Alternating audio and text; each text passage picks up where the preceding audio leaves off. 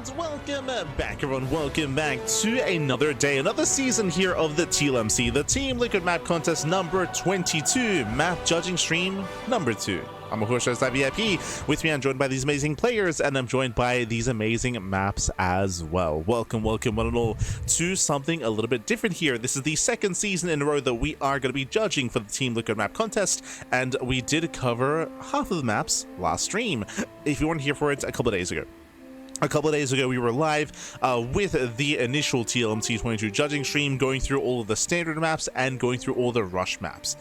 It was a lot of maps. It was like almost a 6-hour-long stream. It was it was a very long stream, a lot of maps to go through. Now we are live with the second half. Now we're live with all the macro maps and with all the dynamic maps as well. Oh boy, there's a lot to go through, Pappy. There's a lot to go through, so let us jump on in together. Once again, there was a bit of a disclaimer when it comes to the overall judging process. Of course, I'm only one of many judges. I think last time there were 5 judges in total. I can't say with certainty if there's more or less this time around, but all the judges, we all have kind of our own perspective. We have our own criteria. We have our own kind of ideas to what is healthy for the game, what we want for the game, and where we want to push the game as well. Everyone has their own biases, of course, and hopefully through the process of this judging stream, we can kind of have an idea as to how I look at things, what my perspective comes from, and kind of how I judge said maps. And you can even join the discussion as well in the chats. You can of course join every now and then. Of course, we do have some of the TLMC map makers join the chat. Of course, be very respectful as well. They put a lot of hard work and effort into making these maps, into submitting on a regular basis. So a big shout out to all the map makers for all that they do for us here as well. Big shout out as we are soon to jump into our first map. Oh boy. let's go, Bible, let's go. As up first, we're going to be jumping into our first macro map here of the TLMC. It is going to be Defender's Lab. Let's go. Bam. Let us go. As I quickly set up the title. Beautiful. Okay. So there's going to be a lot of maps to go through. I believe the plan. Oh my god. I believe the plan currently is to. The plan currently is to go through all the macro maps, and then we'll be taking a break. Then we'll go through all the dynamic maps as well. But of course, first things first, we do have our initial map of choice. It is going to be Defender's Lab. The rush distance by ground is going to be a little bit longer on this map. Let me just quickly double check. I do have the stats open here. Okay, 30 seconds. 30 seconds from natural to natural. Very quickly, aesthetically, the yellow grid pattern is not easy on the eyes. I will say that. In the center of the map, we have some speed zones. We have some larger entrances. We'll get to the center momentarily. I guess for now, we'll focus on the main bases. We have bottom left and top right spawns. Now, when it comes to our main bases here, we do have a bit of a larger main expansion. That is true. We have a very large main base, a very accessible main base as well. When we judge accessibility, typically I'm looking at the location of the natural entrance. I'm looking at the location of the ramp, and I'm looking at, of course, the wide blink path into the main. Here, it's very wide. It's very, very wide, and the distance between the entrance to the main base and that entrance, sorry, I should say the ramp into the main leading into the blink path is quite long as well. Usually you would have the ramp here. You'd have the ramp in this location leading down into the low ground, but here the ramp was actually pushed a little bit further back. So the ramp was pushed further back instead, so this actually elongates the distance that it takes to travel back and forth between locations. So this map intentionally is a little bit more vulnerable to 3 and 4 gate blink aggression. Typically I'm not opposed to that necessarily, but usually there's like a bit of a balance when it comes to the positioning of the ramp, or when it comes to the amount of terrain that you can actually blink up into as well. So here, there's just I would say like a greater kind of pathway into said main expansion. That's something to bear in mind. When it comes to the natural expansion, nothing too crazy. I believe that there are some tank positions down here that can hit the gas geysers, but really only the gas geysers would be under threat. That leads us out into the rest of the map. When it comes to the size here, we do have a pretty large entrance, I would say, like a medium-sized entrance into the natural. There's no ramp. It's quite common nowadays to not have a ramp coming into the natural expansion. It's quite rare to see a high ground natural. Nowadays, again, we do have kind of more exposed bases, and more aggression can be viable here. When it comes to our third locations, we have 2 optional third bases. We have the low ground third base on the left hand side, and we have the high ground triangular third base instead. So 2 possible spawn locations. Here on the low ground, it's very accessible. We have a very wide ramp here on the right hand side. As you can see, we have a pretty wide ramp on the right hand side. We have a more medium-sized ramp coming into it from the center of the map. Jesus, there we go. Let's click, and we have another entrance here towards the left. Bearing in mind as well, because it's on the low ground, it also means that if an army does push up the ramp and does maintain this position, it'll be even more difficult to maintain. So usually players are going to be expanding here on the right hand side instead and saving this base a little bit later on, as it is much more vulnerable. When it comes to the base on the right hand side, once again, it is thankfully on the high ground. There is a ramp coming in towards the base on the right hand side. We have not too big of an entrance here coming into the coming to the third base itself. So we have a relatively secure 3-base setup. I say relatively, this is where the rest of the map comes into play. Before I get ahead of myself, a big shout out to Patches in the chat. Patches, thank you so much. Thank you so much for subscribing with Twitch Prime for 5 months. Also, shouts, I see Toppin in the chat, Solenspard, John T, Kudo, Saikon, Slowjo. Bienvenidos. But thank you so much. Thank you so much for subscribing. Do appreciate it. Now, when it comes to the center of the map itself, it's really interesting. It's a little bit more unique. So when it comes to the main attack path across the map, we do have our natural leading directly into the third expansion. When it comes to just go across the map, we do have some points of elevation, of course, but more importantly, we do have some destructible debris here. As you can see, we do have these rocks covering the main attack path, likewise here on the left hand side as well. So these rocks will be delaying pushes, they will delay any kind of main assaults. On top of that, we have steam vents on top of them as well as line of sight blockers. Interesting. This does make it more risky or more difficult to push through, because you potentially you could be pushing into a siege line. You could be pushing into your opponent's base if you don't have vision ahead of time with a scan or with some high ground vision with like an overseer or something of that nature. So this does add some complexity to the center of the map. Another thing that we do have are speed zones. Quite a lot of speed zones actually. We have speed zones at each kind of main juncture. So we have what, 5? 3, 4, 5 speed zones. There might be 6. Jesus. We have quite a lot of speed zones in the center. Now, based on their location, it's used in 2 ways here. One, you can flank an army. When it comes to, like, say there's a main army pushing. Quickly, there we go. Say there's a main army pushing through the center across the map. They're knocking down these rocks.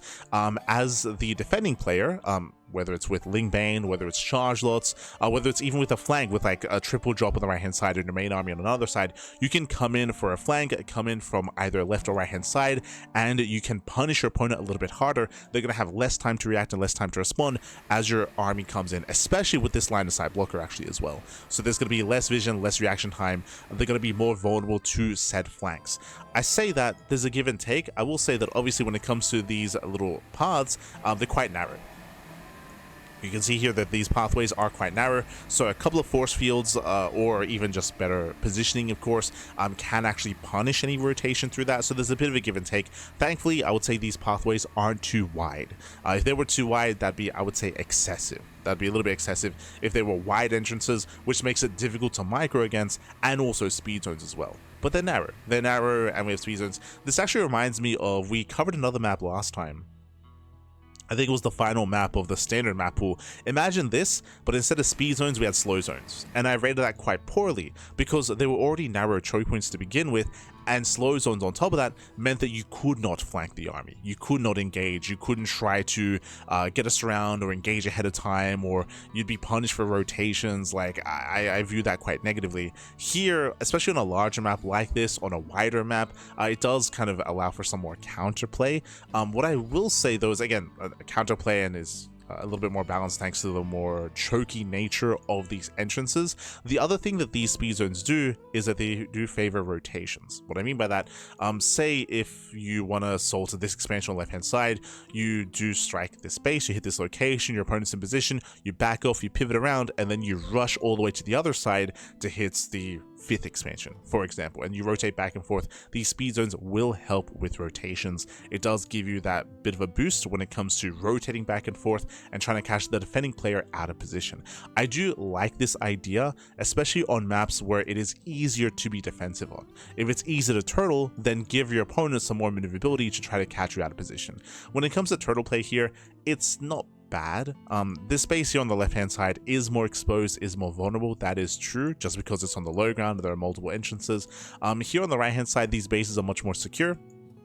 You have this space here with only one entrance, and your army should be in this general location anyway to be able to react and respond. And of course, you can expand forward towards your opponent and kind of take like this greater defensive stance here. I can see more often than not, Protoss and Terran players going for their natural, going for their third base here on the right-hand side, and then expanding forward and then expanding behind as well for your initial 5-base setup. It looks quite secure here.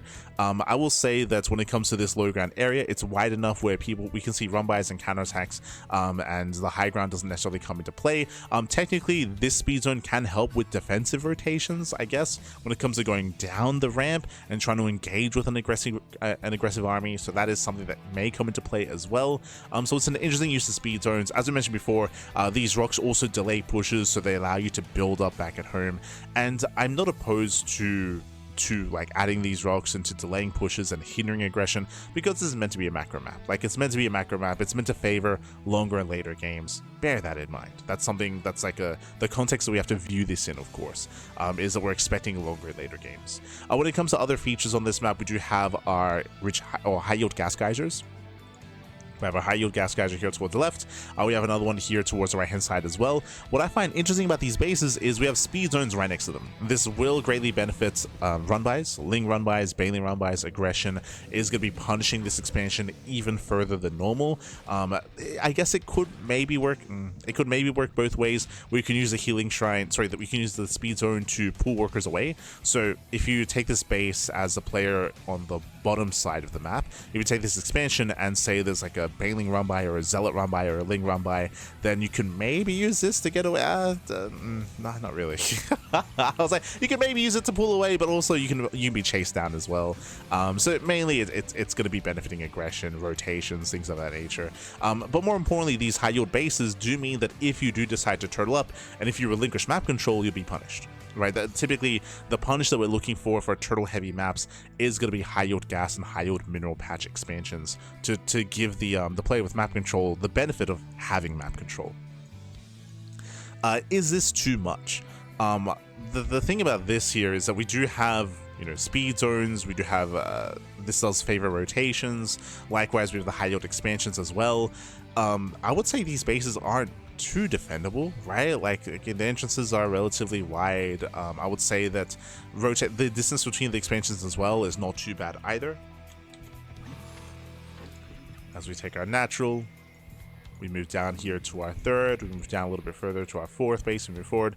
Yeah, like, the distance is not bad when it comes to defensive rotation, so you could maybe make an argument, and I probably wouldn't be opposed to it, for making some of these bases maybe a little bit more secure. I think an example of that is the wide entrance here on the left-hand side. This is pretty big. Like, this entrance, it's bigger than for some reason, like, it's a little bit larger than we're used to seeing. Like, it's so it's a really large entrance here towards the natural. You could make an argument for maybe making this a little bit more secure.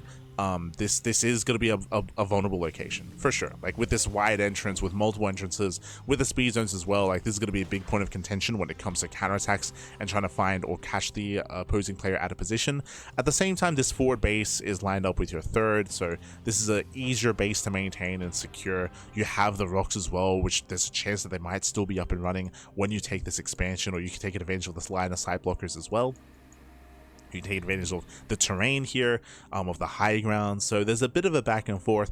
I could see an argument, though, that maybe it should be a little bit more defensive on your initial 3 bases, that maybe it's a little bit too open, considering the game state. But, one moment, oh, sorry, something came up.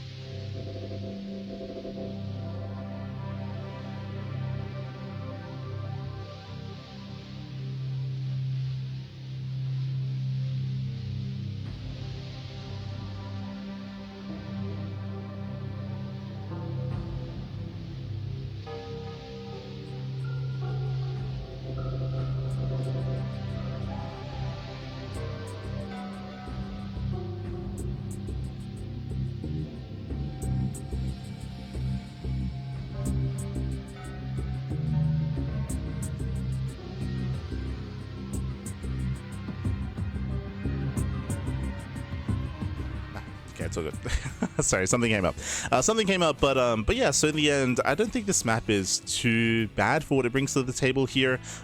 It isn't just like a purely turtle-heavy map. Like there are some counterplay options, which is always what I look for, right? I always look for that when it comes to these larger maps, and I always do give credit to the map maker for adding, you know, these features, whether it's speed zones, even the line of sight blockers, like the rocks, like the wider entrances as well, of course, the more accessibility. I think one thing that I'm not too fond of, as I've mentioned in the past, or I've expressed in the past, is how accessible the main base is. That's definitely something that I'm more reserved about, and something that I don't necessarily look too fondly on here. I'm not saying that there can never be a way into the main, but specifically here, especially on a larger map with a larger main base and more distance, that is something that does raise concerns in my mind. So that's maybe my biggest concern early on. Otherwise, yeah, I mean, it's not too bad. Aesthetically, I'm not too fond of it. I mentioned it before that the yellow grid is not easy on the eyes.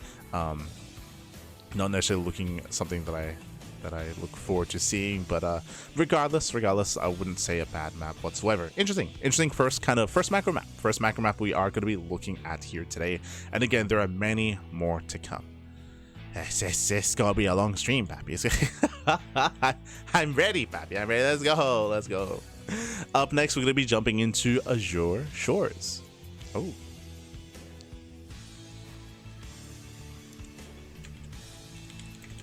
If you're curious about the map makers for each of these maps, that is information that I'm not privy to, which I think is a good thing, right? Like we don't want like any biases towards names that are maybe a little bit more recognizable. Bienvenidos Greenert in the chat. Bienvenidos. As we are jumping into Azure Shores. I remember this map. This map is an interesting one. If you remember this, I think this may have been the last map or the second last map we went through on our personal stream, on our first impression stream on my personal Twitch channel. If you recall, this has a bit of everything. Okay, so first things first, we have horizontal spawns, top left and top right. Top left and top right, these are our two spawn locations, very like habitation station-esque, or I mean there's been a lot of recent maps in recent memory that are similar to this, of course, with those closer spawned by air. On some of the other maps that we featured, we have had some slow zones outside of the expansions to make up for the rush distance by air. Here there are no slow zones in sight. We do have a Zelnaga tower that does help when it comes to scouting, of course, but otherwise, you know, Banshee openers, Oracle base openers will be hitting faster than normal. Bear that in mind. Now, when it comes to the main base, we have a standard main ramp leading down into the natural. The main is going to be behind the natural expansion, and there's no kind of way into the main base from the triangular third location. Bear that in mind. We have multiple Reaper cliffs leading into the main expansion, and when it comes to the natural, we do have some mineral worker paths. Interesting. Now, bearing in mind, this is unique. We do have a pathway coming down towards the triangular high yield gold expansion. These are not mineral patches. These are worker paths, from my understanding. So you don't mine through this. Workers can move through this, but units cannot. So really unique feature here when it comes to trying to rush into this high yield expansion. It does mean that you can take it early on, but defending it is going to be difficult, right? Because you have to go the long way around instead, down onto the low ground to try to defend this area, defend this location. So high risk, high reward, that sort of thing. We have a natural expansion. We have our entrance leading into the natural. We have, no siege positions. Interesting. Intentionally so, it looks like these little floating orbs were added to make sure that tanks cannot siege up here to lay siege upon the gas geysers. So there's been some limitations added here when it comes to siege tanks, when it comes to siege positioning. So that was intentional, of course, to push them a little bit further back and further behind. So that ramp can never be used, or this ramp can be used by workers. So workers can go down to expand, and you can pull workers back, right? So you can evacuate, right? You can evacuate workers back and forth through this ramp, but otherwise you cannot open it up. What is that tiny ramp? Is this another worker path? Hold on. We gotta investigate.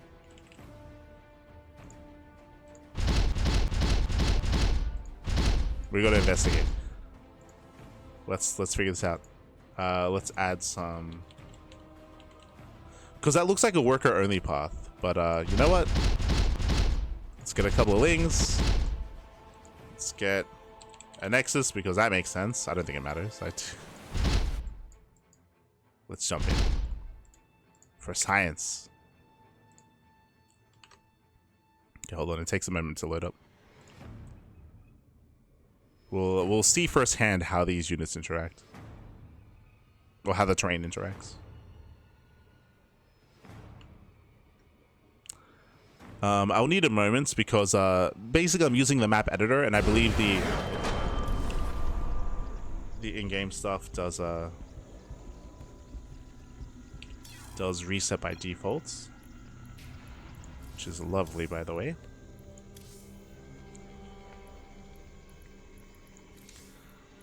Graphics full screen windowed.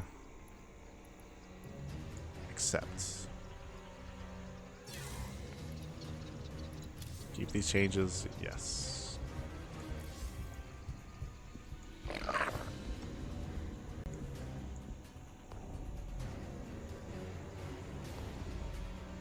Alright, this is going to be a little bit scuffed.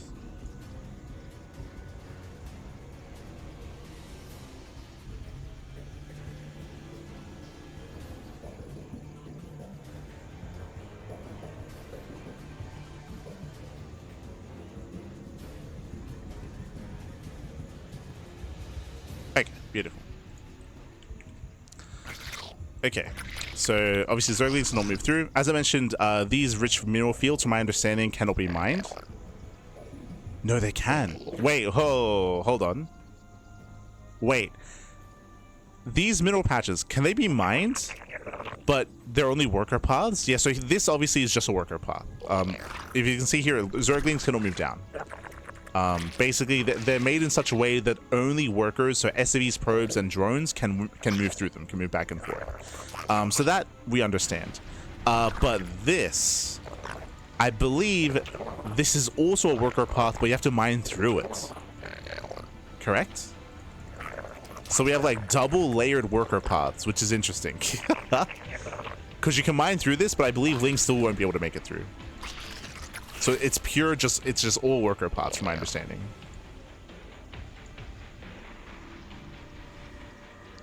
I should have made more workers. Mineral field depleted. Oh, where are we going? Mineral field depleted. Oh, wait. So my understanding is that these little crystals block units. No. Mineral field depleted. Oh, hold on. Okay. Let's move all this away. So, do you see the gray crystals? I thought those gray crystals were kind of like this stuff. That was my assumption. It looks like the crystals like blending into the ground. Can I move the camera? There we go. It looks like the crystal blending into the ground. So this is a worker. Sorry, this is just a regular like mineral wall. Okay. That's why they were different shaded. It's good that we found out. I thought it was a worker only path. It's one worker only path, and then this mines through. It's just weird coloring because it's like melting into the ground. Okay, good to know. Good to know.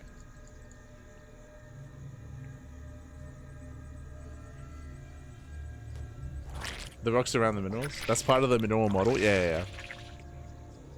Ah, I see. That effect was a little bit weird to me. But we can get out of here. Okay. Oh, now we know, though. Now we know.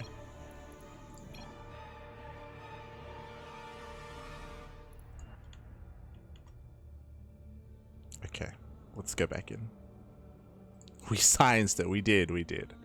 Okay. So my mistake. So these are just regular mineral patches. So you can basically, because of the worker path, you can expand faster.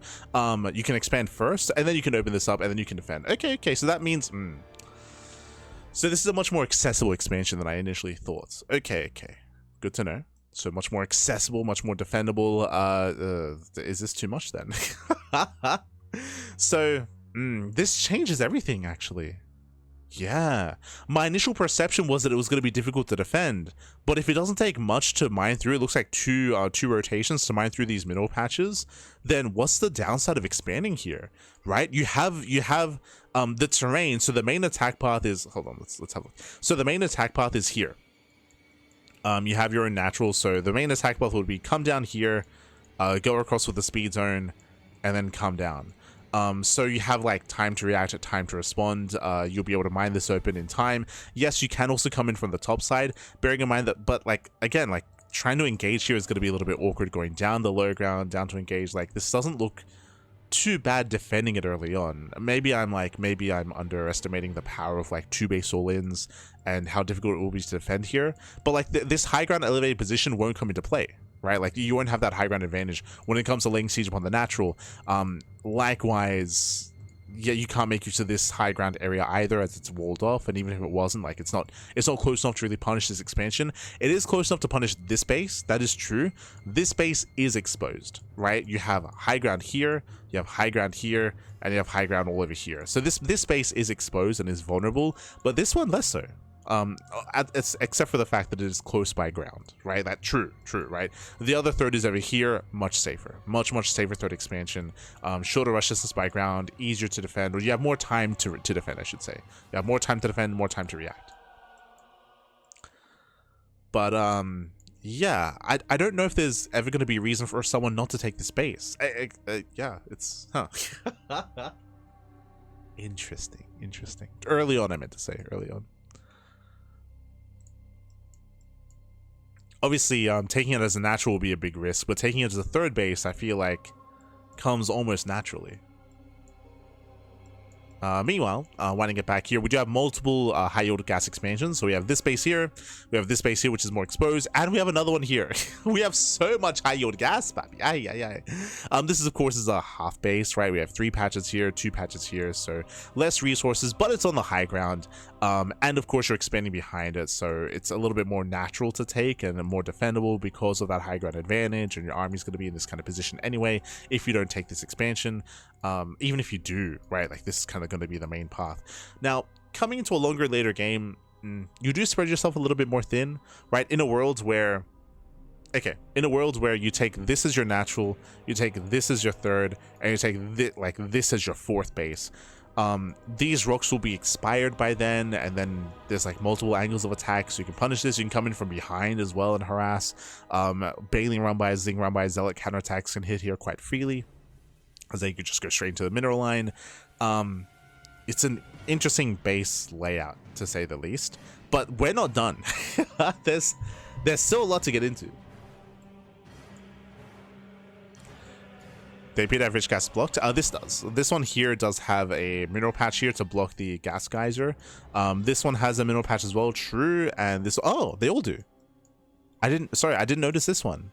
I noticed it for these other ones, but yes, so it looks like you cannot rush into the gas geyser as quickly.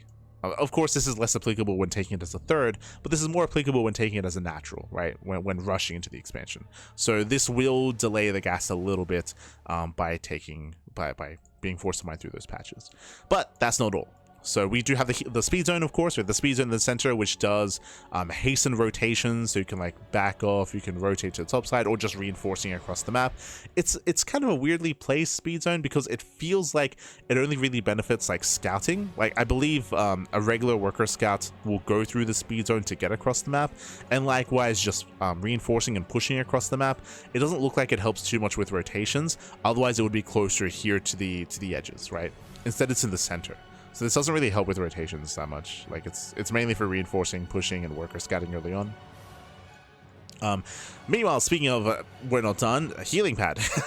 we have a healing pad that is covered by a no flyer, like no air. Sorry, it's an air blocker. We have an air blocker on top of it, and also rocks as well. So we have like double layered protection on the healing pad. So we also have a healing pad down here as well, and we also have a high yield gold expansion. we made the joke at the time when we were covering this during the first impression stream, but it's like, what did they not add? They've got they've got speed zones, we got healing pads, we got rocks, we got air blockers, we got expiring Zerg debris, we have worker paths, we have mineral walls, we have high yield gas, we have short rushes. It's just Zaldaga attack. We have the only thing we're missing is slow zones, right? My feedback should be just give us a slow zone, and then we have one of everything. We have like Jesus, we just throw it all in one, papi. Ay. We have side blocker here as well. True. Side blockers. We have blocking minerals. Ay. So just catching up with the chat.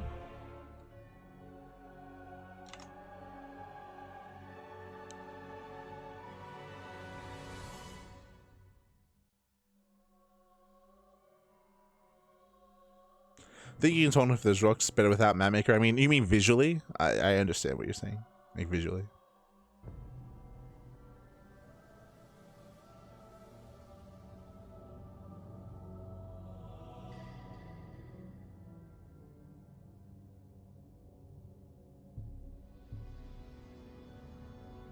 Take a shot every time there's a worker path map, and double take one if none of them make it to the ladder. What do you mean? We've had when I think of worker path, what about Celestial Enclave? What are you talking about?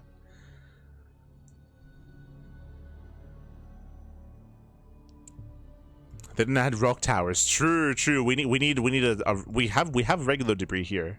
Regular debris. We need a rock tower that topples down and destroys mineral patches. We need. Oh no. So now a tower. So no, we got the tower. We got. I guess you mean like put together. You mean. Social Enclave doesn't count because patches made it. Oh, it doesn't count because it doesn't fit your narrative. True. Kappa. But when it comes to the map itself, it's interesting. There's a lot to take in. There's kind of a lot of factors coming to play as well. What are my concerns? Obviously, as I mentioned before, the shorter rush distance by air, I mean, it is counteracted by the Zonaga Tower to scout any kind of move out early on. That does help, I suppose, but it is still a bit of a concern here for me. Likewise, I don't know if there's enough to really punish this high yield expansion. Again, I don't know if there's really much reason not to take it early on as a third. Obviously, there's reason not to take it as a natural base. But yeah, there's a lot to take in. Obviously, as a reminder, short rush distance by ground. I don't know why this was submitted as a macro map. I don't understand why, Papi. Like I feel like there's so much going on here. I feel like games are going to be ending quite quickly. You could argue that we have a bunch of high ground and we have a bunch of elevated positions, but the entrances are very wide and there's multiple entrances, right? We have, especially if you mine out this area here, we have multiple ways up into the high ground, wide entrances that can be widened as well in the center of the map. It's very accessible. So honestly, I expect a lot of all-ins. I expect a lot of all-ins, a lot of aggression on this map. I don't think it should be in this category, but rating it as more of a rush map, I mean, that changes things, of course, and it's interesting to say the least. There's a lot going on. Because I believe that there's going to be a lot of all-ins and a lot of shorter games on this map, I'll be honest, I don't see this healing pad come into play. We had this discussion in the previous TLMC broadcast, talking about healing pads and talking about how, I think there were like 2 or 3 maps in the previous stream where there were like unhindered healing pads in the center of the map. I think it was like 2 or 3. And the question was raised, like, is this too strong? Is this not strong enough? Right? I think there were some people that were it was Omni.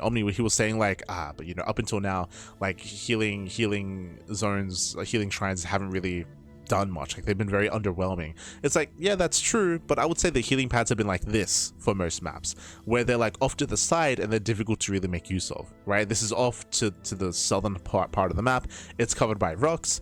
I can see games ending before this ever really is implemented and ever really factors in, to be honest.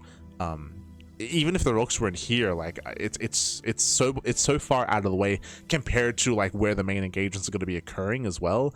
I say that, I guess the distance by ground is short enough where I can see a world where now can I? Like I'm thinking of like a 2-base all-in and sending like weakened units to be healed up and then reinforcing. It does feel quite far away, especially if we're assaulting this third, right? If this third is taken, it's so far away from the healing shrine. Like I don't really see it influencing a 2-base all-in or even a 3-base all-in. Maybe a 3-base all-in, maybe, if we're hitting the 4th base, but also depends with 4th base is taken as well. So this is an example of a healing shrine where, because of its position and because of the debris as well, like and because of the air blockers, like I don't see it being used. I'll be honest. Same with the gold base. Like I don't see the gold base being used either. I just don't see a game lasting that long. Obviously, there's an exception, right? There are exceptions to the rule, and there's a chance that, you know, maybe we get like 1 or 2 games that actually last that long where we cut the map in half and we embrace that. But I feel like the trajectory and the average of games on this map will be ending quite quickly. If it never factors in, what's even the point? Yeah, that's a good question. What's the point of this? I guess that's what I'm saying, right? Like it's kind of weird.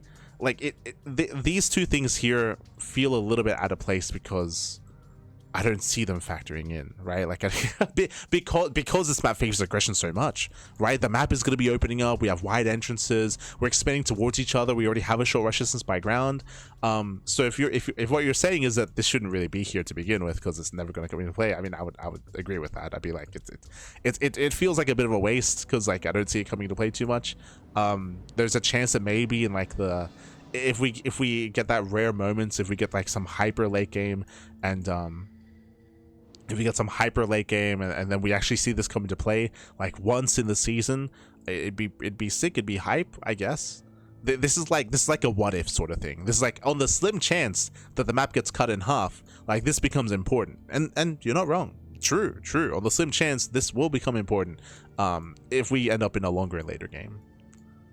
So I guess that's what it's there for. Like, hey, like, you know, that's the reward we get if we get into a split map scenario. I just don't see that happening.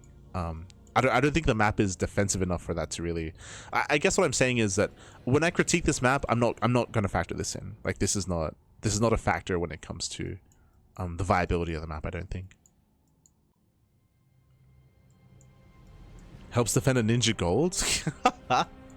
But the map is so small that even if you do take a ninja base, you scout it quite quickly, right? Like that's the thing. On larger maps, you can get away with ninja bases. Like I'm thinking of Missing You Today, right? Missing You Today has gold bases in the corner of the map, and Missing You Today is a massive map as well. Long rush distance by ground. If you watched RSL, we did see Maru. I think it was Maru.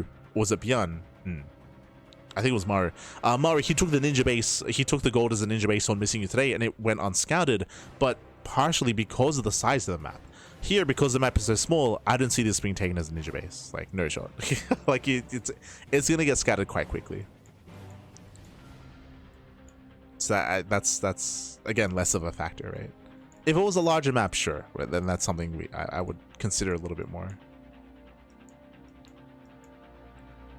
But yeah, it's interesting. There's kind of a lot here.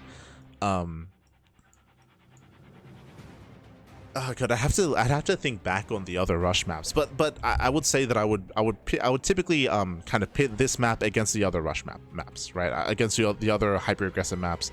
I would say that with those hyper aggressive maps, I liked the use of the healing shrine more on those maps. God, what was it on the Blackburn-esque map, right? There was like a healing shrine in the middle with air blockers. I liked the use of the healing shrine there a lot more than here. It was actually like more impactful. There was another one, I think Voidstorm. Voidstorm was the other. I think I'm gonna rate Voidstorm a little bit lower looking back on it. I do think that it's an issue that on Voidstorm there's no air blocker. I think the air blocker is quite important. Like I think you need to be able to punish like early game Oracle and Banshee harass, and I think having like a freely unrestricted healing pad in the main attack path has that issue of like favoring that kind of early game aggression or early game harass really more than anything. So yeah, I think I'm probably gonna be rating Voidstorm a little bit lower than I thought initially. Like looking back on the healing pad itself, obviously I'll give that as feedback. But here I'm feeling a little bit reserved on this one. It's interesting. It's an interesting map. A part of me still feels like this base isn't punishable enough.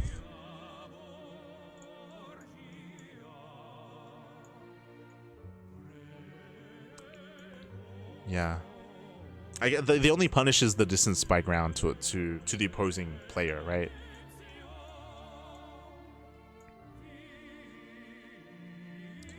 Like I think it's going to be quite common to see both players expand towards each other, and we just clash here in the center. It could make for some fun games. Could make for some fun games. Jesus. All right, interesting. Azure Shores. Azure Shores.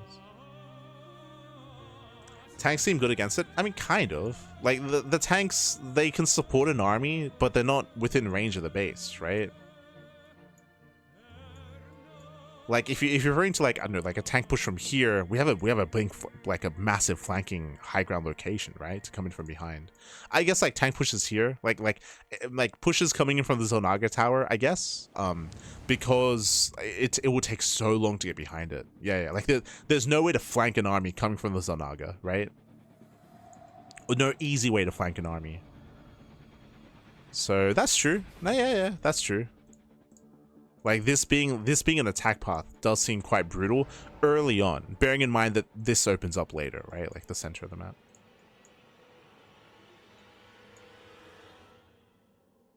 Do you have range enabled? Yeah.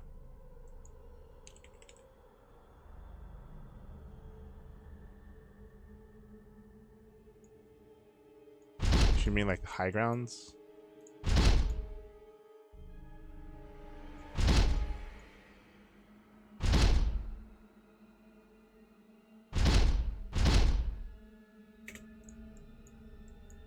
So up here, I think that is out of range, right? Obviously this is out of range. Is that in range? Is that?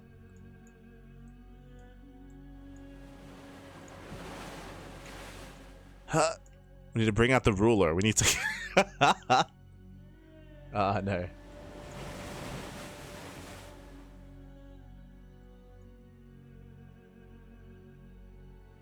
Looks close. Hard to. Yeah. We need to. Someone bring the measuring tape, Babby. Bring the measuring tape. Oh no. If this is within range of the Nexus, that's actually pretty huge, to be honest. Like, you can see like a 2-base all in, set up some tanks here. Like, what do you do? Like, how do you defend against that? Like, that would be crazy if that's within range.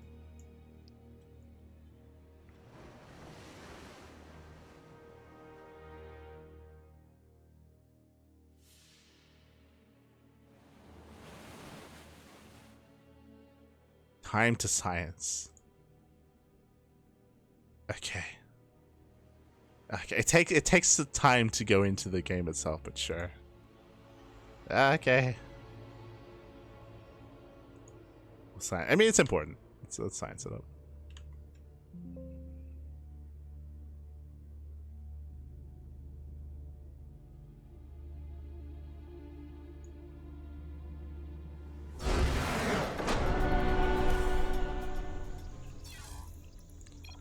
Options, graphics, full screen windowed.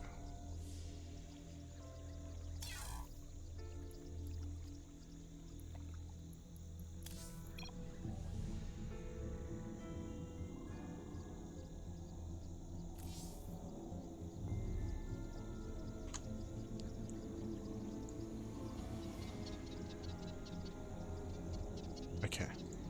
What's that? Okay, let's hug the edge as much as we can. Give us your best shot. Absolutely. I never tread lightly. Got no patience for Cinderella. Yeah, it's out of range. Yeah, it is out of range. So yeah. So the Nexus is safe from like any kind of high ground location or anything like that. But I would agree that that like a push coming from the Zelnaga tower would be difficult to deal with just because there's no flanking option, right? As we were saying, right? Like you have to go all the way around. These rocks would not be dealt with because in my mind, like this is going to be hitting with a 2-base all in, right? Not a 3-base all in. So these rocks would still be up. So I do think that like an all-in coming from this direction would be difficult to deal with. Pretty hard actually. Depending on how we open up, of course. Depending on the matchup as well. Like I'm thinking of TVP specifically. I'm thinking of TVP. It might promote like early charge. It might promote like early blink aggression to make the opponent be the defending player instead. What's our target?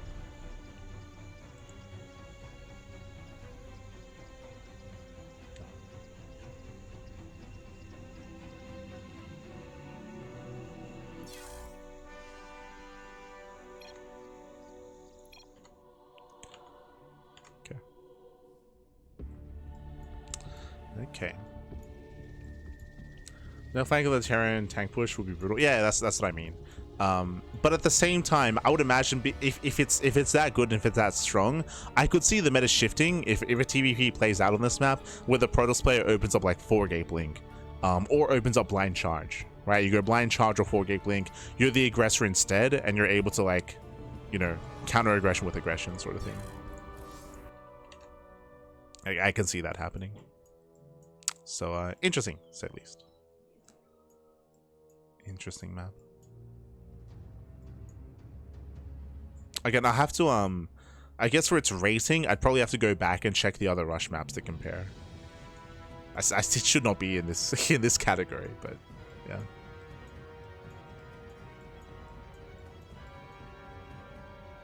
Maybe that's why you don't take that third. I mean, depends. As I mentioned, like, there are ways to play around that. Like, you can still take this as a third base and be hyper aggressive. That's not unheard of. I'd be excited to see if anyone's bold enough to claim this as a natural, even. But okay, this is Azure Shores. What were my notes on this map? Let's quickly double check. I believe I already wrote notes on some of these maps.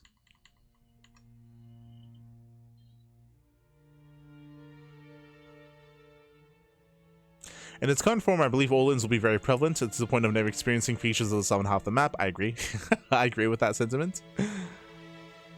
The shorter rush distance by air is also a concern. We have seen other maps incorporate slow zones to compensate. Okay. So yeah, my main, like, critiques or thoughts are, like, slow zones here to help deal with drop play or early, like, just early game harassment because of the rush distance by ground.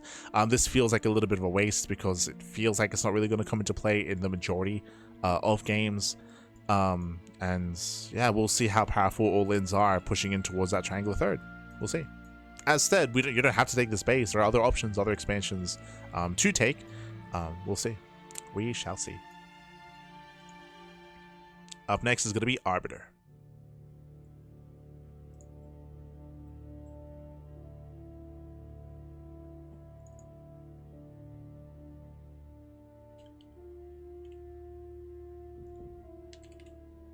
Beautiful. Okay, up next we have Arbiter. Back to the macro maps. Okay, so I believe bottom left and top right spawns? No. I remember this map. Bottom right and top left. Yeah.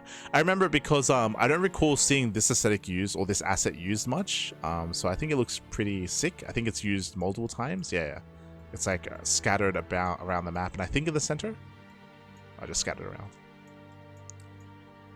But here we go. Okay, so do we have a larger map, more macro map, bottom right and top left? When it comes to the main base, it is quite large, but this is what I was talking about in regards to 2 maps ago, in regards to, was it Defender's Lab? That's it, Defender's Lab. There we go. Is that even though there is a pathway into the main base, it's right next to the ramp. It's quite defendable here, so any kind of blink stalk aggression is minimal. We do have a wider entrance into the natural expansion, true, quite a large entrance here. But to get into towards that natural base, we do have the ramp a little bit further back, and it's a much more narrow ramp, a narrow entrance in towards that natural. Meanwhile, we do have our linear third and our triangular third base. This is a lot more what we expect to be seeing, to be honest. So we have our natural, narrow entrance into the natural. We have the high ground triangular third and high ground fourth base options. What I mean by that is all elevated. To get up here, there's a ramp a little bit closer to the center of the map, a bit of a medium-sized ramp coming in, another ramp here towards the left-hand side, but really you just have to make your stand here.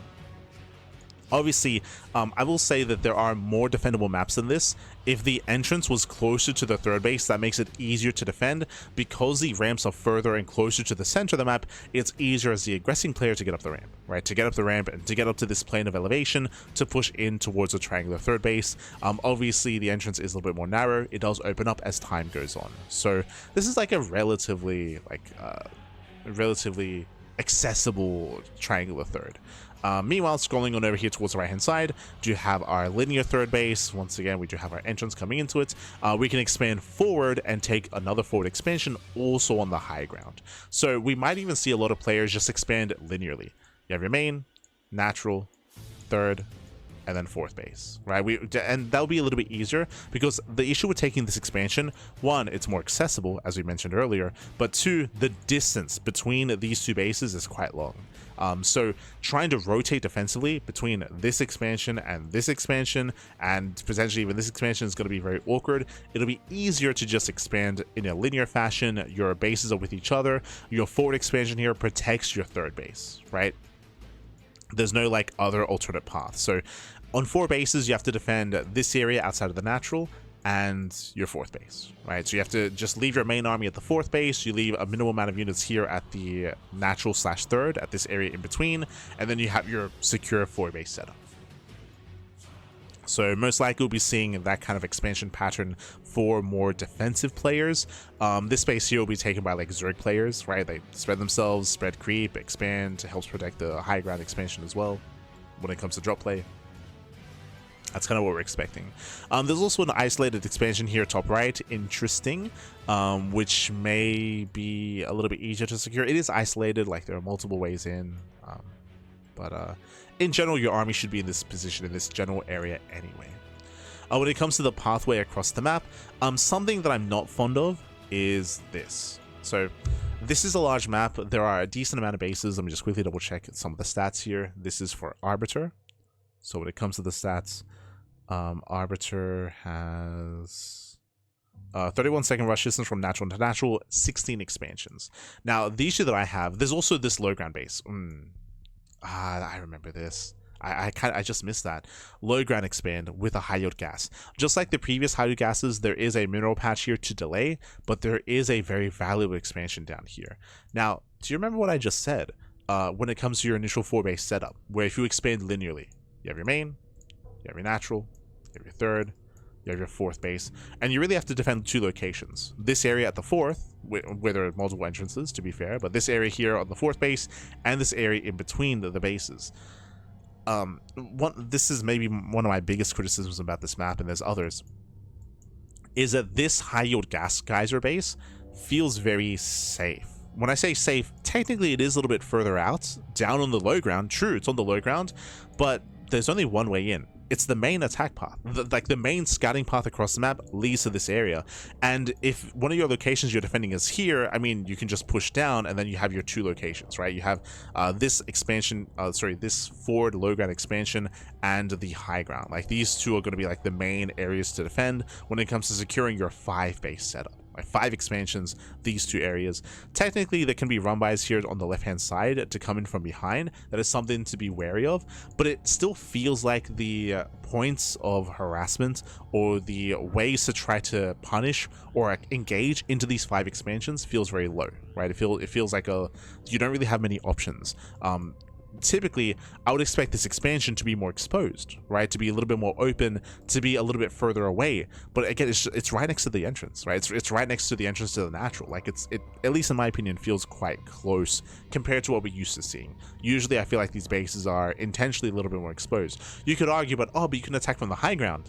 In my mind, if you take this as a 5th base, I mean, you have control of the high ground anyway, right? Like, it is more exposed if you take it as a 4th or a 3rd. True, like. If you take this base as a 3rd base, it is more exposed. If you take it as a 4th base, it's more exposed. But if you take it as a 5th, like it feels pretty safe. And in my mind on these macro maps, I'm thinking more long term. I'm thinking more late game. And I'm thinking about turtling players, like a turtling meching player or a turtling sky tossing player. In my opinion, I feel like this 5 base setup feels pretty straightforward, where you have minimal site defense and minimal site defense and units here, and then you can just expand on low ground after you have control of the high ground with your main army, and then of course you can traverse back and forth. Like this, I believe, is traversable by Colossus.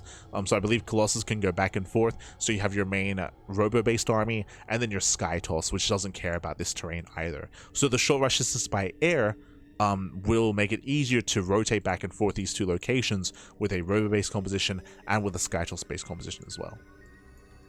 So this map does feel relatively easy to maintain your 5 bases with a turtling setup. Now, the other issue here with it being easy to get 5 bases is that one of those bases is a high yield expansion. Usually, how do you counter like a heavy turtly like base layout?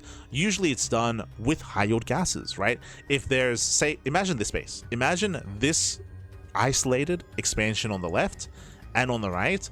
If these were the high yield bases, whether it's high yield minerals or high yield gas, it would make more sense, because if the defending player is turtling up here in their corner of the map, then it's harder for them to take this, and it's easier for the player with map control to take it and use it against them. But here it feels like the high yield expansion is easier for the defending player to take, so that's not really something that can be used against them. The other issue that I had here is the distance across the map. So in my mind, right, this high ground expansion, this low ground expansion, they belong to the turtling player. They max out on their preferred army of choice, and then they can push across the map. That's all this is where they have to get. Like we mentioned earlier, right? And now it comes into play how this triangular third base is more accessible because the ramp into the high ground is further in the center of the map. Well, now you can see it come into play. The entrance to get onto the high ground across the map is right next to the fourth, right? It's right next to this forward base. So you have this expansion, you have this location, you have to cross this area, and then bam, you're on the high ground, and then bam, the main bases of your opponent are accessible. So it's a very short and very direct path across the map, which is something you do not see too often. So these are like the two big things that I kind of use against a map like this. Typically, if a map is easier to defend and easier to turtle up on, two things: I would want either high yield expansions to work against them, or I would want the center of the map to be more open. So then when like a maxed army pushes, there's like 1, 2, 3, 4, there's like multiple angles of attack to engage and to slow down an army. But the distance here is too short. The distance here is too short, and it just allows for turtle play to be rewarded. Right, it's rewarded because there's just so little terrain for you to move out. The other option here is that you push here through the center instead, which is more open, which there are, like, you can flank from the right, you can flank from the left, you can of course try to engage and slow down from the front. Like, I would say sure, this is a little bit better. Even then though, it's still just one real like juncture that they have to get through. But here from the high ground, it looks crazy. Like it looks brutal.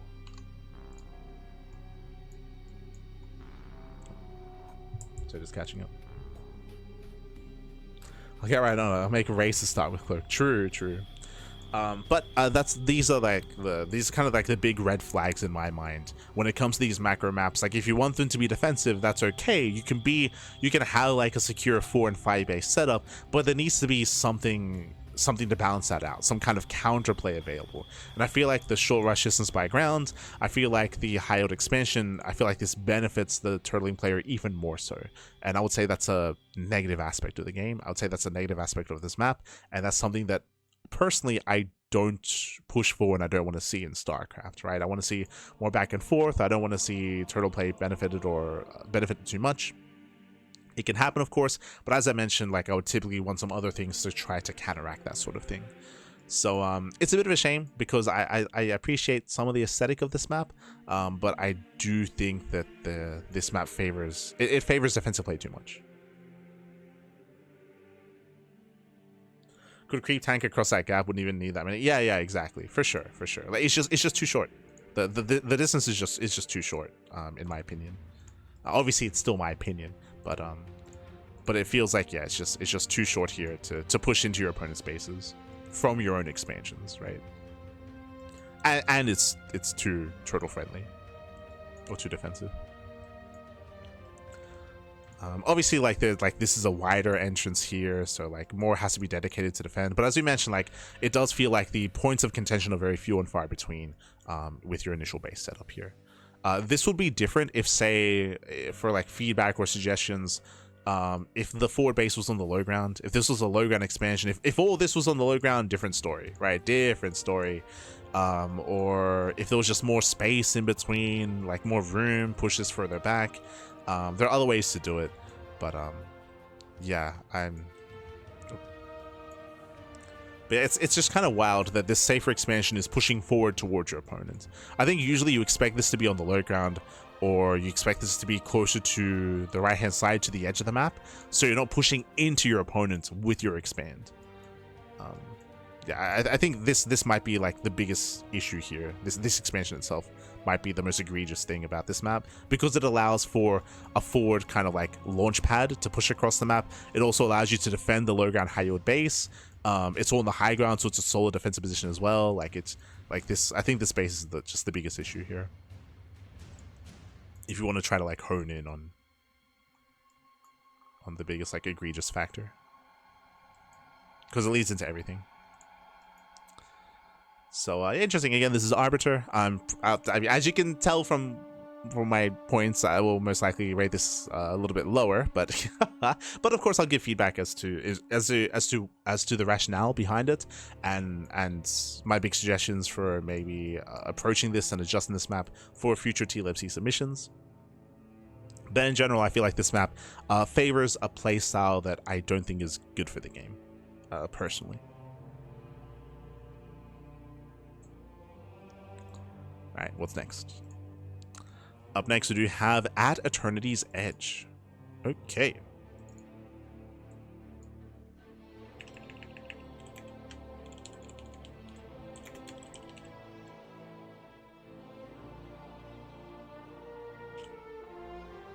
Bam. Beautiful. Okay. We have our next map. Whew. So we have our Central Zelnaga Tower. We're spawning in bottom right. Yes, bottom right and top left. Oh, I remember this map. This is one of the last maps that I did review on my first impression stream. But here we have a very large main. We have our main base, and we have all this space in the main. So much space that, bam, we even decided to have a proxy location in the main base as well. We have a kind of a cordon this area off, with these side blockers purely for proxy locations, to hide a gateway, a robo, Rax's, factory, what have you. This is something that we had a couple of times in years past. I want to say like in Heart of the Swarm we had this, but it's a rare sight nowadays. Also, shout out to the Moopies as they're watching Nova. SMH my head. We're all watching Nova. But yeah, this is a unique thing that nowadays isn't really seen anymore, having like this intentional area just for proxies. Not just for proxies obviously, but like drops. So if you're getting to the mid game, a medevac can unload here, a warp prism can warp in here, and if you're lacking vision, then they can take advantage of that. So there's multiple ways to make use of this. It's just something to bear in mind. When it comes to your own main, there's an area in your own main base which isn't necessarily safe. So you do have to keep vision on, and can be used against you later on as well.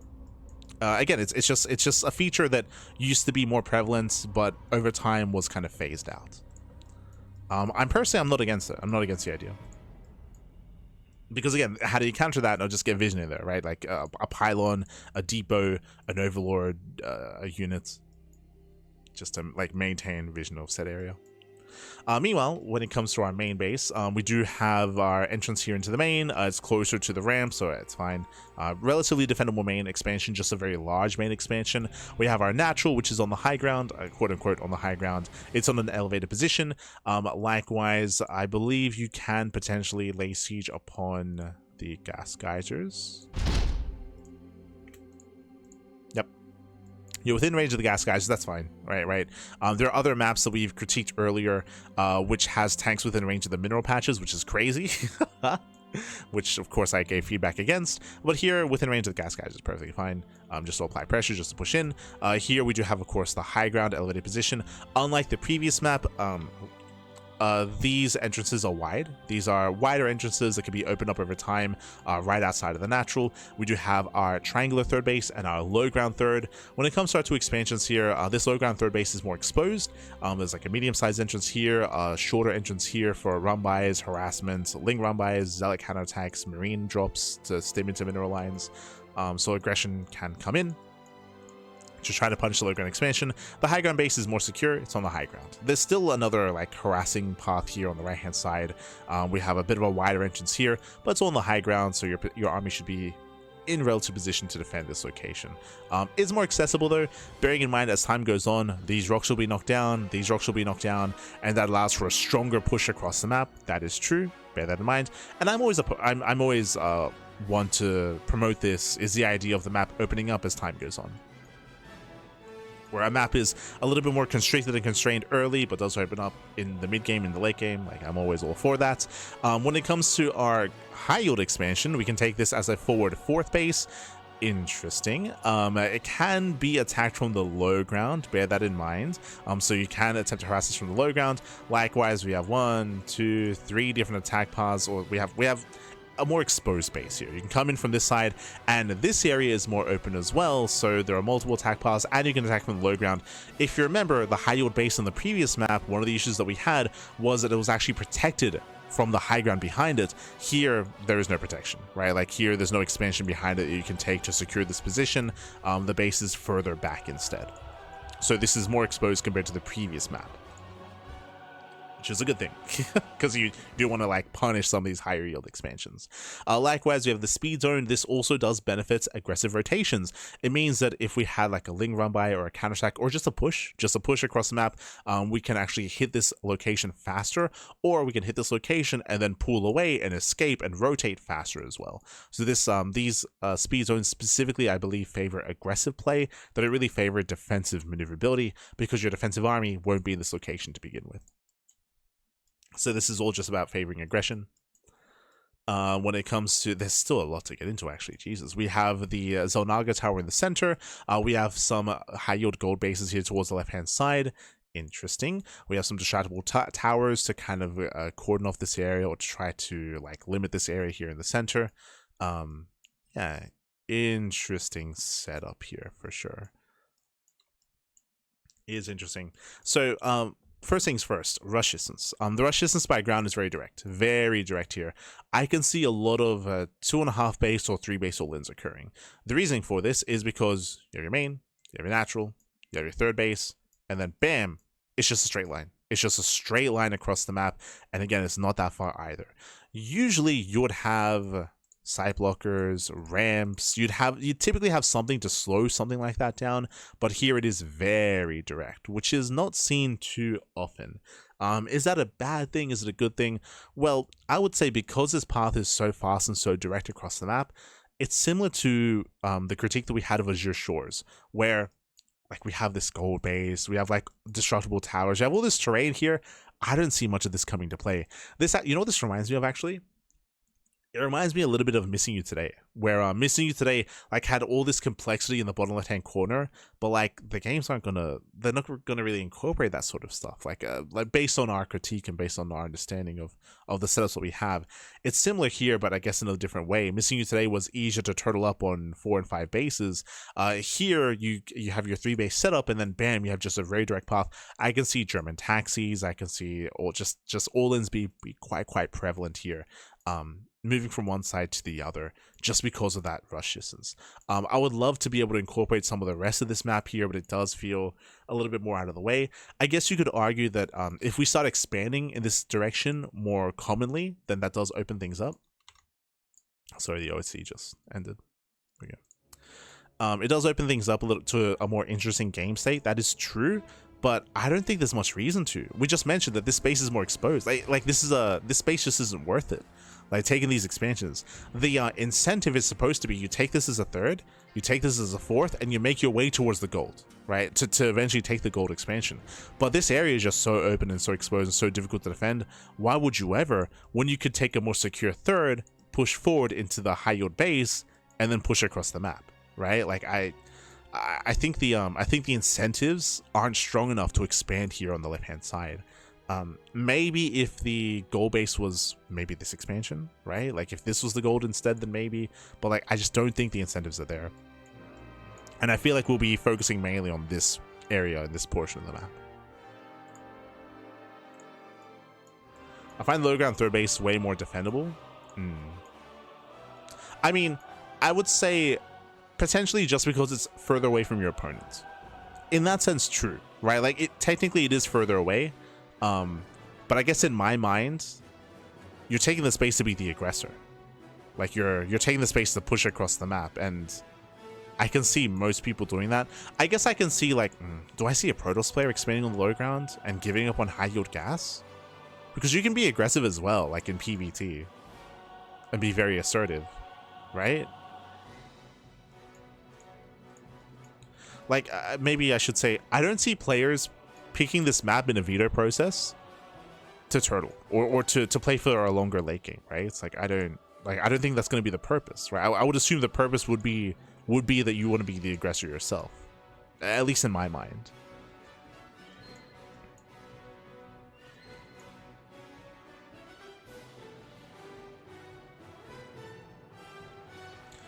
Wall with a smaller choke, you have the army on the high ground here. As I mentioned before, I can see a Protoss player taking the space to be more defensive. I can see that 100%. I guess in my mind they're going to be the aggressor as well anyway. Like, because you can still be very aggressive as Protoss as well. But maybe. I mean, I guess I would say, obviously testing would kind of prove one or the other when it comes to the TLMC tournament. If a map like this were to make it through, then you'd see. And if Protoss players still take the space anyway to go into like 4-gate blink or early charge and early storm and be hyper aggressive anyway, then like, I mean, then we'll see. then we'll see, Papi. We'll see. But in my mind, I can see most people just going for the triangular third anyway, and taking that more aggressive stance. But I do agree that technically you can take this base to be safer against your opponent and try to get into a longer game. For sure. Did we have anything else here? I completely avoided all of this. When it comes to taking these expansions and expanding to like further towards your opponents, it's interesting for sure. Like, you have two options here. You have like two very distinct expansion pathways towards the left or out here towards the right potentially. I still don't really see players not taking this center high yield base. And I feel like the distance by ground is short enough where I don't know if there's much reason to take these expansions on the right hand side to have the game last much longer. But what were my notes here?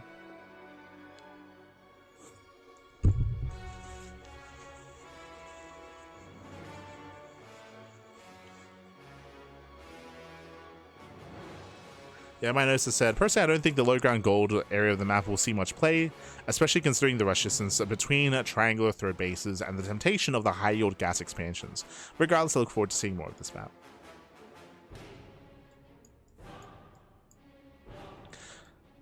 Yeah, like you say, easier for Protoss to wall off, but I don't see Protoss having an issue with taking that triangular third and leaving their army in this position and then pushing into the high yield base and taking advantage of the high yield like high yield gas itself, right?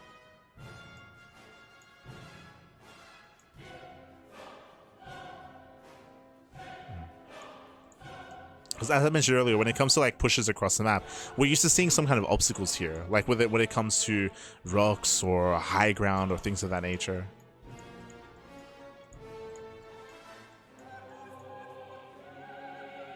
Yeah, there we go.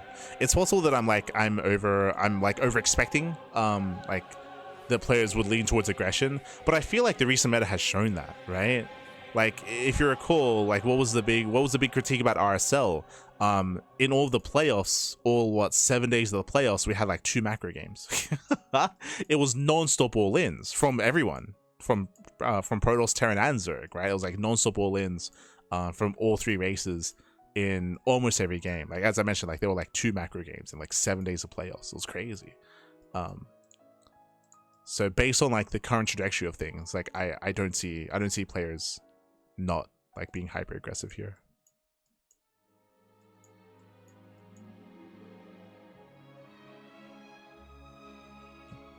But that's my perspective. As that leads us into Bygone Slice.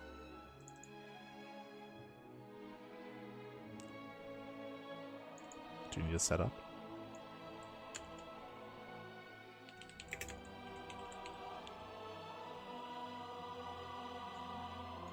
Okay, oh, we got some slow zones. We do have our 2 spawns, bottom right and top left. Here we have our main expansion, a little bit more accessible, true. A little bit more accessible here from the third base. Ramp is further away. I will say that there are ways to get into the main to deal some harassing damage with a Blink Stalker aggression. That is true, more so than on other maps. We have the natural. We have a very open natural. Jesus. We have a very wide entrance leading into the natural expansion. It's also like a little bit shorter than we're used to seeing. Usually the entrance is maybe like a little bit further out and more narrow. So very open natural, leading into, I guess, a more choky position a little bit further out, but there's no high ground advantage, right? There's no ramp. If you recall, for the last couple of maps, usually it's a ramp leading into this area. Here it's all in the same plane of elevation, so that will make it even more difficult to defend. What is more defendable, though, we have the triangular third. Triangular third base, very, very close ramp, so this is a very easy position to maintain. Very narrow harassing pathway into the side, and a bit of a wider entrance here, but again, like, your army should be situated, if this is your third expansion. Meanwhile, we have our base on the right hand side, only one entrance as well. In general, I would say that the fringe expansions are relatively secure, but it's the center area that's more open, and that does open things up for aggression, for aggressive rotations, rotating from here, up, here, here, here as well. And again, this is even more open just because we can knock down these rocks. So an interesting take. Quickly here, what is the rush distance by grounds? Bygone Slice. 31 seconds, 14 maps. Sorry, 14 bases. Okay, interesting. We have our low ground expansion on the left hand side. Is there a world where we just expand towards the left? Very wide open area here. I mean, kind of, right? Like this, I feel like this is a little bit disingenuous just because it's cut up. Really, it's two entrances, two smaller entrances into the fourth base. We have the high ground further back. Bearing in mind, usually we have the high ground expansion closer here towards the left hand side with a ramp coming down to harass, but here the ramp is further out, so this does make it more defendable. Does make this more defendable, as there's really only one direction that the army's going to be coming in instead of like multiple like directions. Here we have our bases on the right hand side. We do have our high ground expansions here towards the right. Xel'Naga Tower does cover the right hand flank and of course the left. Center is more or less unscouted, as Xel'Naga Towers do cover the edges of the map instead. So 2 Xel'Naga Towers to cover those edges. We have the slow zone through the center. Interesting, that is going to be slowing down some aggressive rotations, some engagements. It's only one slow zone. It's not that impactful. It will slow down like some scouting and potentially some engagements as well. But there are multiple ways up onto the high ground. So, and multiple ways to flank. It can help a retreating army at least. True. Maybe. It's interesting. Just the one slow zone. When it comes, I mean, sorry, I guess what's more important, it does slow down the main push, right? So we mentioned earlier that this area in between the bases is very accessible. I guess this is the one thing that does help, is that main pushes, main all-ins specifically that come through the center are going to be slowed down, and you can punish the army by engaging ahead of time, right? You can have your army situated here, engage ahead of time, slow something down, land some storms, or just engage and have a better fight to try to dissuade all-ins, at least through the center, and force pushes to be coming in through the ramps instead. So you can force that out, which I can see happening, right? Like you have your direct path, you go through the center, and then to the low ground, and then up the ramp, or off to the side. I can see that happening. What was the rush distance? 31.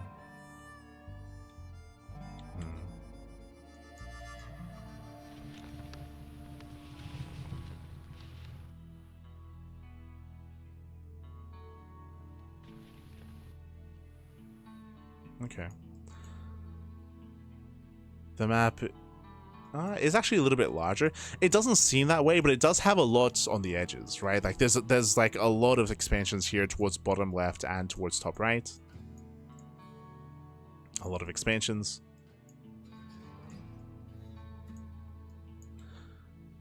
Do I see? I think I do. So comparing this map to the one that we just saw, comparing this map to Eternity's Edge, I do see games lasting longer on this map compared to the previous one. Like on the previous one, there was just a very direct path from third to third. Here there isn't, right? Like the difference here between these two maps is that we have multiple flanking paths from the high ground onto this main attack path or onto this main attack path, and likewise the main push is going to be stifled by the healing zone as well, and you have all this high ground, right? You have more defendable bases compared to the previous map where the triangular third was on the same plane of elevation as the main attack path itself. So this map, I would say, has a higher chance of like stabilizing on 3 bases and claiming a 4th expansion compared to the previous one, assuming that I feel like that's gonna be the way here, which means we can actually incorporate some of the bases on the edge of the map as well. And again, as the map progresses, as rocks get knocked down, as the map opens up a little bit more, I do think that there's opportunities to be aggressive. I don't think it's overly turtly. I think it's kind of in the middle ground. It's not an overly exciting map, I will say that. Like the aesthetic is nice. Like we have our little gardens, our tranquility, if you will. Like we have a nice aesthetic. But this is kind of like what I'm at least expecting out of. Remember, we're in the macro kind of category, right? Like these maps that we're going to be going through are supposed to be like more macro maps. That's kind of what we're getting here. Like I think this is a better example of what I would want compared to Arbiter, right? Arbiter had a lot of flaws, a lot more apparent flaws, which I don't think exist anywhere near as much here. Just because the rush distance by ground like is more like abusable. There isn't like any kind of like direct path to get across, to just like push across and just commit into some of the bases. It's not as egregious. True. Can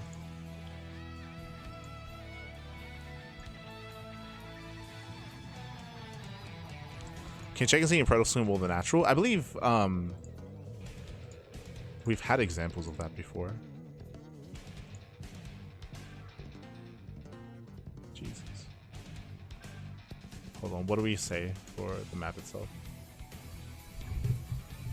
Bygone Slice is a map defined by its expansive open spaces and emphasis on late game macro play. I would agree with that. The urban terrain creates greater opportunities for surrounds and micro control, while the large map size combined with the central inhibitor zone encourages players to transition into longer macro-oriented games. Wide data areas are designed to support aggressive airdrops. Okay, cool. Hold on. No, but that's a good point, because we did take note that this entrance into the natural is huge. This might be the biggest entrance into the natural we've seen this entire TLMC. 100%. Yeah, you're not wrong. Because for a moment I was like, no, you can wall off, but then I also realized that like the Nexus may interfere.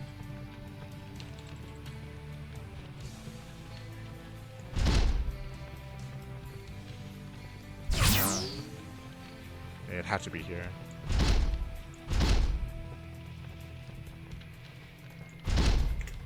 Oh yeah, like 3 buildings. Like there's enough room here. Obviously you need, I believe, 2 pylons. So there'd be you like set up here and then you have to set up a second pylon to fully wall. This is an issue, right? Like, no, actually, do we start to get creative? Do we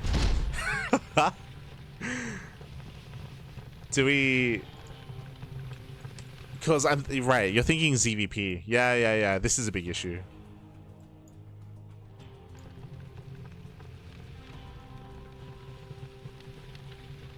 This reminds me of God, do you remember the map which had a, this is not as extreme, there was a triple Nexus ramp coming into the natural. Do you remember that?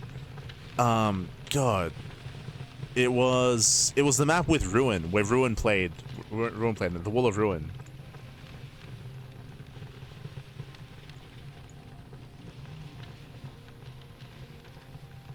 So but there's no space for a pylon to not block the Nexus, I think. I mean, no, I think you can set up your pylons, but the thing here is that I believe you will need a second pylon to get a full wall off, and specifically, like, I guess we'd have to get times. The slow zone does help a little bit, but I'm thinking of like a 12 pool, right? I'm thinking of like a 12 pool drone pool or something of that nature to get across the map to fully wall this area off. Like it will take quite a bit to have that happen.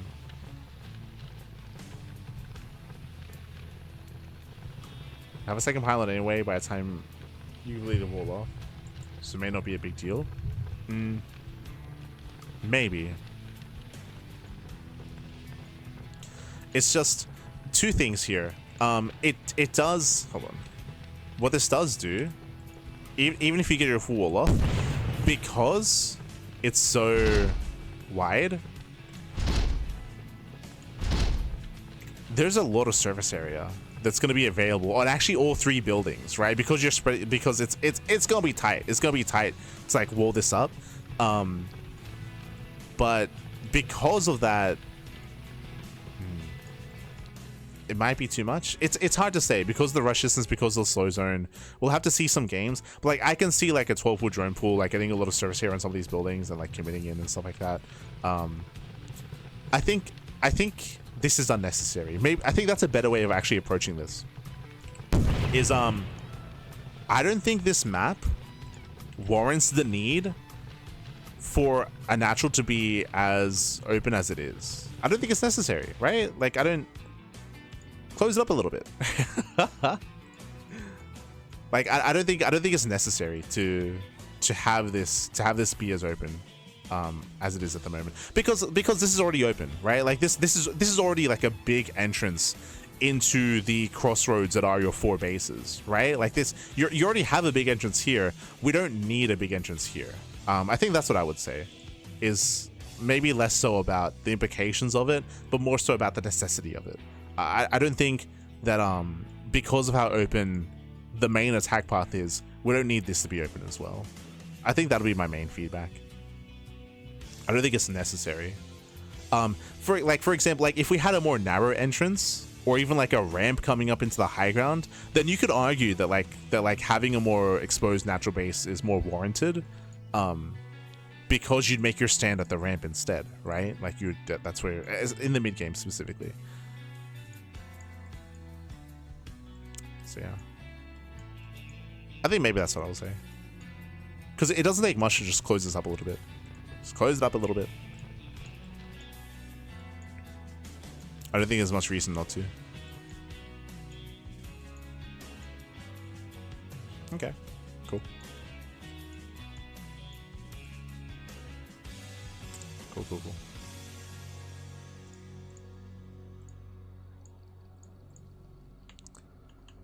As we are going to be getting to our next game, next map, it is going to be Forge and Fury. Let's go. But yeah, overall, like this isn't.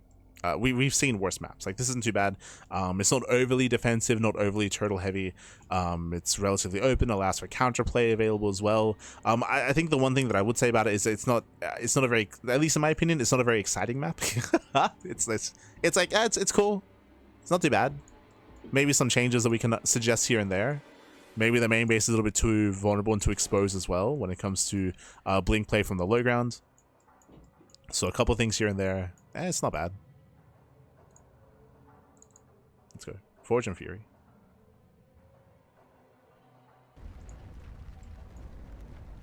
Oh, hello. So load into Forge and Fury to have bottom right and top left. We have our 2 small locations. There's a lot going on here. Okay. Okay, so we have our main base.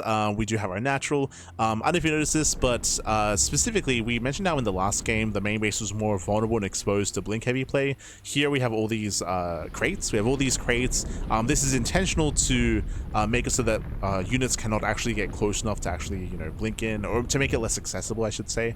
To make it a little bit less accessible, to make the main base a little bit more secure. Likewise, we have our ramp coming down in towards the natural. We have our natural expansion.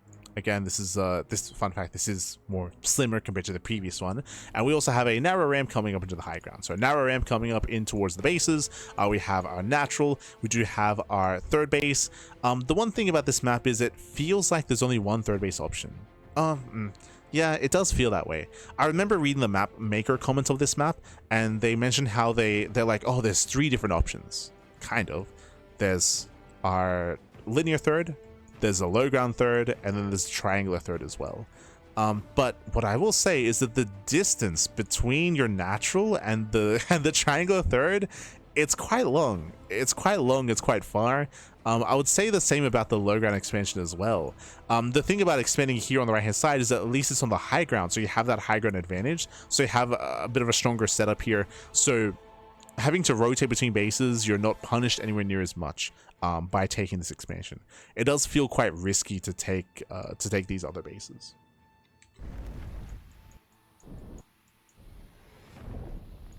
But yeah, going all the way out. Like again, like this path has been elongated, I should say. Like this is a bit of a longer path to come down here to the low ground, then to go all the way here to expand on low ground, or to go all the way up as well.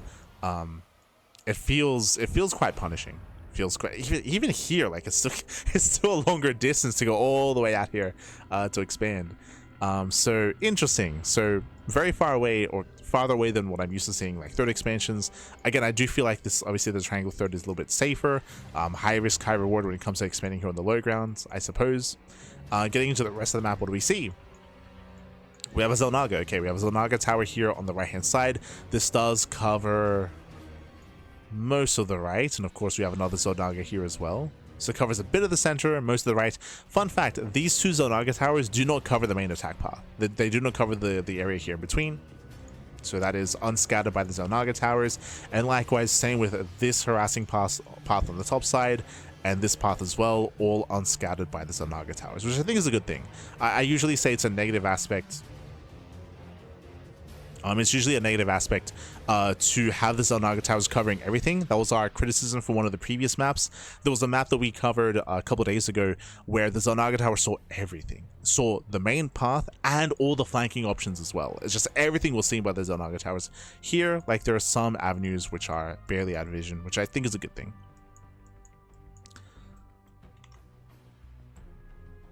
So just catching up. Lots of Leyline type expansions, I've noticed. Yeah. Likewise here, as you mentioned, we do have the patch here, which does kind of delay the gas guys from being taken.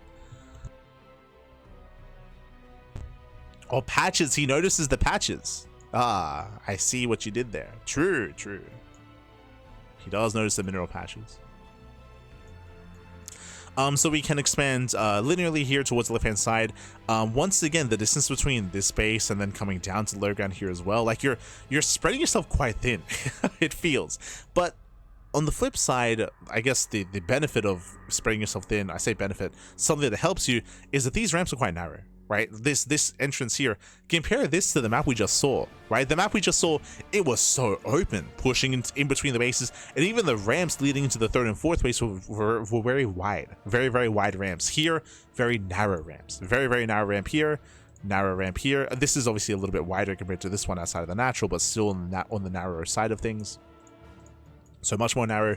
That means that you have a stronger defensive advantage on the high ground, right? You have the greater concave, greater arc. Splash damage is more brutal here. Force fields, like all that good stuff. Like it's more difficult to engage and push up these ramps.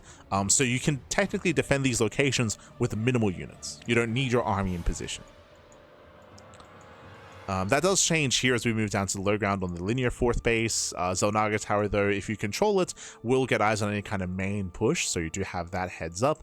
And of course, your main army should be more or less situated at your more exposed expansion if we do expand here on the right.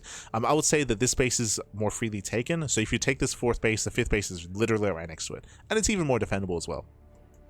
So kind of a free expansion alongside your linear fourth base. Otherwise, we can take the forward expansion, and I would imagine you want to be aggressive with this. I would imagine if you take the low ground and high yield base, you want to be hyper aggressive and commit into an all-in. The rush distance by ground feels relatively short. Let me just quickly double check. This is Forge and Fury. Oh wait, sorry, I should rename. Forge and Fury. So Forge and Fury, un momento. 31 seconds. That's average. Okay, average rush distance by ground. So average rush distance, we don't have like any speed zones. The attack path is very direct, but once again, very narrow. Right? Once again, narrow attack path here, narrow attack path here. It's a very choky map. Looking at it now, like all these ramps are very narrow, very choky, very abusable if you're able to keep up with the rotations of your opponents. Even some of these larger ramps are on the smaller side. Compared to the map, I guess it's all in context compared to the map we just saw, where we had some big wide ramps. Like everything's a little more narrow here. I mentioned earlier the distance between your natural and your triangular third. Here you're protected by the rocks. You can expand on the left hand side. You have your high ground advantage. This also is another option, an alternative for a 4-base setup. True. This is another alternative. The downside is that technically if your opponent's being aggressive, they can push in, they can knock down these rocks, and there's a shorter distance to push into this expansion. This base technically is more vulnerable to all-ins, but because of these rocks, you have time to react and time to respond. True. You will have time to react, time to respond, and you have the Zolnaga Tower as well to see things coming ahead of time, potentially. Yeah, it's an interesting map. Would I say it's turtle heavy? Not really. Kind of. I mean, I do like how accessible this area is. So if you expand here on the left-hand side and expand towards your opponent, then this area here is more open, is more vulnerable, more accessible. You can knock down these rocks, of course, to open up this area a little bit more. And as we mentioned, the distance between, say, this base and the natural, it's a little bit longer. So yeah, I would say there's some counterplay options. It doesn't feel too turtle heavy, for sure.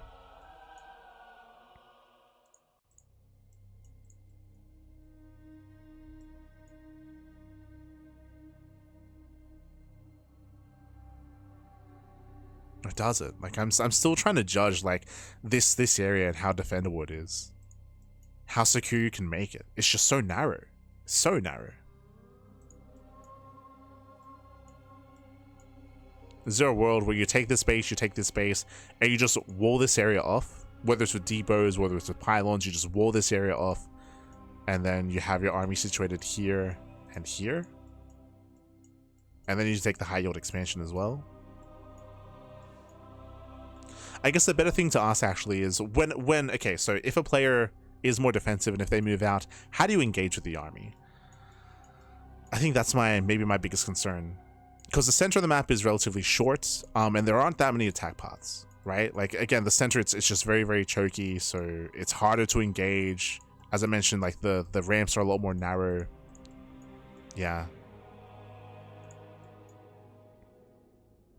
That I'm not so fond of.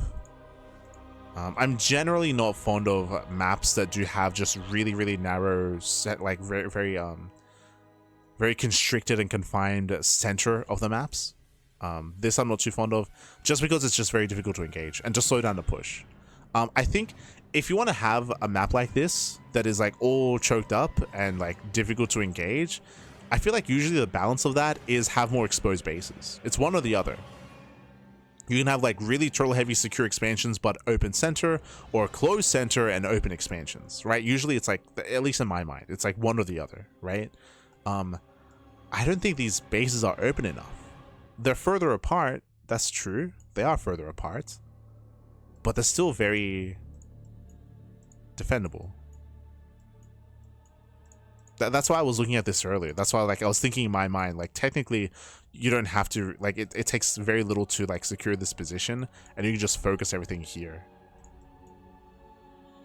And this area is accessible, but it may not matter just because both of these, like, does this area matter if like the ramp is so narrow, like this entrance here and this entrance here, right? Like, it's like, yeah, like I think it is a little bit too, it's a little bit too constricted. I'm not fond of it.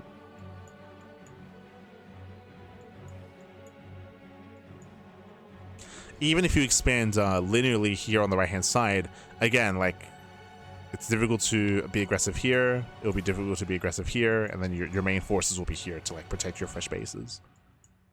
And then you can start to push.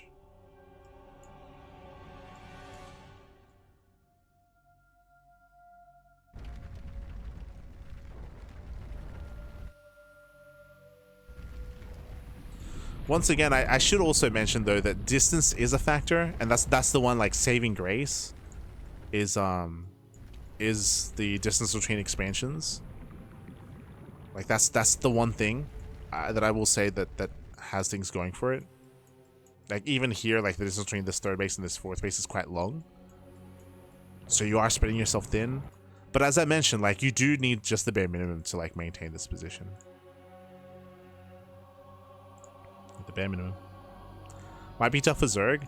Well, I mean, you say that, like, I'm talking, I mean, this is applicable to all matchups. Like, in general, like, it's not, I would say it's a negative thing for, we spoke about this for the previous map, right? For, was it, God, all the map names blend together. Arbiter, right? Where the idea of it being relatively easy to maintain like a high base count and push across the map, and for there to be no counterplay, I would say it's just unhealthy for the game.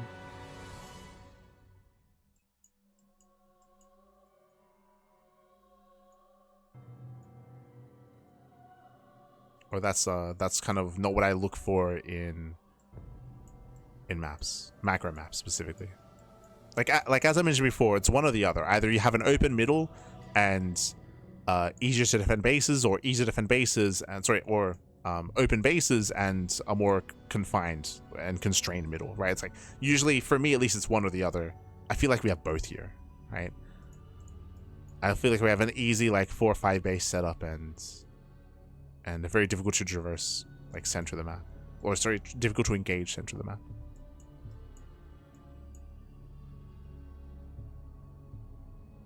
Yeah.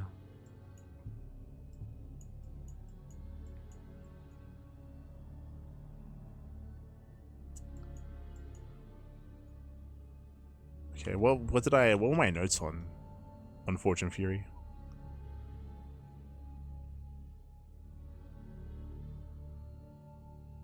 Yeah, I think but once again, I also want to emphasize that because I keep trying to bring up the distance, because I have misjudged distance between bases before, and I have kind of like miscalculated because of that in the past. But like I think I stand by the fact that I don't think the distance matters if you can defend like these further away positions with the bare minimum anyway, right?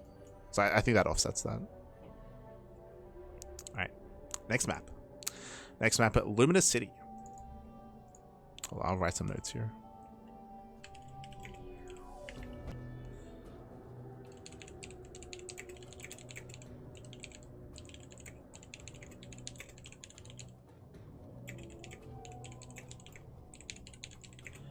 And likewise.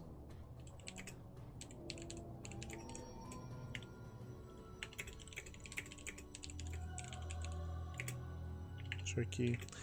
I will admit the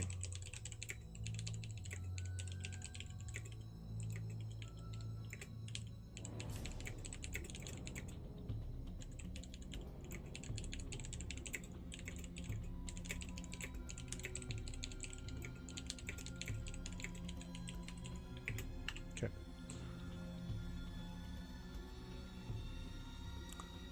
Cool. All right, up next we have Luminous City. Okay. So just setting up.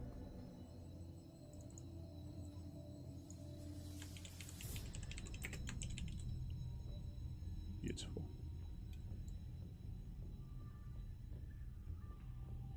Rate every map 1 and say needs more Arc of Janus. Only the AVEX maps. My assumption, by the way, we'll get there, is that Silvermoon City was also an AVEX map. Obviously, I don't need you to confirm or deny, but it felt very suspicious seeing 2 Warcraft 3 maps in the submissions. It was very suspicious. Aye.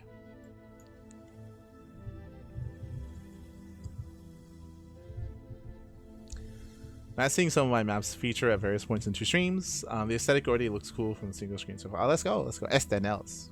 But here we go. We have bottom right and top left. Oh, I remember this. We have bottom right and top left. Speaking of distance, speaking of size, welcome to Luminous City, where we have a massive main. We have a massive main expansion here, and we have 2 possible expansion locations, left and right hand side, and we'll get into the size here because we got a lot of distance. But we have 2 possible locations. We can expand here on the right hand side. Here is our natural expansion to expand on the right and to claim either the low ground 3rd or the high ground 3rd location. Otherwise, we can mine through these patches and take this later on as an otherwise 3rd location. Interesting to see kind of 2 pathways out of the main. Once again, a very large, very wide main expansion. That does make it a little bit more difficult to defend the natural, for example, when it comes to reinforcing and traversing and rotating back and forth between these 2 locations due to said distance. We do have the high ground advantage here a little bit further out. Once again, though, this is quite far away. We have to move out quite far to actually maintain this position and to make a defense occur. Likewise, to make it over to the linear third base, you have to head on over here as well. One of the biggest things that was very apparent to me, at least, is the distance and like the elongated pathways. They're very wide and they're very long. They're all over the place. It's very aesthetically blocky here, and it's interesting. From my just like kind of like a knee-jerk like viewing of this, like I want to say that because of that, like trying to transfer or trying to rotate defensively from like main base to natural up to third over to the fourth base, like back up, like it feels like, especially if you start expanding here, like it feels a little bit excessive. It feels a little bit excessive when it comes to the area that you have to maneuver between these expansions. Oh, it does feel a bit much here, and it feels like obviously if you're out of position, you're going to be punished quite hard depending on how you expand. I should emphasize that as well, right? Depending on how you expand. I'm thinking of like expanding on one side and the other side as well.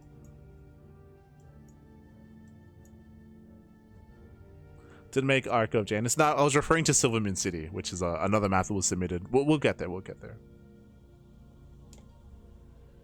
Long distance mining will be across the galaxies. True, true. But one of the reasons why it's so long is that, again, like they kind of intentionally like kind of jutted this area out to make it take longer, of course, to go up and then back around to set expansion location.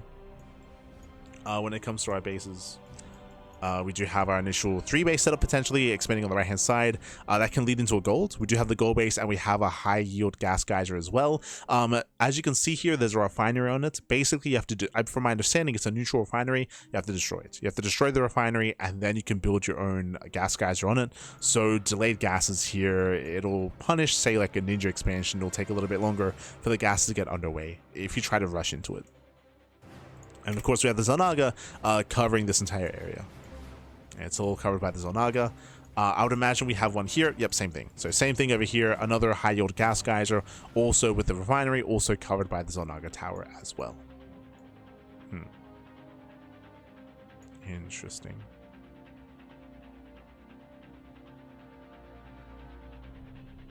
Both will be at a fourth base.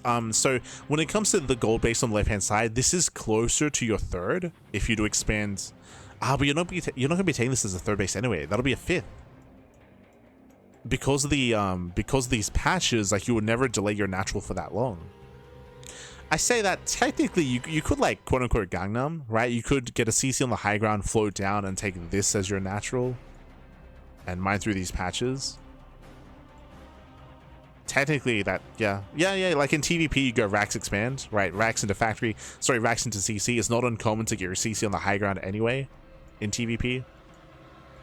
So there's a world where you can take this as your natural in TVP as a Terran player in the TVP matchup. True. And that can lead into a faster gold, but like you never want to rush into the gold anyway, like in TVP. Yeah, true. That wouldn't be the case. Okay, anyway, when it comes to our defensive setup here, so I was just a little bit distracted by the bases themselves. it's a very unique kind of aesthetic and unique layouts. It's interesting, I guess. So we have our natural, we have our third. We can take the low ground fourth expansion very quickly. When it comes to the bases themselves, they're very open. We have a massive entrance here in towards the low ground expansion, and you have high ground right next to it on the left and high ground right next to it on the right. So this is a very, very vulnerable base. Jesus. As there are multiple angles of attack and engagement. And this is where I spoke earlier about the distance between the expansions. Because of certain points of elevation here, you can punish a player being out of position quite hard, actually. Yeah, like, especially because like these bases are so quote unquote isolated. Like I'm referring to this pathway here. Like usually there'd be a little bit more of a direct path towards your other expansion, but like technically if you can get up this ramp, you can take over this pathway here and this pathway here and just cut off from your own expansion. I want to say there's something similar here. This is a little bit better because it's more open. It's a little more open. It's similar where you can get up the ramp and you can try to take over this location. It is more accessible though for a flank and to try to engage like head on as well. So this is a bit of a more accessible area to try to fight out an army on, but over here less so. Over here less so. Bear that in mind. We have our pushes here towards the linear third base. Likewise, when it comes to this linear third, the entrance is all the way on the other side of the map. So getting onto the high ground here can be done with relative ease when it comes to an aggressive army. To get onto the elevated position to push in towards the bases. So there's not really much hindering aggressive movement. Right? Like usually we have say for example we have rocks here, right? And what would the purpose or terrain here? The purpose would be that if an opposing player wanted to rotate from this place to this place, they have to go all the way around because there'd be like obstacles in the way. But here it's they can just go wherever the hell they want. They can just they can just go back and forth because of like the grid shape pattern of the center. Like again, like there's ease of mobility and ease of maneuverability around here to go back and forth wherever they want.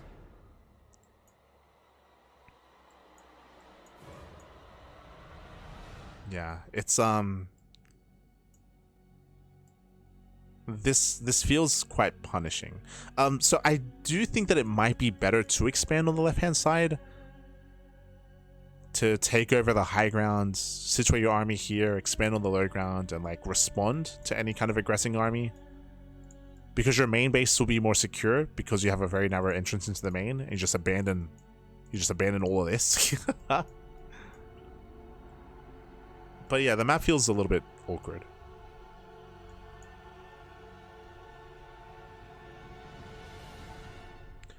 Lurkers and tanks on the high ground go hard. I mean, anything, right? Lurkers, tanks, Colossus, Skytos. It doesn't matter what army it is, but like, outpositioning your opponents feels easy on this map. Maybe that's what I should say. It feels easy to outposition, to outmaneuver, to get onto the high ground, or to rotate and hit another expansion. Yeah, and not even just that, but when it comes to engaging in the center of the map as well, it feels relatively accessible as well, right? There's, especially depending on how you expand. So like I'm thinking of a world where player one like expands here and they expand towards the right hand side, and then they start to push across the map through the center, and they have to hit here, I suppose. There's kind of like a lot of ways to engage ahead of time. Yeah, I don't know. This is a weird one. It's a weird map. Because of its simplistic design, I feel like it hurts the map more than helps it. Yeah.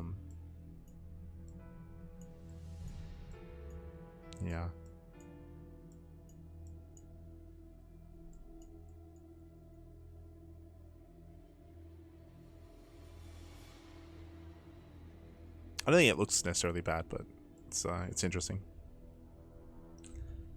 Interesting. It's unique, sure, for sure. It is unique when it comes to, again, the sizes of these bases and the amount of area that we're using is unique, but it feels very punishing for whoever doesn't have map control.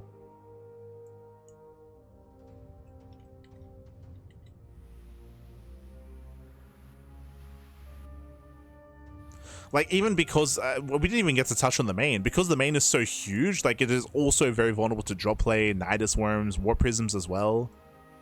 Like the main base is massive, but that also goes in line with what we said earlier, how you can punish like being out positioned pretty hard. Where if you happen to be even if you're at your third base, like racing back over to your main, and reacting to what's happening in your main base is it seems quite brutal.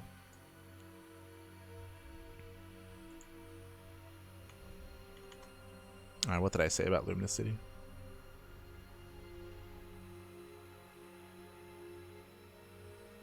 There are certain concepts here that I enjoy. The gold base is available to deter turtle heavy play. The sealed gas geysers, the mineral wall leading to the alternate third base, the attack paths in the center. The main issue I see is the size of the main and the distance between expansions. Specifically, the pathways are longer, punishing positional play and map awareness even more so than on standard maps. Personally, I feel like this is a step too far. Yeah, I think I'd kind of more or less stay in line with that. Where the distance between expansions, the size of the main. I think I would say like how open this center is maybe more of a negative thing as well. Like it just feels very open and accessible, which leads to being able to punish the defending player even more so as well. Yeah, so it's a bit much. All right. Up next, we have Modernize.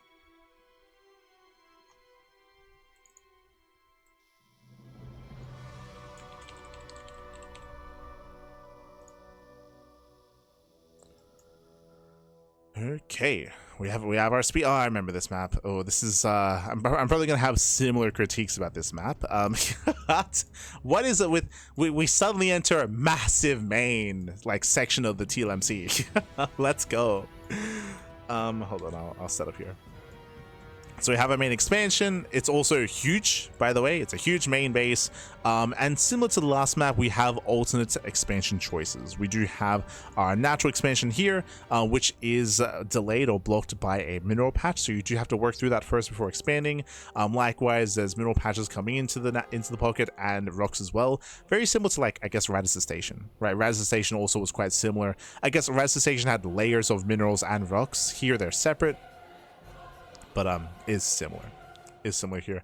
Likewise, here on the left hand side, we do have our third, or I guess our other natural option. Once again, we do have a massive entrance into that natural expansion. Bear that in mind.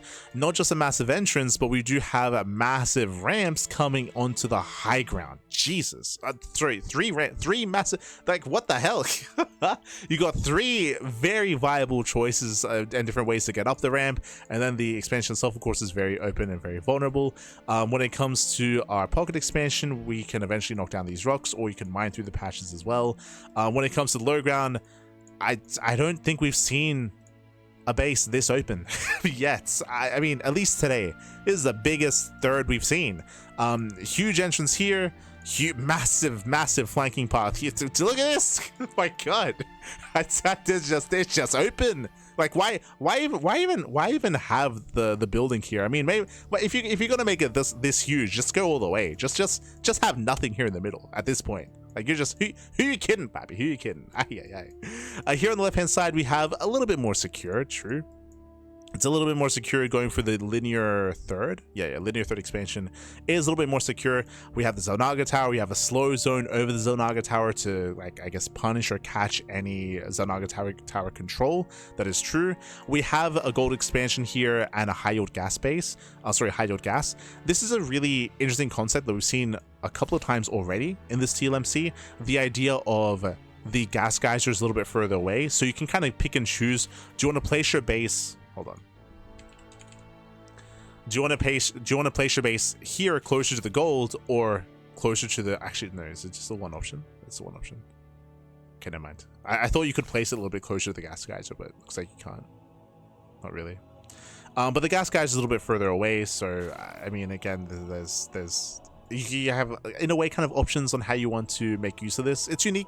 Not the first time we've seen this, but I'll be honest, because of how open everything is, because of how open this area is, and how open this area is, and how open this area can be, I'll be honest, I don't see many people taking this. It's similar to some of the other maps we've seen before, where there's like some unique stuff in the corner, but because of how aggression is heavily favored, and we'll speak about the speed zones, but because of how open so much of this is, like, I don't see many longer and later games happening, like no shot.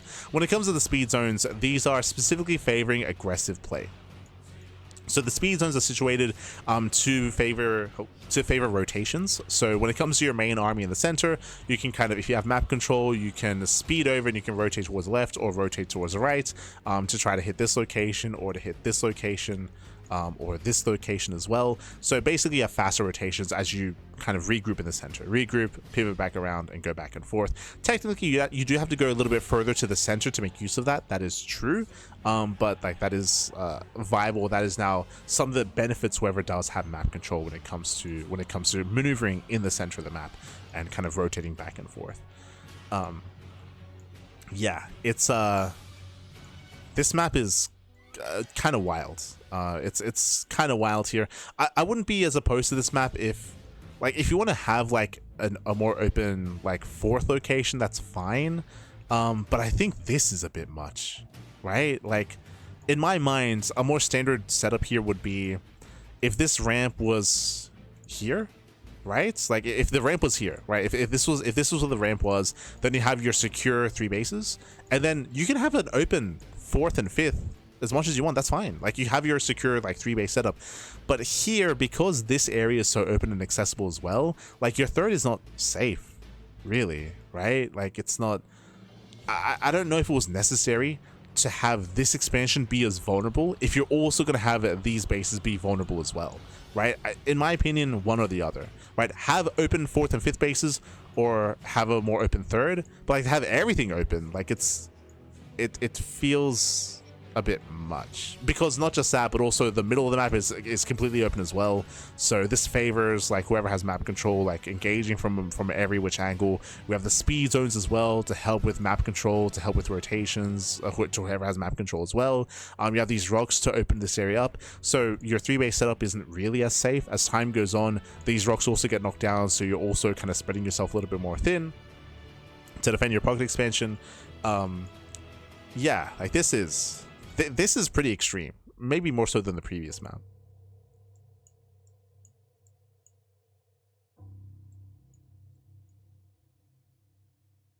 I believe those speed zones will be destroyed by falling rocks. Specifically, this tower can be knocked. Does it? Obviously, this speed zone is left alone. Does that destroy, or does it just hinder the usage of? Because it's not covering the center, right?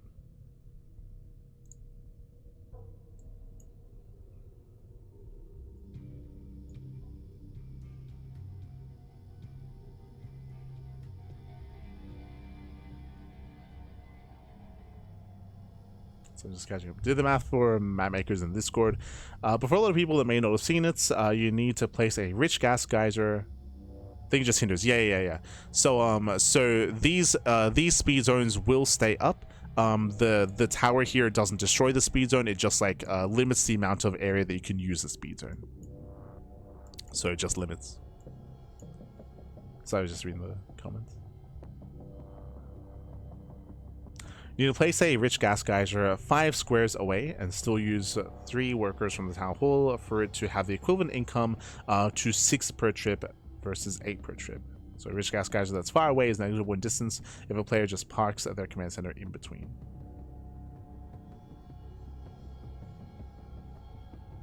Okay.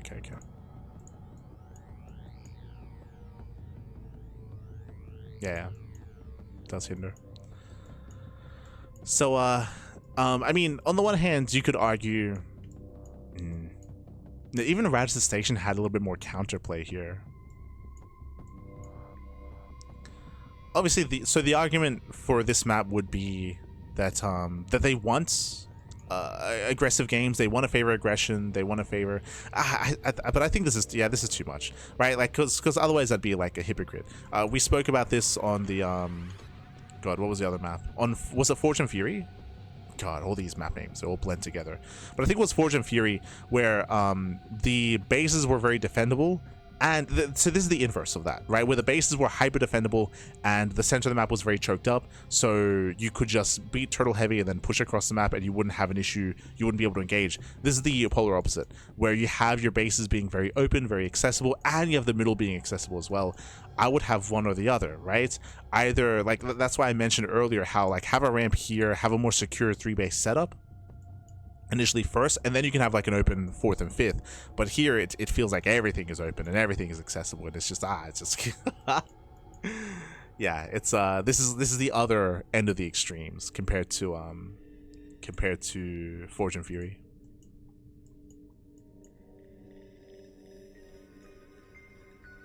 It's the other end, pappy.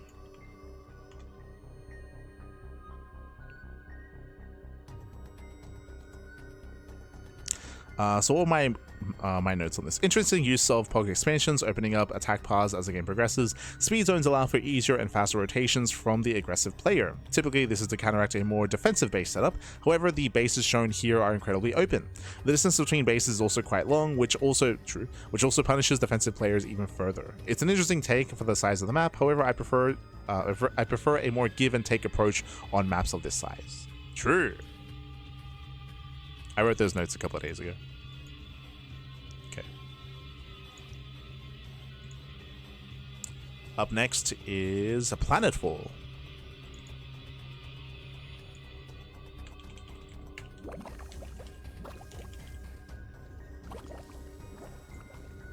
Hello, Kerrigan. Jesus. This reminds me of wasn't there a map, not with Alarak, but it was like a map with like a Cthulhu creature like off in the corner. Now we have, I think, multiple Kerrigans. Just the one Kerrigan. Okay, let's go. So let us take us to our expansions here. So we have bottom right and top left spawns. We have relatively secure main bases. We do have our natural with a more standard entrance into said natural base. True. Technically, low ground is within the range of the gas geysers, and here we can see the entrance to the natural with a couple of ramps. We do have a medium-sized ramp here coming in towards the natural. We have another ramp here on the right-hand side as well. And then we have our triangular third base, which is on the high ground. So we have our 3 base set up all on the high ground. Here we have a more narrow entrance coming into said third and a wider entrance on the left-hand side. So here, like, this is a lot more standard than what we expect on seeing here. We have a bit of a more secure third, army situated here outside. We do have the low ground expansion, which only has one attack path. Usually we're used to seeing these low ground expansions have like a secondary path to come into harass. That's not the case here. It's just one entrance. Like technically, like Rumbies can come in from the right hand side, but still just like the one kind of main attack path in towards the linear third. Okay, interesting. So a relatively secure 4-base setup. There's potential to be aggressive. You can open up the ramps a little bit more, but for the most part, like, these high ground positions should be well defended.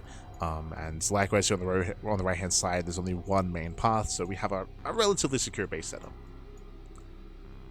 Un momento. Where do we go from here? As we have our fringe expansions on the right hand side. Looking at the main attack path, looking at the terrain here. So engagement options are a little bit more limited because of Kerrigan. Kerrigan's in the center, so we do have kind of like a big sectioned off area. So if we're looking at, say, a push from the third base to push across the map, we have potential flanking options through the line of sight blockers. Yeah, we have routes here on the left and right. They're a little bit more limited, but this is nowhere near as constricted or confined as we have seen previously, like Forge and Fury. Okay.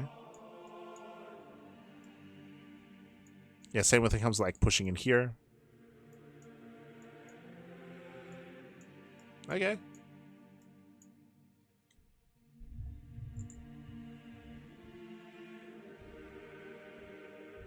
I think the Overmind is also the map. There's I think that's what the Overmind is. There he is.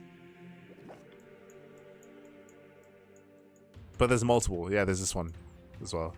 We got the Undermind. So I will say it's quite rare to have like a Zerg aesthetic like this. It's interesting to say the least. There's a lot of orifices. There's like and the Kerrigan, of course, as well. Fun fact: like the previous map that we just saw, was a Modernize was a more quote-unquote Zerg map than this. This is more reined in, which I appreciate. Like Modernize was like hyper open everywhere, open center, open expansions. Here we have high ground positions. We have more choke points as well. We have limitations on how you can flank and engage an army in the center of the map.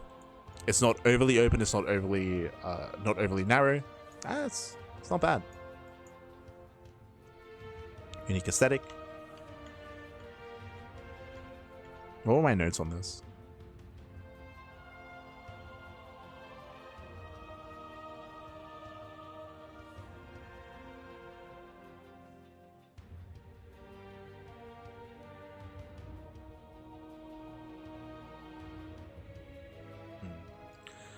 So I'm looking at my comment here, and that is true. This is something that this is why we look at it ahead of time. I will agree with I did leave a comment regarding the kind of rotation path. So what I mean by that, maybe it's better looking at here. All right. So think of your opponent. They have their main, they have their natural, they have their third, they have their fourth, they have their 4-base setup. Usually there's terrain to hinder rotations. So if the army is here, we can push in here. We can go to the left. We can come down here, we can go to the right, and we can rotate up or rotate around. Usually there's like, say, some terrain here to like force you to go back a little bit further and then back around and then do like a bit of a loop before hitting some of the other fringe bases, or maybe instead of terrain here that's permanent, maybe rocks that you destroy over time that then opens up the center a little bit more instead. Here it's open to begin with. So that's one thing that I would say is maybe like more of a negative, is that from the very beginning, like rotating back and forth is very straightforward. Notice Extreme is the last map, because the last map was like this plus speed zones. This is crazy. But the last map was like this, except it had speed zones intermixed all over the place as well, which is insane. So at least there's no speed zones here. Like, again, comparing this map to the previous one, I would say this map is better designed. But like there's still nothing like hindering like aggressive movement here. And sometimes you do want like a little bit of that, especially like in the early to mid game, which is why like usually we see like rocks or like destructible debris to like hinder that, to eventually open up the center more as time goes on. So that is something to bear in mind. That is something that I did leave in the feedback regarding this map, regarding like an aggressive army, like rotating back and forth, of course, without much like to hinder, assuming that the opponent is like, you know, turtling or being more defensive, of course. Making that assumption. But otherwise, like there are like multiple attack paths and attack options to kind of like engage. Not too many. It is a little bit more limited, which I don't think is a bad thing. So I think the maps are rare. They are rare. So yeah, this isn't too bad, but as I mentioned, like there's definitely maybe some concerns here. And I would like maybe suggest to like add something to like hinder movement. With some rocks. I think here would be not bad. Or here.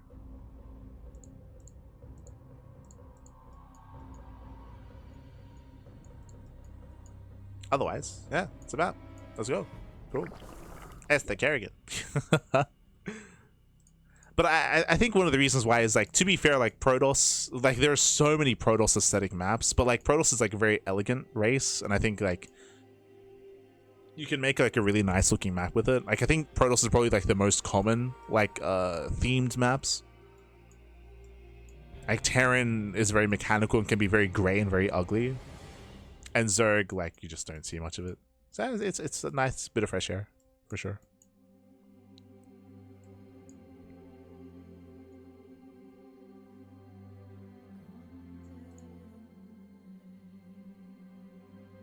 All right, platform 17. Next map.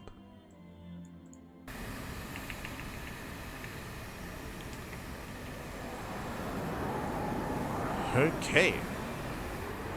So we have our center. Oh, we have the moopies. Look at them go. What are we looking at? A medic. What are we planning? Oh no, they're gonna assault a city back. Yeah. This is what I want. Like this is the moopies. They're strategizing. They're animals. What are they plotting? They're plotting a takeover. Oh no. But winding it back here. Welcome to platform 17. Okay, so we do have our initial base set up here. I remember this map. Speaking of open expansions. Okay, so we have bottom left and top right. Bottom left and top right. When it comes to our main expansion here, it's a little bit accessible, but the ramp is right next to it. It's fine. Like this is a relatively defendable main expansion here. We have our low ground natural. Sorry, I say low ground. We have 3 planes of elevation, or 4? 3 planes of elevation. River main, down to our natural, which is also on the high ground, so a very defendable 2-base setup, in towards our 3rd and 4th. And here we do have our linear third base and a triangular third. God, I'm hearing Vikings everywhere. What's going on? Jesus, there's those jets are so loud. I can't hear. Oh my god.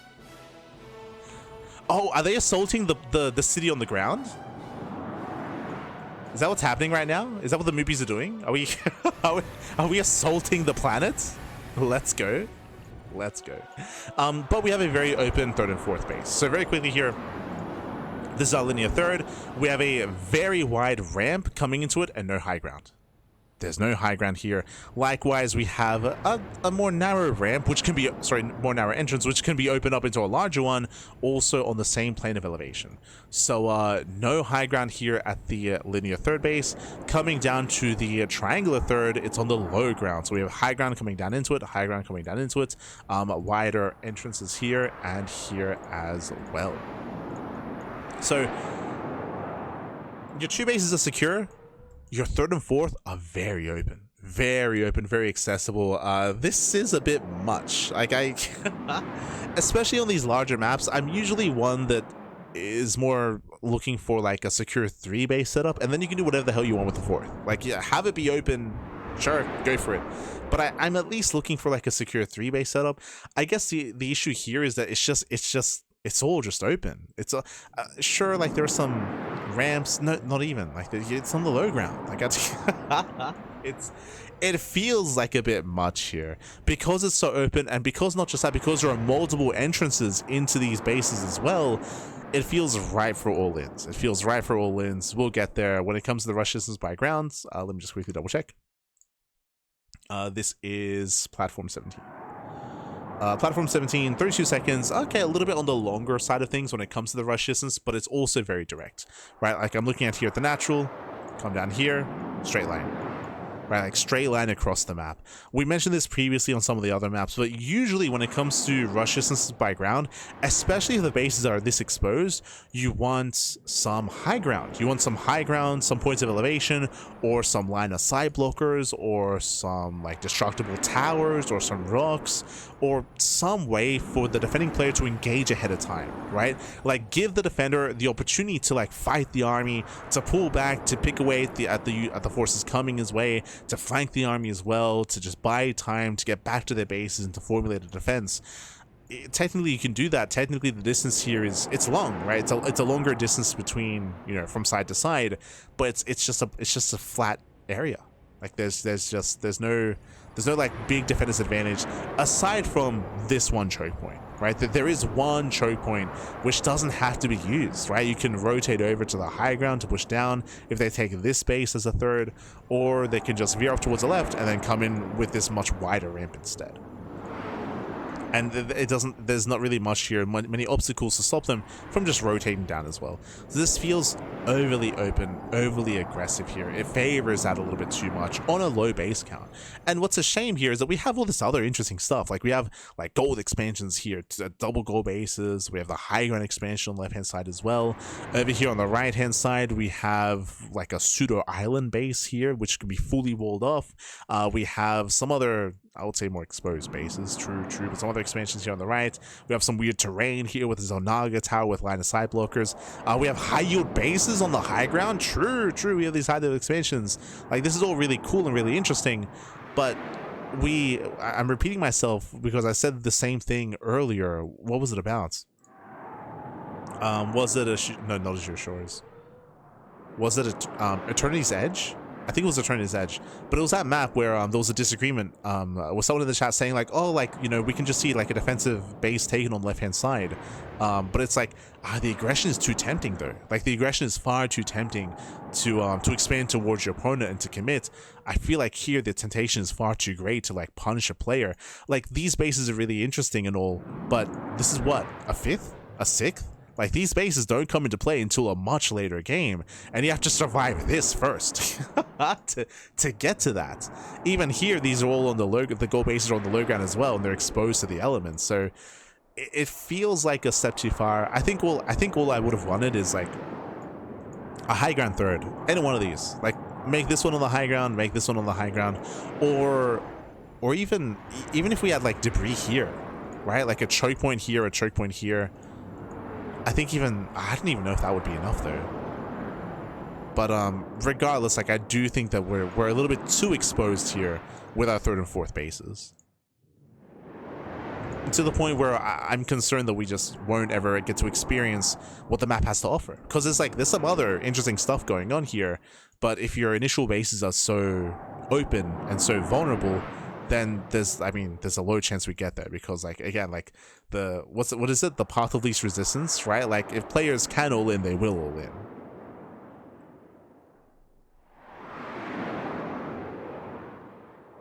So just catching up. The third and fourth phase feel like a 2v2 expansion. They do. They do.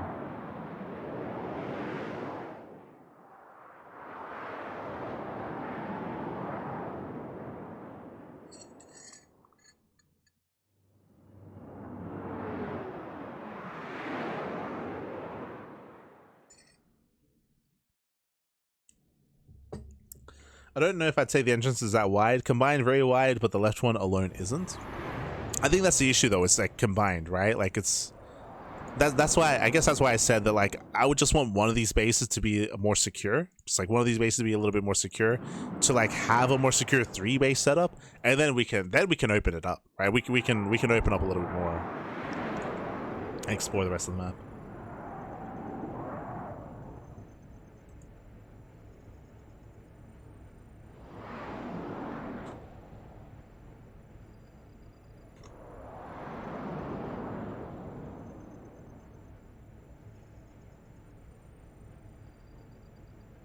Yeah, the towers will create a 1,500, 2,000 debris, so a slight bug out unless it's intended.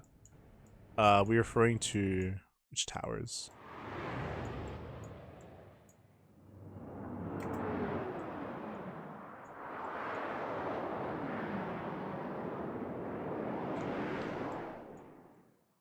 I mean, these ones? Oh, they're stacked. Oh, right. I see. I see, Pappy. I see. It might just be a bug, I would imagine. I think that's like an easy thing to have like an oversight on.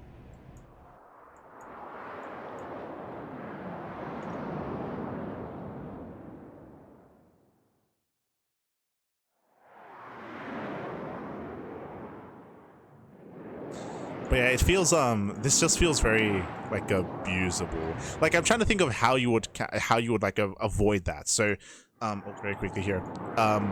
If we're I think it's too difficult to take this as a third and this is a fourth base. No shot. So alternate universe.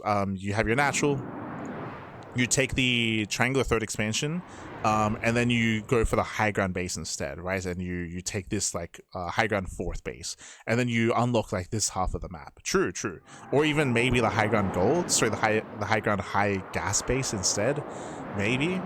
But like this all feels really accessible. Maybe that's better, obviously, because you can wall this area off quite easily, wall off the high ground, and have a more secure 2 base setup.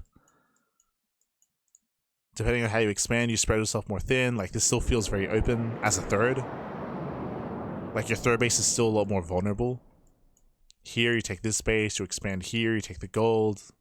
Like it's still the same thing. Like I don't know. Like I'm personally, I don't think I'm very comfortable with the third base to be this open, specifically the third base. But maybe I'm a little bit closed-minded in that like outlook. Because I'm thinking back on Tourmaline. True, like Tourmaline is a map that did have an open third, had an open third and an open fourth base, and had a short rush distance by ground. True, like I should bear that in mind, that like Tourmaline does exist, and Tourmaline isn't too bad.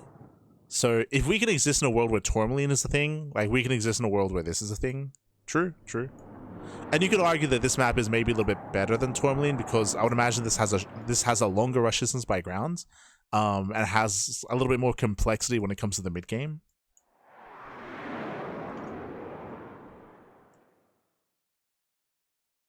I've heard a lot of people don't like Tourmaline. 100%, yeah. Like, obviously. I'm just like comparing and contrasting, right? Like, if I'm like looking at some of these more extreme maps, like Tourmaline is an extreme map. And if you remember, I believe I rated Tourmaline quite low, right? Because Tourmaline, it favors all-ins too much. I mean, it just does, right? I mean, that was feedback that we gave at the time. But Tourmaline also has a shorter rush distance, so does it?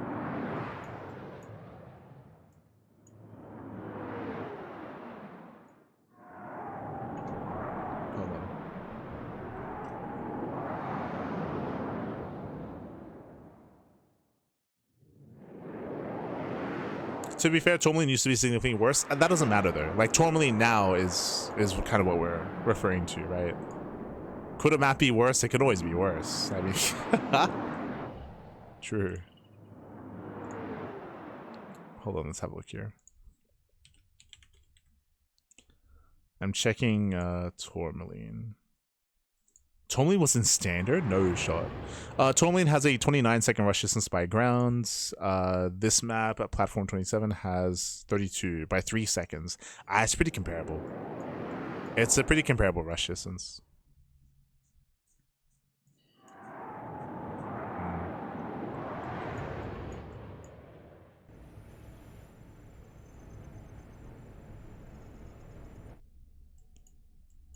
I think this map is a step above Tourmaline, I think I would say, just because of how wide it is.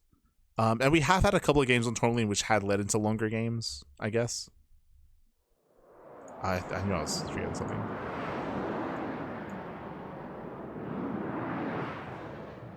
Three seconds is quite significant. Okay. I'll take your word on that. So it is longer. So that does make this more acceptable, right? Like, if we're comparing this to Tourmaline. And the distance between your third and fourth base is shorter as well, so it's easier to defend, specifically compared to Tourmaline. Because Tourmaline, your third and fourth bases are split between the, like, elevated position in between, right? Yeah. Now, I can come in. I can say this is better than Tourmaline. Does it make it good though? That's the real question. Like, is it still what we want? It's very extreme. I think regardless, it's a very extreme map. It's very extreme. It's very bold. Is it too much? Maybe. I mean, you heard my reservations. Like, I'm not comfortable with having a third base this open. I'm not comfortable with it. But maybe we can hold back a little bit on being as harsh on it. Plus 3 seconds, completely playable. I mean, you say that. I don't think that's going to dissuade a bunch of all-ins from happening. And I would assume that all-ins will still be quite favored here. So I need to make that clear. Is the rush distance by ground longer? Yes. Will that dissuade all-ins? No. Right. I think we should make that clear. Like, that's not going to stop all-ins from happening. Is there a higher chance that because of those 3 extra seconds you're able to defend against that all-in? I mean, given the defensive position that you have here, it seems quite difficult. But at least the distance between your natural and your third is quite short. That does compensate, right? Like, that does compensate things.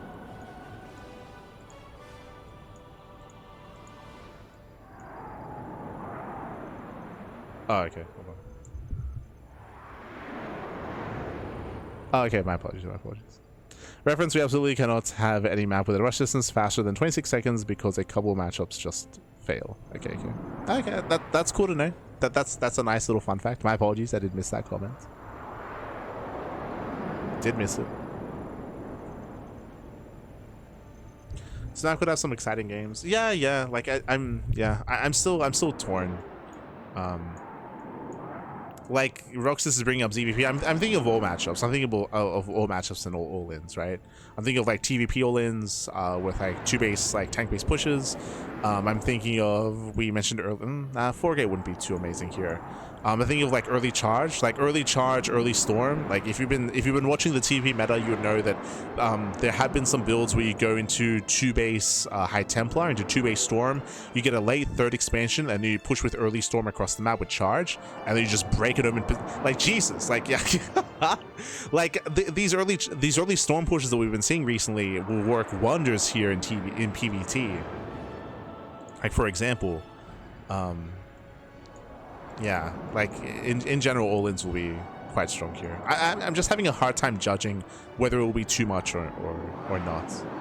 I think I'm leaning like because I did say that coming into the season I wanted to be more experimental. Like I did say that, like I wanted to be a little bit more open to certain ideas, but I have a hard time like embracing this design. Having a hard time. I'm more willing to be more exploratory with the healing pads and the healing shrines, more so than like open 3rd bases. But yeah. So I'm torn on this one. For now, like with an asterisk, I'm not looking at it too favorably, but we'll see. We didn't get to. I mean, so talking about not being favorable. Like we've been fixated so much on the bases themselves. When it comes to the main attack bars and main pushes, we have a bunch of flanking options. They're quite wide as well. It's very open. Yeah. I think I'm convincing myself more and more that I'm not too fond of this. I mentioned earlier that like usually if you have like open bases, then have like more confined or more constricted center. But here it's also, I mean, it's not as extreme as like some of the other maps we saw, like with all the speed zones. True, it's not that extreme, but it's still like quite open, quite accessible, I should say. Especially like in a world where we do take these bases, like these rocks are going to be knocked down, this central area is going to be more open than what it is currently, right? With these rocks being knocked down, so we can open up the center of the map even more so than it currently is, which does make it easier to come in and flank the army and come in from behind. Yeah, I like the more that I look at the center now, because we've been fixated so much on the bases, like it feels too much. yeah, okay. Like I'm set in. I'm set on that.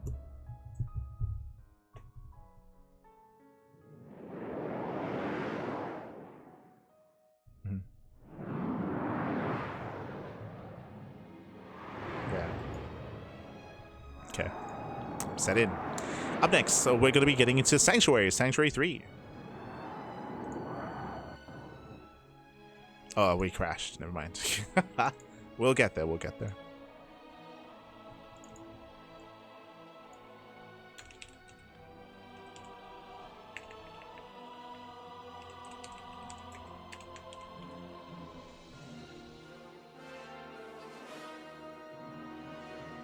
Okay. So, yeah, sorry, we were just a little bit too fixated on the bases themselves without looking and taking in the rest of the map. Sass. We didn't have to spend as much time there.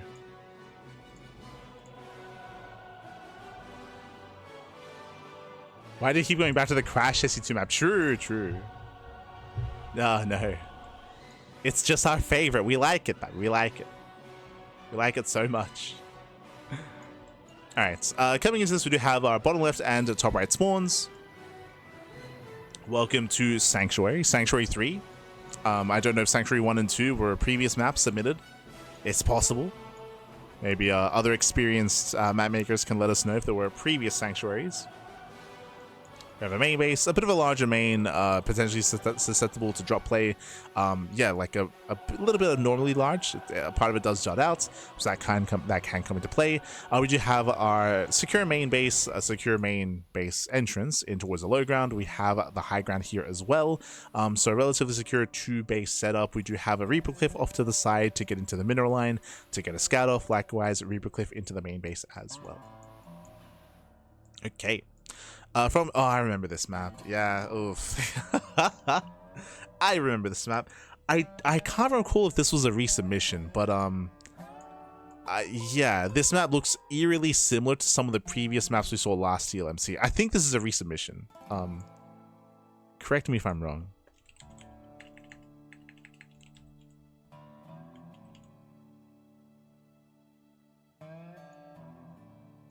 I remember trying to look for the name Sanctuary and it wasn't there. But there was another map that's like eerily similar to this in the previous TLMC. Anyway, for now, we have a security bases. We do have a low ground linear third base here towards the left-hand side. So we have our low ground expansion here. We do have a center expansion also on the low ground, and we have our triangular third, which is a lot more secure. Once again, we do have this area in between the bases, which can be abused. And unlike on previous maps, there are rocks here that can be opened up to make the natural base a little bit more accessible to potential aggression here in between the bases at least. But when it comes to our initial 3-base setup, again, it does have the high ground. We do have these towers that can be knocked down to wall off the center of the map. This will help when it comes to delaying pushes. More importantly, it will help when it comes to securing the center expansion. Now, I want to say that in the previous TLMC, there was a map very similar to this, which I think had like a high yield expansion here, if I recall correctly. Here we go.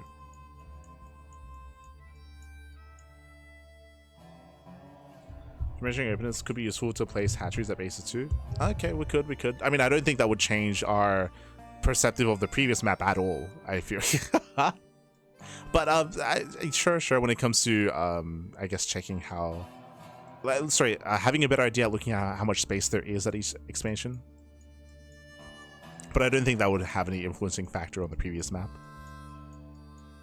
But for sure. So we have our triangular third base, we have our high ground location, we have the low ground center expansion. So I recall here, one of my biggest concerns that we had was the direct attack path across the map. Now, to be fair, that is less applicable here. Yeah, all good. For sure. I agree. But if you recall, this is something that was more applicable in the last TLMC. That was the idea of going for 8 Raxes. Jesus, 8 Raxes, they were so common last year. And of course, for a reason, they are no longer as prevalent. They're quite rare nowadays. But the reason why I bring that up is because of the attack path across the map.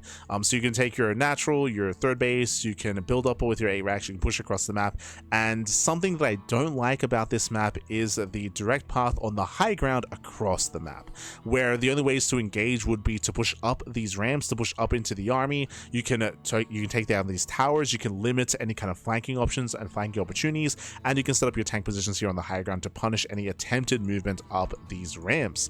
Now, I will say that this is less applicable, and it does matter a little bit less nowadays because the 8 Rax is nowhere near as prevalent as it once was. That is true, but that is something that immediately comes to mind when it comes to this, and it is applicable to all main army pushes, just because of the direct path from third to third, right? The direct path from third to third, it's very direct. You can, again, slow it down by knocking down these towers and rocks, but they can also be used by the aggressing army as well. That is true. And again, like I typically don't like the idea of all this being on the high ground, just because it does make it so much more difficult to engage with the main army. The best chance you would have is to counterattack, and go for counterattacks and run-bys and attempt to delay the push and delay the move out and to buy time that way, of course.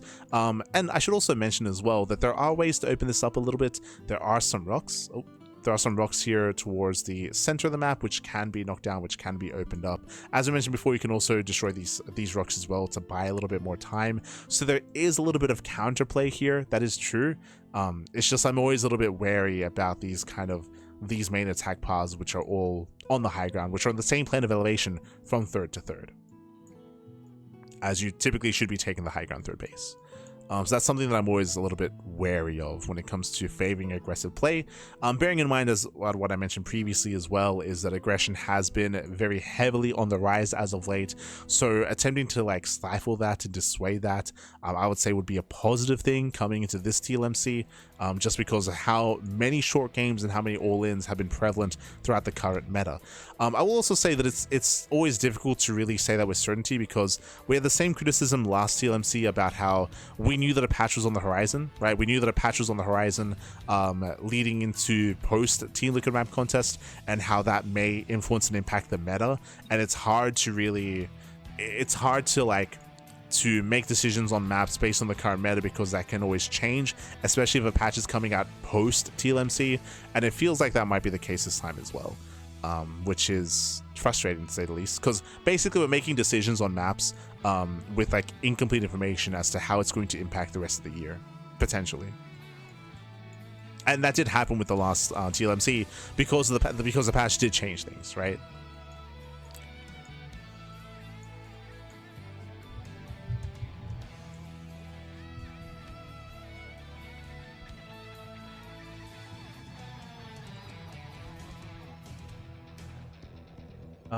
It was called Silkia. Oh, there we go. That's why this map looks so. It looks so similar. Okay, thank you.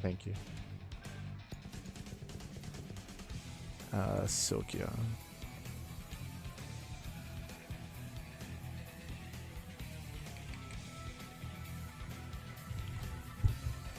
The attack path from first. Sorry, so I'm going to read my comments on this map last season, and we'll see if they're still applicable. No surprises here. The first line of commentary was in regards to this attack path, so that's why like this looks really familiar to me. Like it like burned into my mind. But let's read those comments and let's contrast and compare. So the attack path from third to third is very direct. Due to the rocks are blocking off ramps, secure tank spots and choke points, this is an ideal map for 8 Raxes and 3 base all-ins. The 5 base setup for Terran is also very secure in TVZ. PVZ, the Proto spaces will be more exposed, and there will be aggression potential in macro games. Let us open up the mini-map here. So it sounds like the rocks were positioned in a different way previously.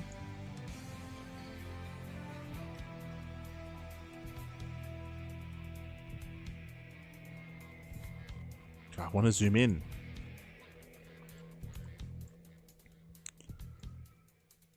Okay. So previously, okay. So previously, this low ground position wasn't here, and it was this 4th base was on the same plane of elevation as the 3rd.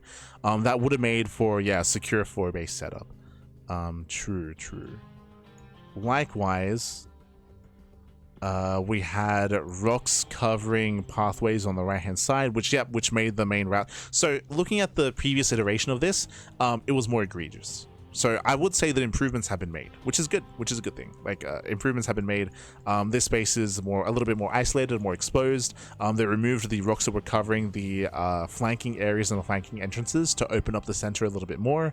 And I believe the towers, did block off ramps, and now they don't. Now the towers, instead of blocking off ramps, they block off the main attack path instead. So I would say that these are positive changes. Very quickly, let me just actually read the comments, the mapmaker comments on this map, on Sanctuary 3.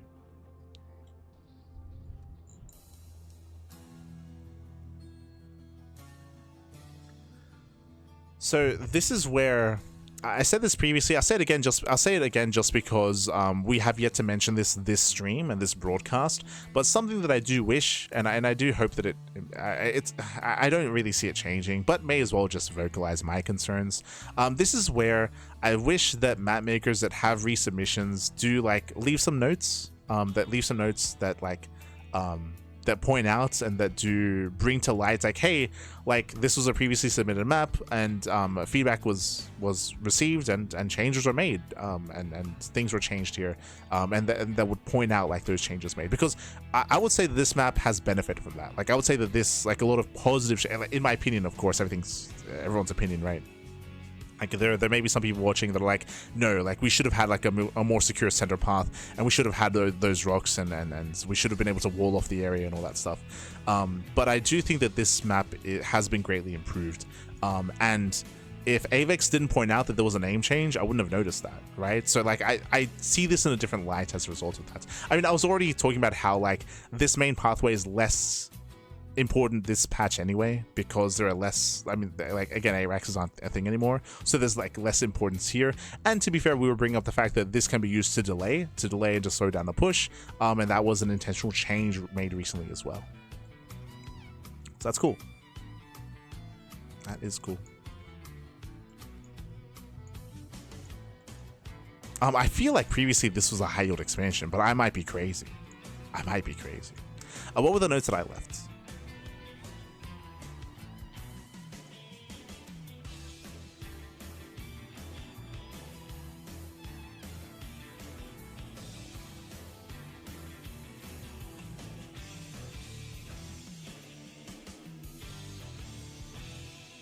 So in my comments, I critique the center expansion. This center base does feel relatively secure, just because it's so close to your triangular third. It's right next to your triangular third base, and typically your army would be situated here on the high ground. So my criticism lies in this expansion, and my suggestion was that if this base wasn't here, then the player would be forced to spread themselves thin, right? To spread themselves a little bit more thin and to have more kind of exposed positions and have like more counterplay available. I think my big concern here, at least from my comments, were that this base did allow for a very centralized like 1, 2, 3, 4 base setup to push across the map, right? To be able to build up your army, to be able to max out and push across the map. I should, of course, though, bear in mind that these rocks, they will be slowing down these pushes, and I mean, we have a line of sight block here as well to help when it comes to that. Is it enough? Nah.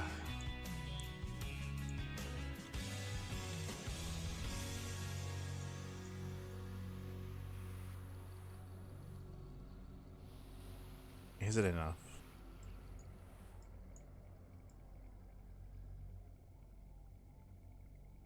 Maybe.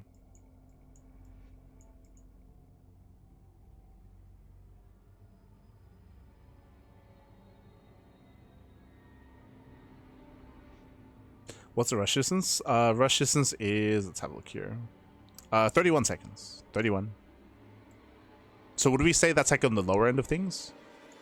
Like obviously like when it comes to rush distances, I think the shortest we've had is 26 seconds. 26.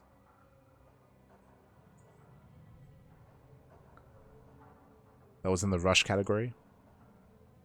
But this is 31.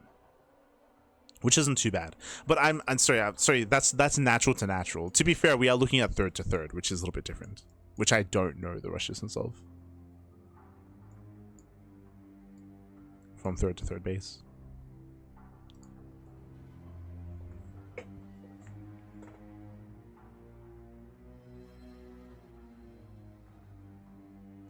I agree with Contuva to make it a requirement. Yeah. I mean, I mean. It's hard because, from my understanding, I don't think the TLMC judging and submission process has been touched much in a long time. So I don't really know if anything will be changed in that respect. But I do think it's a good thing. And so far, like, we haven't gone through all the maps yet, but we have had some resubmissions. And so far, out of all the maps we've covered so far, there's been one person that actually outlined the changes that they made after feedback that they received. Like, just one person so far. And I feel like it's useful, right? I feel like it's useful. I feel like it's insightful. To me, it's kind of like what we're doing here, where even if you disagree with my thought process or my conclusion, at least you can kind of like see where I came from, or like how that decision was made. It's similar when it comes to like adjustments being made to a map as well, like because feedback doesn't have to be taken, right?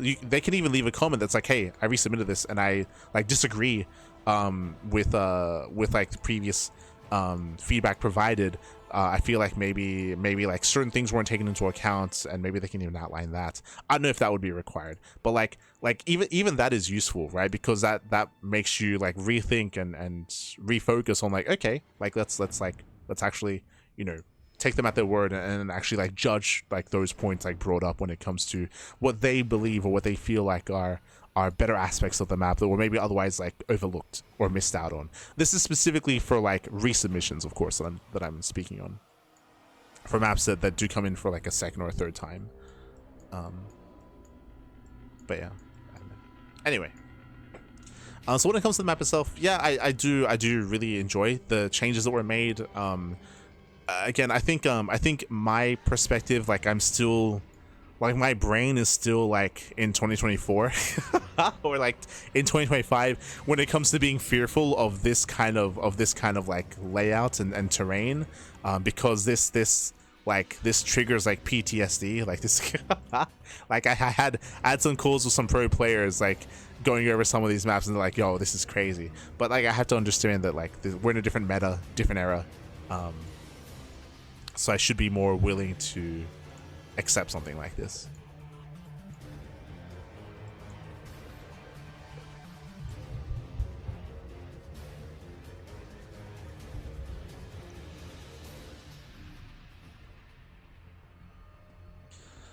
I'm not great at judging natural distances. To be honest, we might need to start doing third to third rush distances too. I think there are certain maps where that does matter a lot more, like this, right? Just because specifically on this map, the third bases are close to each other, and I mean it's just more applicable to this kind of situation. Is third to third.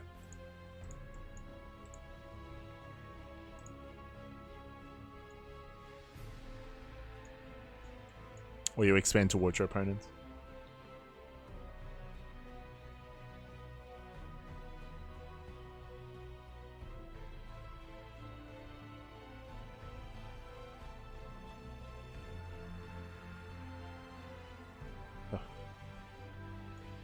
But with that, yeah, interesting map. I don't think I have anything too overly like negative to say when it comes to the map and base layouts. There's like plenty of counterplay option. Once again, like my biggest concern is just kind of that main like third to third push and rush distance across the map. That's like my main concern. But I also like recognize that there are ways here to slow down all-ins and slow down pushes and slow down aggression. So I appreciate that was taken into consideration. I do appreciate that. Take it into consideration.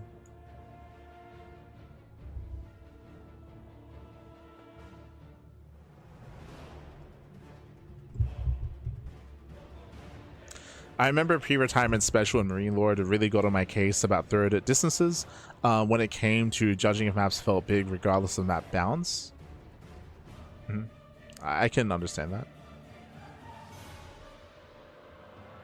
Pre-retirement for me. Okay. I think I mean that's fair. I mean, I don't know if you noticed, but that's kind of how we've been judging some things, right? Like there are certain maps where I've emphasized that like, hey, like the edges of the map have all these like unique features. That's great and all. I think we said this for like 2 or 3 maps already. But like because of the directed distance between third and third, like the likelihood of games lasting that long is quite short because hyper aggression is like more favored, and we're gonna be seeing more pushes, more aggression, more all-ins because of that, right? I think we've said that about like 2 or 3 maps so far.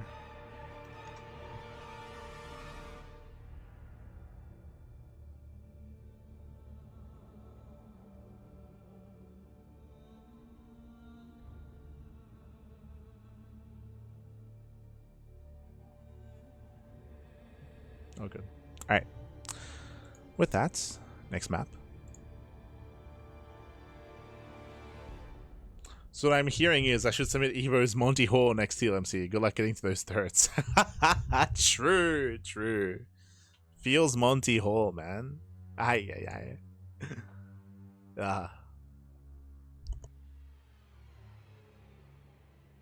No, we need... Well, God, I've forgotten the name of the map. What is it? Not Neo Violet Square. God, the island map. Bring back island map, Sappy. Let's go. Kappa. Up next, we have Shadowgarden. Un momento. Neo Eyes of Siren. There you go. That's it. Bring us back Neo Eyes of Siren, Pappy. True. Unironically, I do enjoy that map, even if it favors certain play too much. Enjoyed that map as it's no longer in the map pool.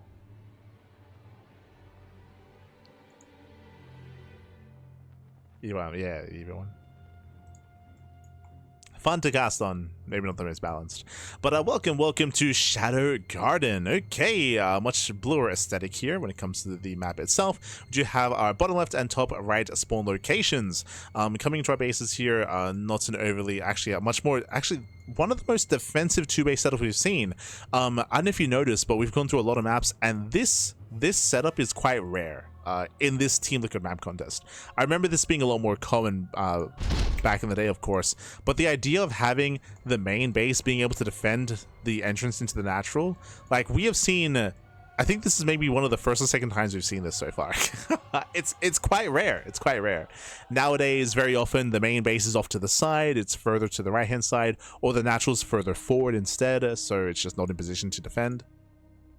So this is one of the more defensive 2-base setups we've seen in quite some time. So here we go. So we have initial 2-base setup. Once again, due to all this terrain here, there's no way to like blink into the natural or to have tank shells, to have tanks shelling away at the gas guys or anything like that. So a very secure 2-base setup. Likewise, we do have our forward locations. So this is where I'm a little bit concerned. You know what I'm gonna say? We've seen this before, Pappy. So we have our forward third base. It's almost like we have pocket expansions. So because of the terrain and because how this is set up, we have our main base. We have our natural expansion, and we have a forward third. Because of the placement of this third base, basically there's no way to harass the natural, right? It's very common to have pathways and entrances in towards like the natural and the third separately, but here this expansion protects everything else. Technically there is a harassing path, but I would say this is more or less a harassing path more than anything. I don't really see a main army really threatening to come in from behind and come in to like push in towards the natural, especially in the early to mid game. For the most part, securing this forward position will secure your 3-base setup.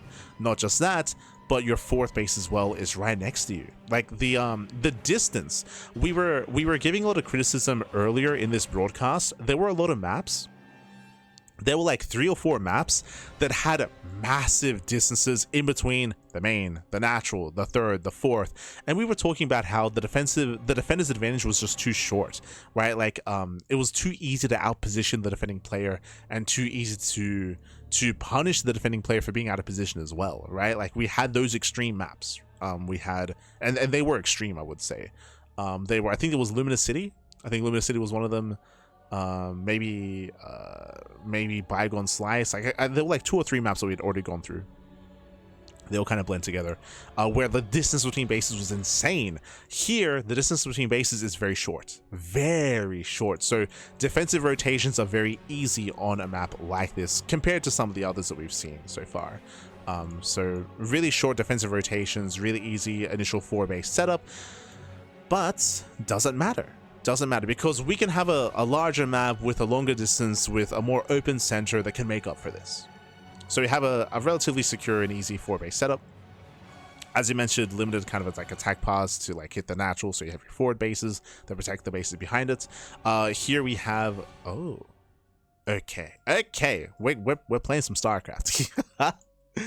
So we have our, hold on, let's do this. Okay, here we go.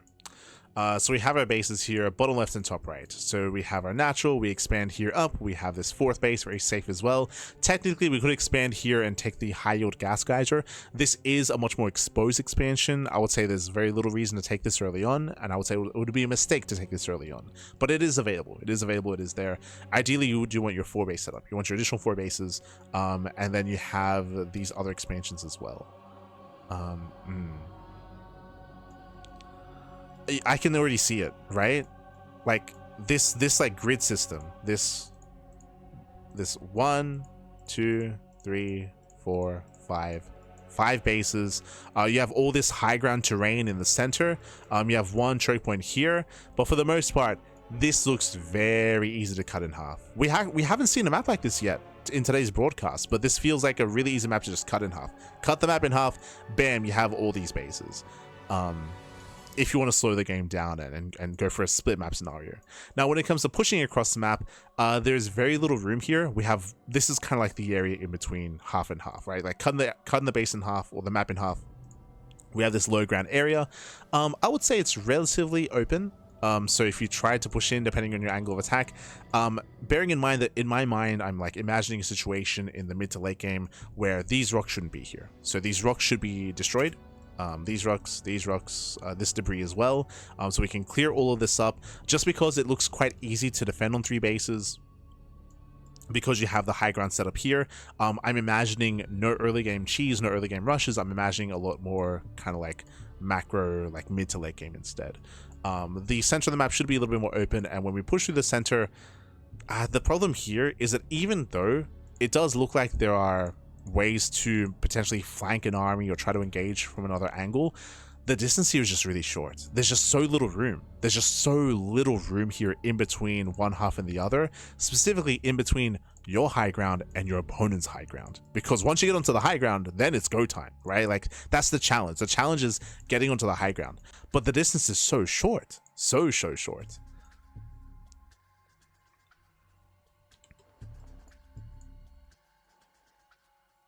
When it comes to pushing here, it's just this one avenue of attack into your opponent's bases, which they should have like heavily fortified.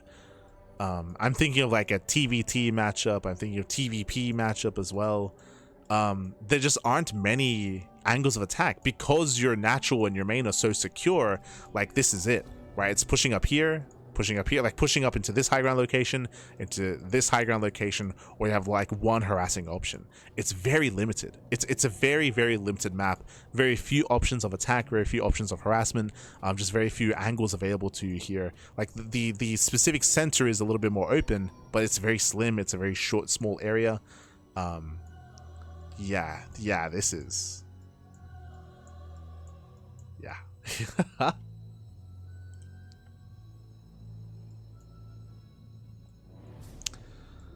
So, with how far the third is, I mean, if you're talking about the distance between the third base and the natural, this is... I mean, we've seen longer. Like, this is fine, I would say. Just because of the likelihood of a player, like, coming in from behind, and... I mean, this would be mainly used to, like, harass the natural, more than anything. I would say the distance between the natural, the third, and the fourth base is quite short, is what I would say.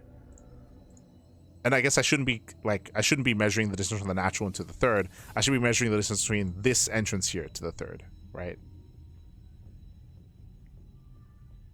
Where there should be SimCity to begin with. So, yeah, I would say this map is very congested. Very, very congested. Short distance between bases. The terrain favors a more defensive style just because of where the elevated positions are, right? Like, specifically, these elevated positions do allow for... They just allow for like a split map scenario, I feel. Like, it just looks quite clear, right? Like, from here to here, you maintain these central areas. If you even need to, right? Because you already have your safer fourth base to push across the map. By no means do you have to cut the map in half. No, not at all. Not at all. But yeah, it just feels like there aren't many options to be active or aggressive.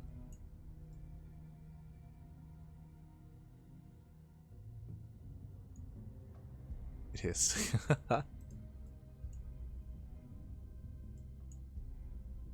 Feels like a Heart of the Swarm map. Yeah, this does remind me of... God, what does this remind me of? I think of Death Aura? No. But for sure, there are certain... The aesthetic here, the layout...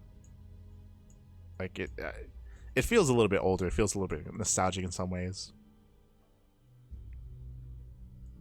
I might be thinking of some Death Aura vibes. But yeah, obviously just cut out the middle with all the bridges and the speed zones, of course. And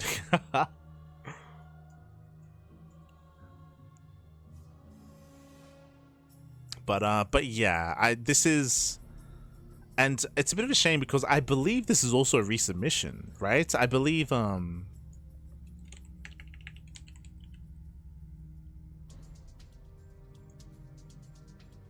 not, it's not. No, it is. Yeah, this is a resubmission as well. And I believe this map has improved. Let me just double check. But this is a resubmission from last time.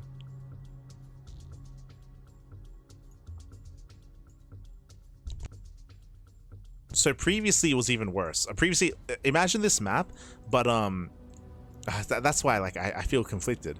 But imagine this map, but this space here would branch out and would connect with this base all on the high ground. So it was even more extreme, where these two center expansions were connected by the same plane of elevation, and the low ground was only here and only here.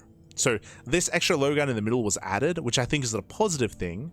I should outright say that. I think it's a positive thing here, that this low ground area was added, but I I don't think it's enough. I still think there's still issues here with the map itself, where now technically it is still a little bit more difficult to push across the map. Earlier, because this was on the high ground, it was easier to push across the map and easier to engage. Now it's more difficult, that is true, but I will still say that the ease of setting up here and cutting the map in half is still there. Like, it still feels very confined. What's the size of the map? Hold on. Shadowgarden. Like, it's not a small map.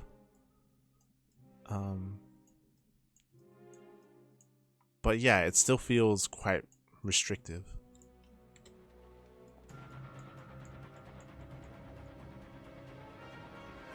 I feel bad because this is a resubmission and changes were made, and I think there were positive changes. It's just there are other issues, and when it comes to like the map itself, like intrinsically so.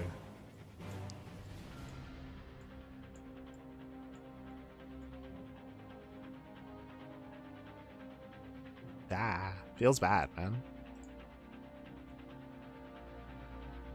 This map feels like it's super choked up. It is, right? Like it just is. Like it's just, yeah.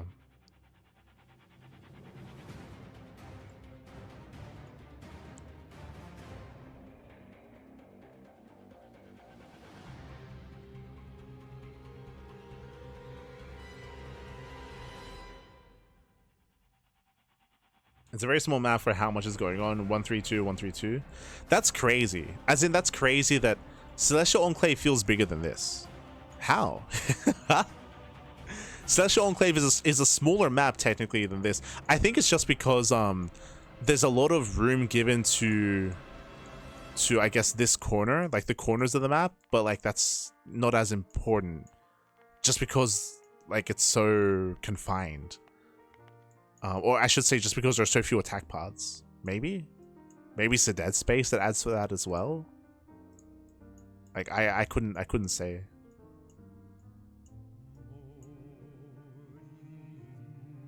What if the Rich Gas expansion was low ground? True? No, yeah. Yeah, no, that would fix it. I mean, like that would help a lot, because if all of this was on the low ground, then suddenly that opens up this whole part of the map, right? Like now suddenly like this area can be more well utilized to harass and go for counterattacks and run-bys potentially, or to flank an army that's pushing across. It doesn't fix this. Like I do still feel like this fourth base is very safe. As I mentioned, like it's just so close. It's all so close. I would want this fourth base to be like further out. The fourth base to be a little bit further away. This to be low ground. That would help. Yeah. That would be better, in my opinion. I just realized that there's multiple. Like, when you said, "What if the high yield gas was on the low ground?" My first thought was, "We have it. It's on the low ground." But it's like, oh right, there's just so many. I remember that one of the reasons for this is that technically, if a player were to turtle up here on 4 bases, and then look to get their 5th and 6th base, we do have some high yield gases that can be used against them. Technically, the player that has map control should have control of the high yield gas on the high ground and both low ground gases as well, right? Both expansions. And that is a way to counteract this. That is true. But but that does help when it comes to like efficiency, but it still leads into a really slow game, right? Like it still leads into like into just a turtle heavy style, which even if the aggressing player has the economic gas advantage by having 3 high yield gas geysers, like I think balance wise that does balance things out, but I don't think it's like I don't think it leads into a good game, right? Like I don't think it leads into a fun experience. Like that's like I don't think this, right? Like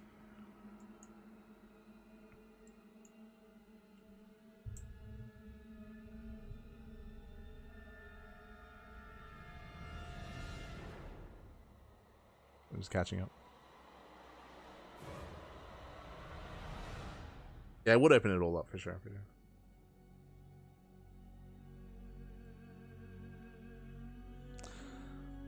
It's really good way on Zerg because our Commander's IMO for extended for your Terran or Protoss. Good for mech though. Bearing in mind, you know, I don't necessarily like that. I don't like that framing. I guess what I mentioned before, I'll mention it again. I don't think that promoting, because I just mentioned it right now, right? Where even if you threw down like a high yield base here and extra bases here and extra expansions, and even if it was technically more balanced, I don't think that the kind of game that this map promotes is healthy for StarCraft, right? Like I think that's more important. I think that's a more important point than trying to look at race balance and be like, oh, but this is like good for mech or something. Like, oh, this is like really good for like that shouldn't be like how you look at, that shouldn't be how you evaluate a map. That shouldn't be how you look at a map. That shouldn't be like the go-to thought process.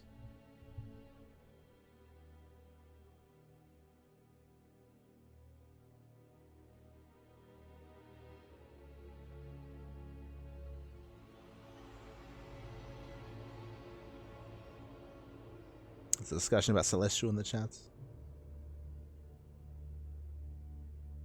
No, yeah.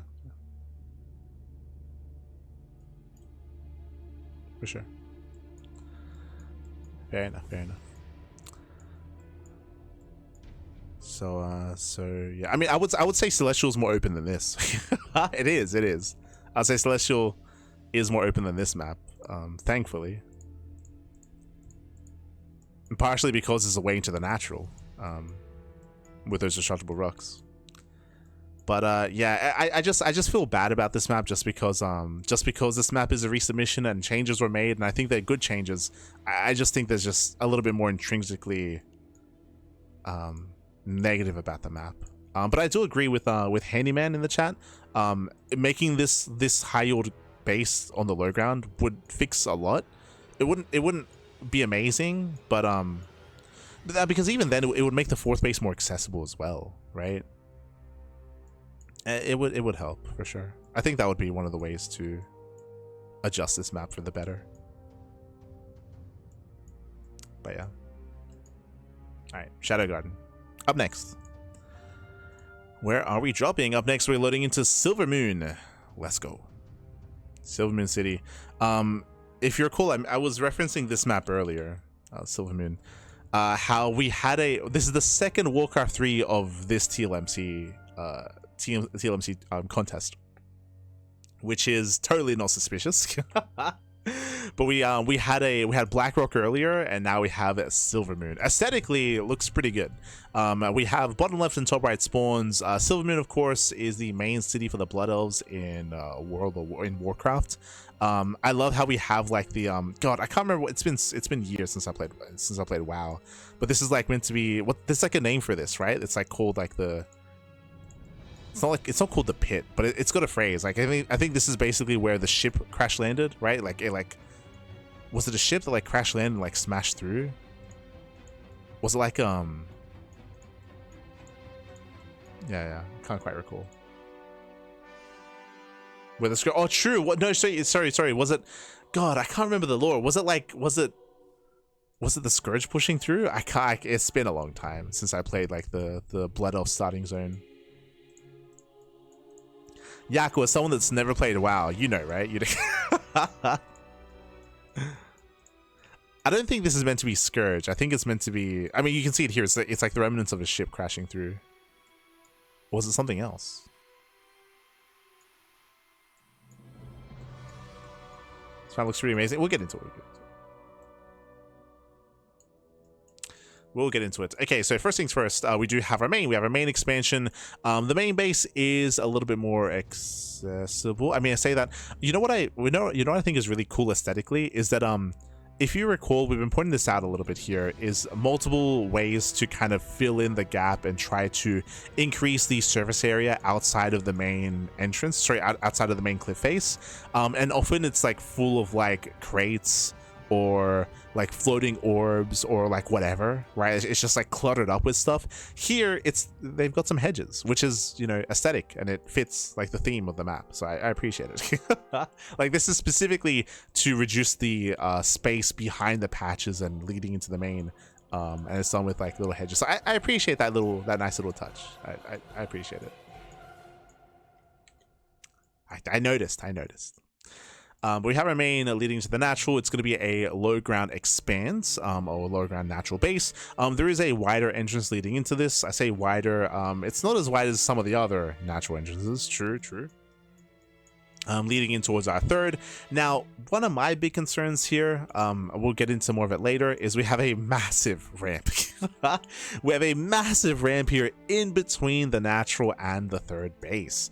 Often it is not uncommon to have entrances in between the bases, but this is maybe one of the biggest we've had, outside of some of the more extreme maps. So we do have a massive entrance here. Leading in between the bases. Likewise, we have our triangular third. We do have a wider entrance coming into the third base. I mean, it does open up into a wider entrance, I should say. Initially, it isn't too bad when it comes to entrances into the third bases go. Likewise, we then have a low ground beach expansion here as the fourth. Now, very quickly, something that was really interesting that I did catch on to is we have pure gas bases. This is something that we have not experienced before. Earlier we had bases that had like the gold patches and the high yield gases like spread out and split, and you can kind of pick and choose which one you wanted to take. But here we have purely a gas base, just pure gas. Okay. three gas guys. There's nothing but gas here. That's something that we haven't quite seen before, and this mainly comes into play in the late game, right? So that's typically when you need all that gas as well, is taking up and getting towards the mid to late game and getting into a split map scenario. So cool, interesting concept, interesting idea. We then kind of branch things out. We do have a base here in the bottom right hand corner of the map. We have our two bases here, these fringe expansions off to the bottom right. Again, they're a little bit more open, a little bit more exposed. They can be opened up with these rocks being knocked down. So a very wide open low ground here towards the bottom side of the map, mirrored on the top side. We then have this high ground that you can gain access to as well, to try to gain access to some of these mineral patches from the high ground to lay siege and harass here on the low ground. Same can be said for the gas guys as well, bearing in mind they're exposed to the high ground. I need to rotate to get a better idea as to how things are moving. So we have our one half, we have the other half as well. So all this is elevated, true, it's all elevated, but what I will say, as opposed to some of these other more congested maps, is that a lot of these ramps are quite wide. We have some of these wider entrances, wider ramps to try to get onto the high ground and try to fight for control of the high ground as well. So very open. I mean, I say very open. It's relatively open in the center when it comes to different attack paths, different angles of attack. The center of the map is a little bit more choked up. That is true. That can be dealt with. That can be opened up as the game does progress. But early on, it is going to be a choke point to get through, to get past, to push in towards your opponent's bases. I think my big concern is early aggression and early all-ins when it comes to the natural rush distance towards the natural base of your opponents. Very quickly here, what is the distance by grounds? Let's have a look. So this is for Silvermoon. 27 seconds. Ooh, okay, very short. 27 seconds from natural to natural. The one advantage, of course, is this very narrow choke point that you can use to slow things down. But if you fail to engage ahead of time, then all-ins or pushes can hit very, very quickly. Not just that, short rush distance and a very accessible entrance into the bases as well. If we have a short rush distance by ground, like 27 seconds, personally, I would want a more narrow ramp. I would want not even narrow, but like even just this size, right? Like even just a slightly more narrow here, like 7 to 8, as opposed to what is this, like 14? Like this ramp is huge. So I think I would prefer for it to be a little bit smaller, a little bit slimmer, just a little bit, because you still want this area to be accessible for sure. You still want aggression to be viable here, in between the bases. But especially coinciding with the shorter rush distance, I think this might be a bit too much. Might be. It is high ground, so it does help, right? You do have that high ground advantage at least. But because it's so wide, like that kind of counteracts that a little bit.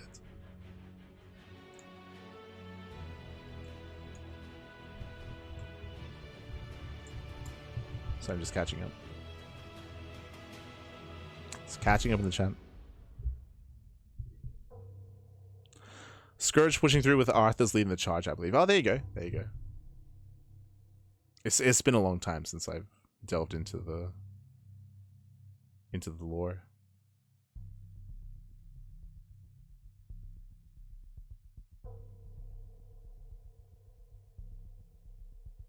Do you think that the colors need some refining? The black is a bit much, but I do like the red and white. I agree. I think the color palette can be adjusted for sure. I think it can be for the better.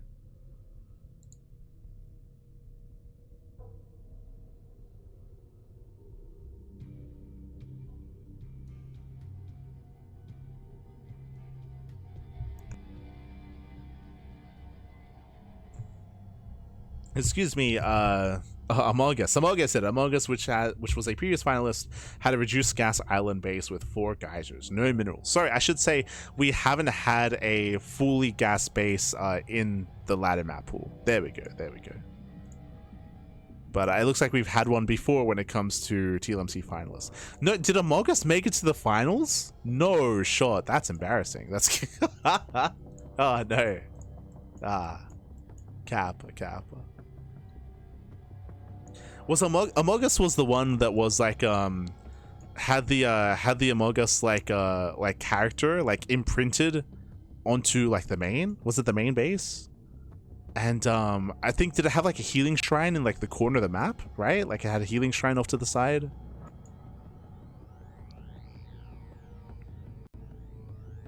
That was a map. Aye. But yeah, short rush distance with a very accessible area in between the bases. That is my biggest concern. If it wasn't for that, I would be really interested to see how this map plays out, because I do think that the center of the map has a nice mixture of like being open but also being a little bit more confined early on. Obviously, it opens up in a longer and later game, but because of that, that will be allowing players to actually embrace the map itself and get a 4th expansion and potentially explore the edges of the map as well. So I think this map has a lot of potential, but again, my biggest concern, my biggest criticism is the area in between the bases being far too open, considering the likelihood of all-ins being occurring because that shorter rush distance. What are my notes given here?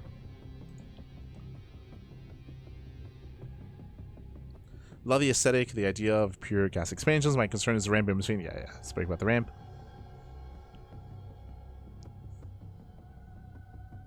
And that's basically like all the feedback that I gave was the ramp, rush distance, aggression.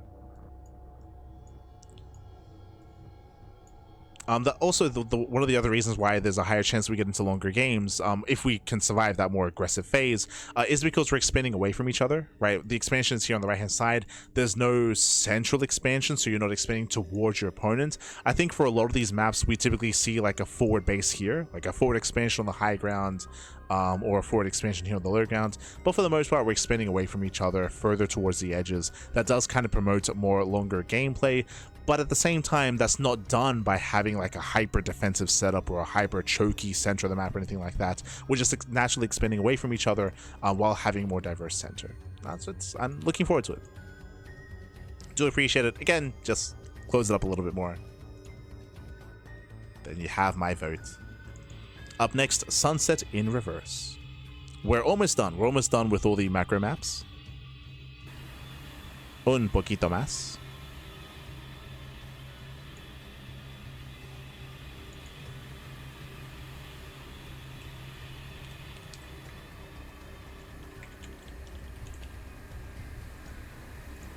Okay. Okay, here we go. So we have bottom left and top right. So we have a bit of a larger main base here, relatively defendable. Sorry, I keep wanting to twist and turn.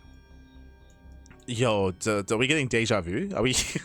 So we have our main base on the high ground. We have our natural here. It looks like 3 planes of elevation. We move down and we have a very open area here in between the bases. You thought the last map was open and accessible in between the natural and third base? Bappy, we have nothing but space down here. Nothing but space. Then we have a low ground third and another low ground third expansion. Is this even more difficult to defend than the last time we saw this. Remember in the previous map we had a very similar setup, except instead of the high ground being right outside the bases, we had just really wide bridges leading into the expansion. Here you could argue this is more brutal because, Bappy, we have high ground right outside of the third at both thirds. Like what? Like what?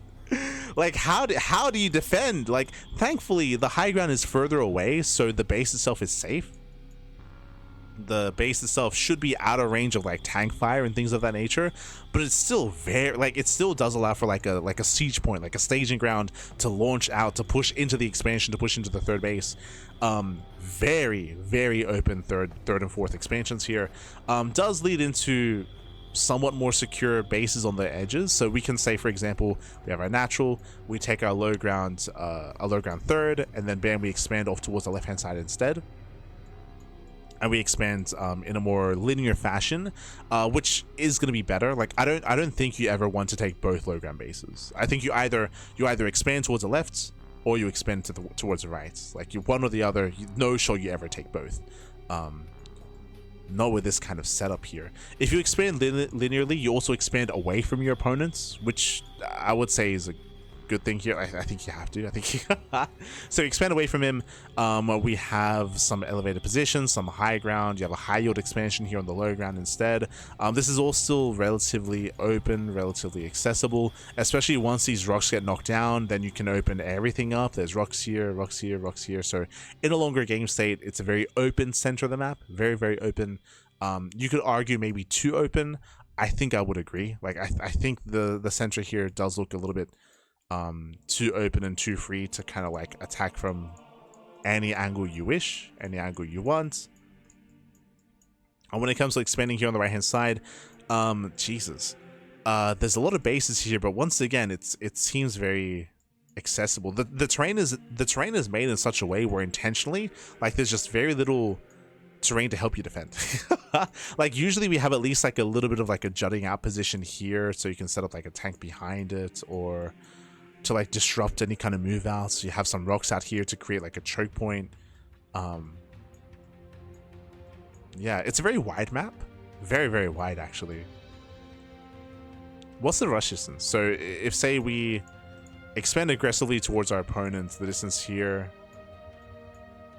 I think from natural to natural is quite long. Let's have a look. So this is sunset in reverse. Let's see. 32 seconds. So yeah, so standard rush distance from natural to natural at least. And again, you want to be expanding away from your opponents, I feel, for the most part, if you want to be the defending player.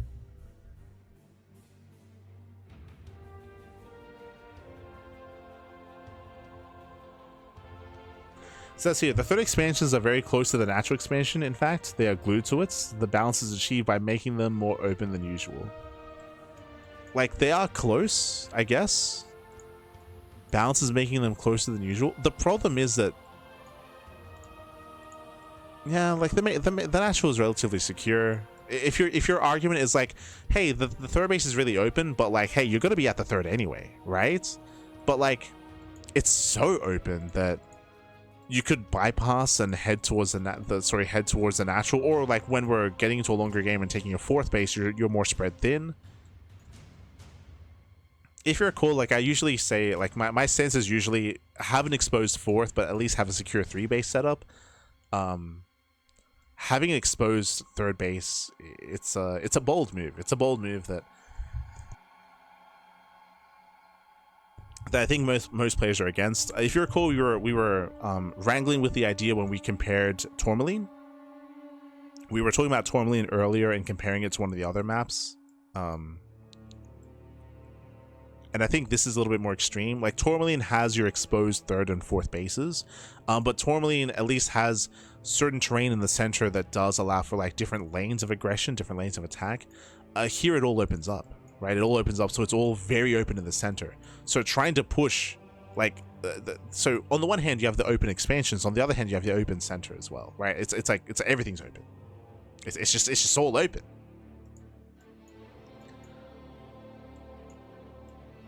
Once the rocks get knocked down, of course.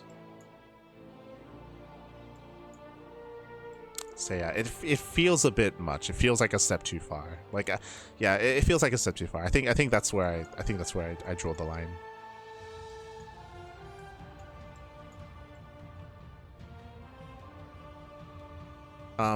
Because of the long rush distance by ground, and I believe this is longer than the previous one, you could argue that I think there's maybe a stronger argument that can be made that because of the distance between bases, there's a higher chance that we actually get to experience some mid game.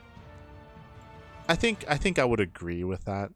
I think there's a higher chance that you get to experience mid game here than on the other extreme map. I can't even remember what it was called. Was it Modernize? No, sorry, it's Platform 17. That's it. Platform 17. That was the other extreme map with the moopies in the middle, and with like the green areas. Is there a higher chance we get more macro here compared to Platform 17?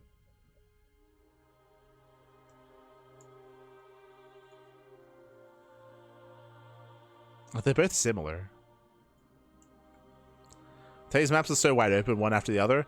The open maps stand out. We have seen a couple of maps that are. I mean, remember we just criticized one for being hyper congested, right? Like that was Shadowgarden, right? Shadowgarden we criticized for being like overly defensive and easy to cut in half.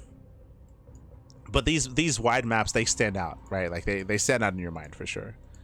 But there have been other extreme maps. Like we just had Silvermoon. Like Silvermoon seemed good. Like I think we had positive things to say about Silvermoon overall. But there have been a decent chunk of maps like this, which I think are a little bit too open and too extreme.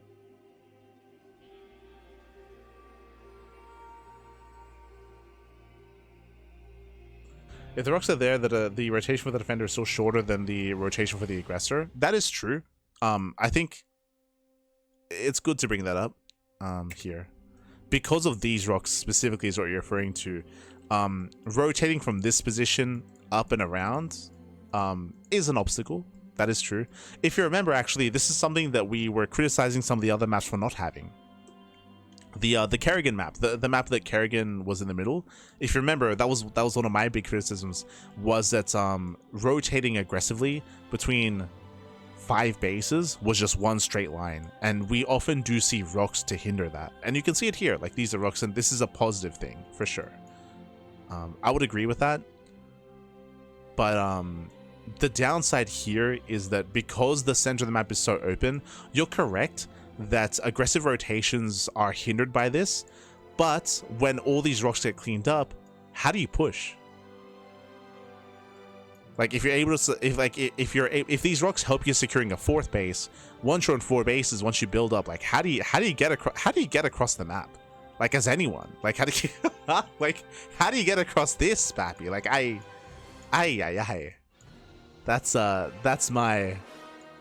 that's my issue here. How do you get across the map? How do you push? How do you be aggressive? Like as the more defensive player initially, whether it's Terran, Protoss, or even Zergan's EVZ, like that's the issue that I'm seeing. But you're correct in saying that like this is a good thing early on, but because the center of the map is just so open, like it just doesn't even matter. Like it's ah god.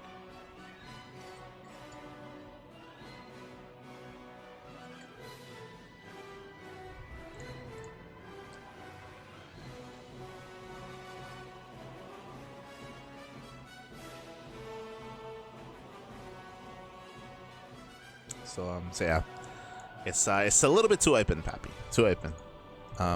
Again, what did we say previously? Usually I'm like, have open expansions, but have like a more closed up center, or have a more closed up center and have more, or have an open center and have more like defendable expansions. Like have typically like a balance of one or the other.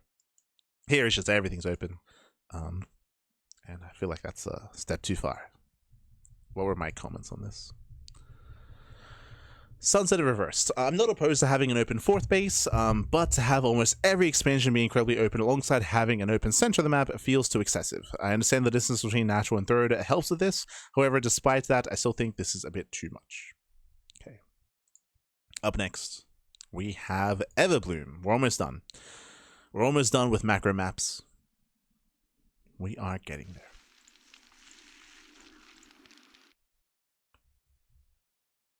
Oh, I recall this map. Okay, Everbloom. So we have our main. We have our main expansion here, relatively defendable main base. We do have, I believe, ways in. Yeah, we do have a... okay, sorry, I should say a relatively open one. I believe Blink Stalkers can actually get into the main base and can harass that mineral line, so a bit of a more open main expansion, a little bit more accessible, maybe that's a better way of putting it. We do have our low ground set up here at our natural. We have a more narrow ramp coming into the natural, and we have a bigger entrance here on the right-hand side.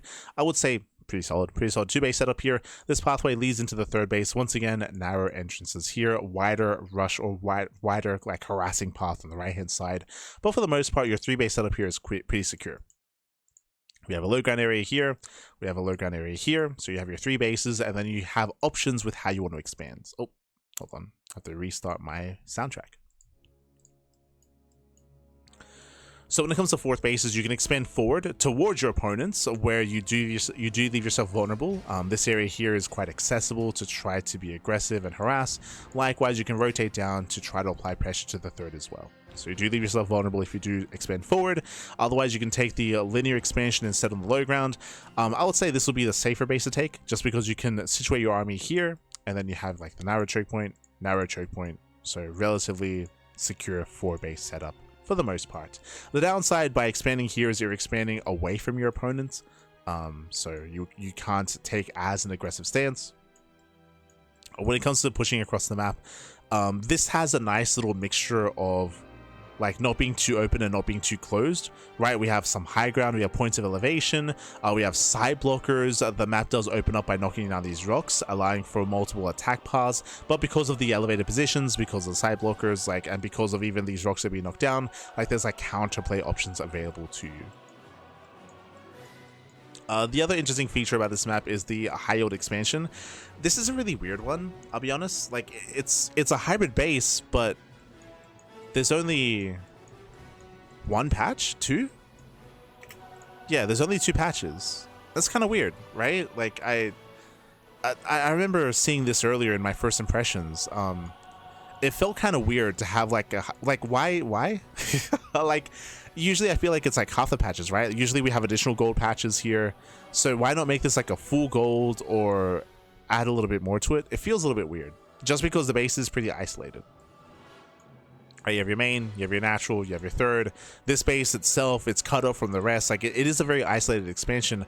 I would want it to be a little bit more rewarding if you take a base like this. It feels a little bit weird for it to only be two patches. How many maps left? 3 more maps left from macro, and then we have dynamic. So 3 more from macro. So I don't think this is a bad map. I think there's a nice like balance of when it comes to like defensive play and more aggressive play available. I do think that this hybrid base is a little bit weird, just because it feels like we could give it a little bit more. We could give it a little bit more when it comes to incentive to taking it itself. Otherwise, what was our other bit of criticism? Let's read up on our notes. I don't think I have many. Yeah. Don't have as much else to add.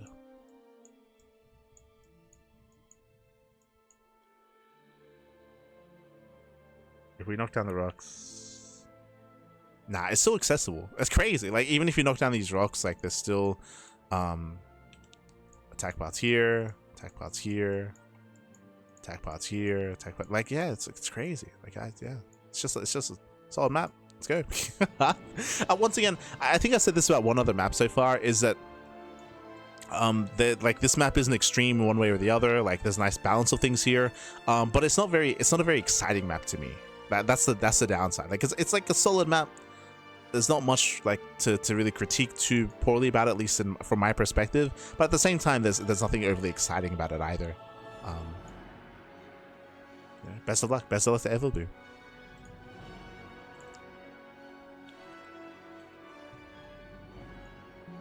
Okay, up next, we do have Water Garden. I didn't change the title, my bad. Water Garden. Can you draw the outlines? Oh, my bad. Sorry. I saw that late. I'll try to keep up.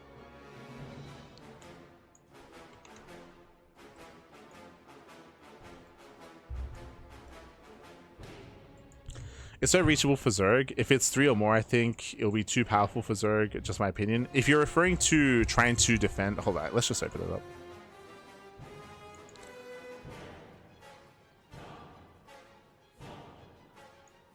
I guess you're saying that it's too difficult to maintain a 3-base setup? Sorry, a 4-base setup? So we... Oh, sorry. Are you referring to the hybrid expansion? Ah, right. You're referring to the... Sorry, there you go. You think that it will be too powerful if it's like a full gold base? Maybe. Yeah, maybe. I mean, it doesn't have to be a full base. Maybe one more gold patch. but that can be a concern, right? Like the distance here between the bases, like maybe you don't want to make it too valuable. Maybe instead of having the gold base here, have it here, right? Like this low grounds, like hyper exposed base. That could even be a full gold, and I don't think there'd be much issue with that, right? Like low ground expansion, far away from everyone else. Like there can maybe be like a better argument for one of these other fringe bases to be a high yield expansion. Yeah. Yeah, I can see that for sure. It's just, to me, it's just weird that this is the hybrid base, right? Like, it's a bit odd. It's a bit weird. Because we're not benefiting too much from it. So why is it there? I don't know. It's a bit odd. Right, next map. Next map, Water Garden. Very nice aesthetics. It does have nice aesthetics. Alright, now we're going under the sea. Let's go. We do have our spawn locations, bottom left and top right. So we do have a bit of a larger main, but for the most part, it should be fine. Yeah, we have terrain here to deny any kind of blink play. Blink play will be here. Your production will be here, so your main base is relatively secure. We have our high ground natural, so we have our high ground expansion. So once again, a pretty stable 2-base setup overall. Pretty stable 2 bases. The color scheme is a bit odd. It feels like low res, right? I don't know, like the the contrasting colors, it feels a little bit odd. But we do have our high ground third. So we have our high ground linear third base. We have a high ground fourth or triangular third base as well. So relatively secure high ground bases. The entrances here are a little bit on the more medium side of things, but because it's high ground, like this is a pretty secure position. It's really the area in between the bases which is more vulnerable. But even then, we have side blockers and we have this area split up thanks to the pillar in between. So in the end, this is pretty defendable, to be honest. Like it's a pretty secure central area and pretty secure triangular third and a pretty secure linear third base as well. So we have our 4-base setup. We can instead expand here towards the right-hand side. This is where you do open things up a little bit more. We have a wider entrance on the right, and we can abuse this area in between the bases as well. At least a little bit more. This map does feel a little bit more choky, but actually... I was going to say it feels more choky, but we have this entire central area. Okay, so when it comes to a main push across the map, you can open this up, you can knock down these rocks, you can knock down these rocks, we have this area as well, and there are multiple angles of attack in the center, if you can open up the rocks, of course. True. So we have relatively defendable bases, but we have a more open center. Hey, if you remember, that's kind of what I'm looking for. If we have defendable bases, have the center be open. If we have less defendable bases, have the center be closed. That's kind of like my loose kind of thing that I'm like generally looking for. Is like that kind of like back and forth like counterplay. Meanwhile, we do have high yield bases. Okay, we have high yield expansion here in the center left and a high yield base here when it comes to the center right. It is very accessible when it comes to harass from the top side and also very open on the left hand side as well, as it leads into the center of the map. So I do think that this is reasonable to punish, a reasonably punishable expansion when it comes to the center bases. I would not say that this is hold on. There we go. Trying to get a better perspective. So we have our main, we have our natural, we have the We have our third, getting into our fourth. If we do start expanding here linearly, we do spread ourselves. Oh, no, not even. Yeah, I was gonna say, do we spread ourselves thin a little bit too much? Like, nah, like these are still, because of the high ground, because of the ramps, like we can still leave the bare minimum to defend to have ourselves be secure. You could maybe even make an argument that these two bases are a little bit too defendable, right? Like because this base leads into this expansion, there's only really like one attack path here. You have an army here. The plus side is that these bases are, you're expanding away from your opponents, you're not expanding towards your opponents. So so this is like less egregious. Like if you have secure bases pushing towards your opponent, then that can lead to some issues. But again, you're expanding away, you're spreading yourself thin. The other advantage here, that if you do decide to be more defensive and expand here in the corner and be more defensive, then your opponent can just claim the gold. Sorry, claim the high yield gas, right? They take these bases, they have that gas advantage over you, they have that tech advantage over you. That's usually what you want, is that you want these bases to kick in and come to play if your opponent's turtling up, to punish that turtle play.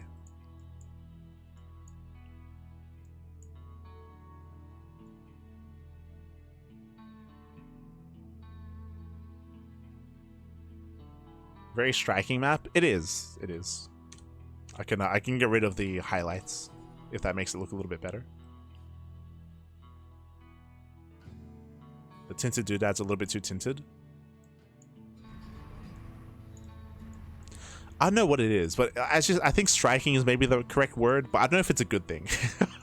Like the low ground sand stands out a lot against like the darker shades of blue here, and against like the highlighted like shades of red.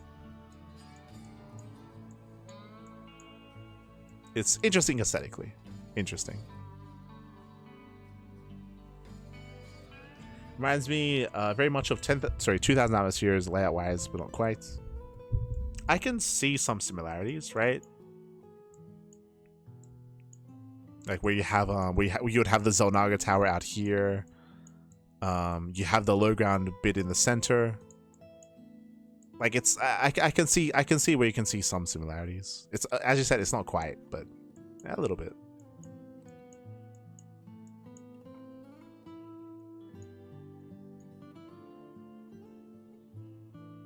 Needs an in-between texture. Yeah, that's what I mean. Like I think here, like this bothers me, right? Like the contrast, like the striking difference where like bam, we go from like one color to the next. It feels wrong. Like it stands out to me. It stands out aesthetically.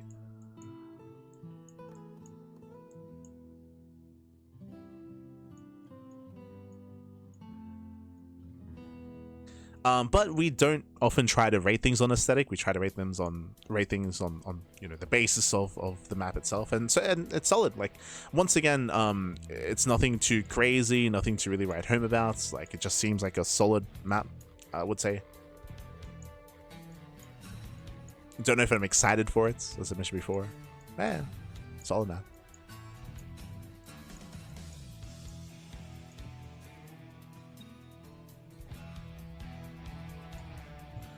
Trying to stick to mostly talking about aesthetic. Yeah, for sure. For sure.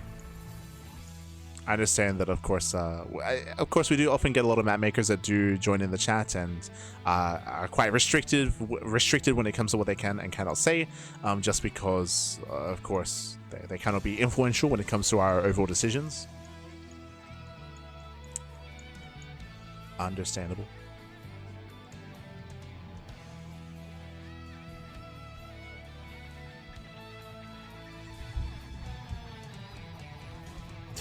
I see the music in the chat. Oh no. Oh no.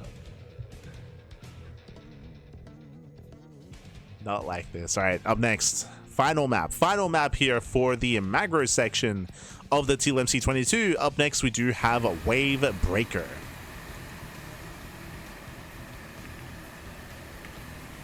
And if you notice, but we are going through it alphabetically.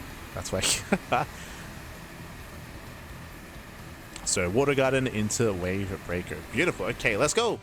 Oh, I think I remember this map. So we do have our... Oh, there we go. We have our bottom left and top right small locations here. We do have Reaper Cliff coming into the main. I would say the main base is relatively secure, even if we can dive in. And once again, we've seen this a couple of times. We have the forward natural. So we have our natural expansion in front of our main. Now, this does complicate some things when it comes to Reaper scouting. It does mean that your Reaper has to go through the natural into the main base to get scouting information. That does make it a little bit different. We do have some identifiers here, I believe, for the Reaper Cliff. So we do have those. We do have these identifiers here to jump into the main base to get some vision, to get some scouting. So that is available at least. I don't think there is a Reaper Cliff here. Okay, sorry. There's. Oh, yeah, there's another. There's no icon. So we have a Reaper Cliff from the natural mineral line into the main base as well. So we have a couple of Reaper Cliff options. But again, this is a little bit more limited. And that is something that can come into play. It's something that hasn't come up too much so far in the TLMC. But there are, of course, some maps like this which do make it a little bit more challenging for specifically Reaper scouting. It can be, I should emphasize. As I have to get through the natural. Meanwhile, when it comes to... Hold on. There you go. So getting into the main. Meanwhile, from here... Jesus. Does anyone remember, what was the size of the natural that we criticized earlier? This is huge. Oh my god. So we have a secure 2-base setup. We have a massive entrance into the natural, but... you know, I'm being a little bit excessive here. I'm exaggerating a little bit because it is a little bit smaller thanks to the rocks. Eventually, rocks get knocked down and this does open up a little bit, but that's unreasonable to assume in the early game. So this is not bad. It's okay. It's okay. It can be extreme and crazy, but thanks to the rocks, I believe we have seen maps that have entrances this wide before.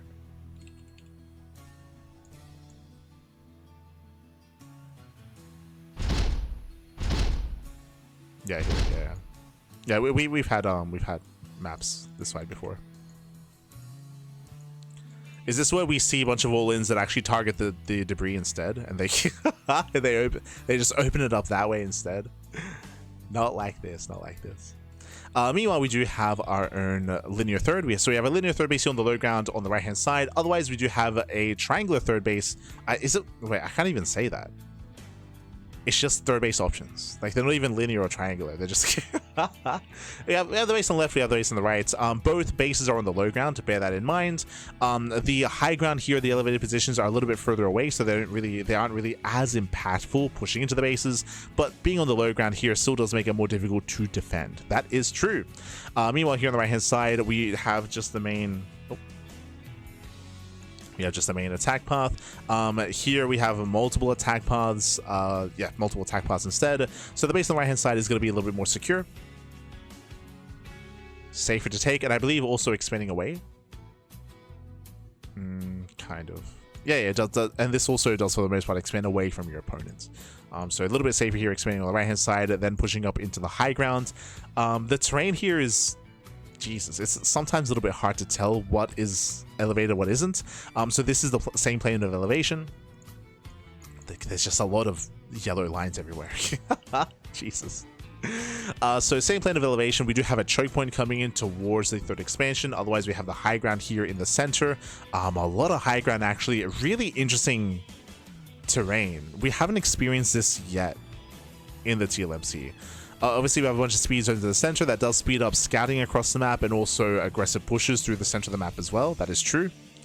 This doesn't really benefit rotations. It's mainly about main pushes. I guess a little bit rotating back and forth from here across and then back over. Assuming that we have expanded in this location, though. If we just go main, natural, third, fourth, like fifth, if we're focusing on right-hand bases, then this doesn't really help too much when it comes to rotating. Maybe a little bit towards the natural, a little bit. Yeah, so they can come into play. They can come into play. When it comes to taking the base on the left-hand side, we start to expand towards our opponent's more safe expansions, so we can be more aggressive here. We can knock down these rocks to reduce the distance it takes to get across the map, the time it takes. I'm trying to take in all the elevation, though. Jesus.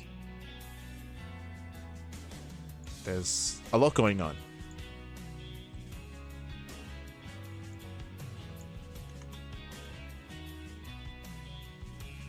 Sorry, I'm just catching up with the chat.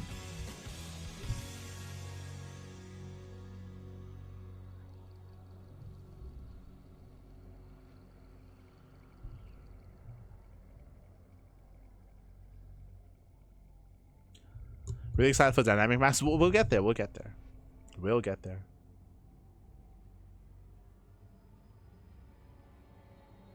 That's all the 3-player small maps are, I guess. Yeah. We haven't gone there yet. I actually I usually, like, I've gone through all these maps ahead of time and written down notes. I have not looked at all at the dynamic map section. That's all left completely. I'm blind. I'm blind coming into that.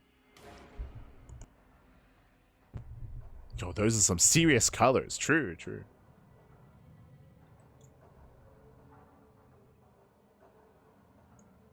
What's going on in front of the third? Yeah, the water textures here. What is going on here? What happens? Aye.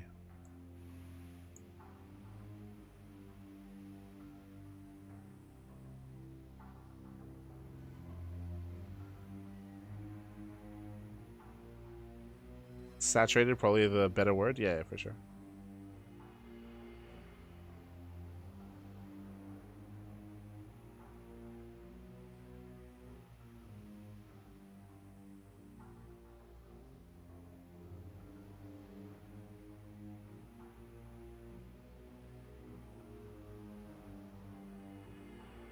Do some pretty maps? Yeah, for sure. There's definitely some prettier maps available to us. All right, sorry, just catching up with the chat. Checking the YouTube chat as well. Whew, okay, so when it comes to the map itself here, it's a little bit harder to judge. So when it comes to the main attack path, we do have the high ground, the elevated position.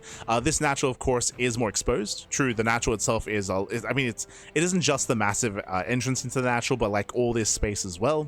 You get onto this plane of elevation at the midpoint, halfway across the map, or more than halfway across the map even as well. But it feels like a long rush distance. Hold on, 22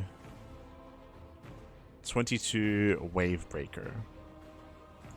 Not quite. 30 seconds. Okay, 30 seconds. So more around the mid-tier, middle of the road when it comes to rush distance.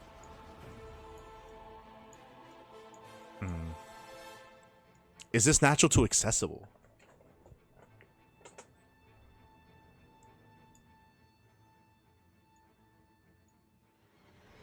Again, because we're expanding away from each other and we have this like big elevated position, which matters so much more. This is a feature we often see in a lot of the rush maps, for example. And with the help of the speed zones, yeah, you can get up here quite quickly.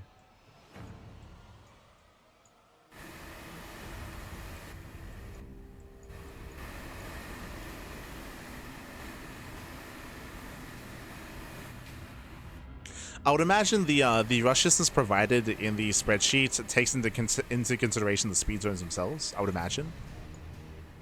Maybe that's why it's 30 seconds, because I'm shocked that it's 30 seconds, but that might just be because of the speed zones as well. That would make sense.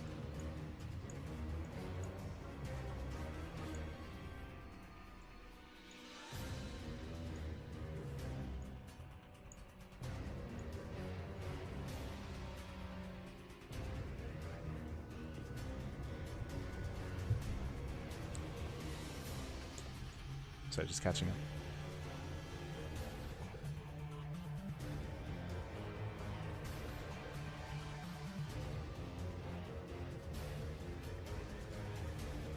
Okay.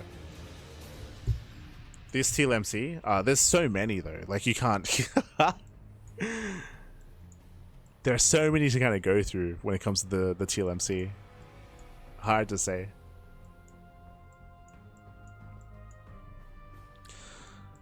But yeah, this map is kind of wild. Like compared to some of the other maps where we've kind of been like, oh, like these, like sure, like there's like a nice balance between like defensive expansions and more open center and things of that nature. Here, there's just a lot more factoring in when it comes to the speed zones and the rush distance across the map. Like I'm still trying to like wrap my head around, like the main attack path. Like the main attack path pushing into natural looks really strong, looks very, very potent. The fact that we're expanding away from our own natural is something you don't really see too often here. For the natural to be the more exposed expansion on a larger map, like it's bold. I feel like this is a bold move to set up in such a way.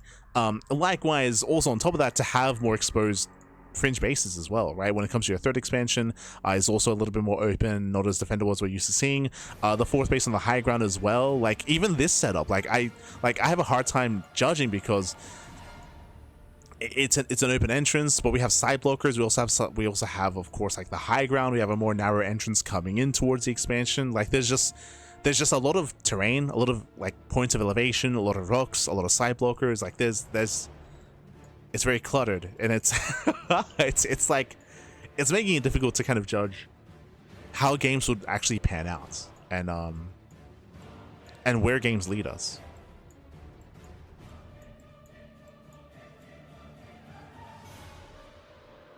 It's not turtle heavy. Like there are plenty of ways to like attack and to punish expansions for sure. As we mentioned before, there's like all-in potential. But the map itself is like wide enough where there are plenty of expansions to go to and you can expand away from each other, and yeah, it's interesting. Okay.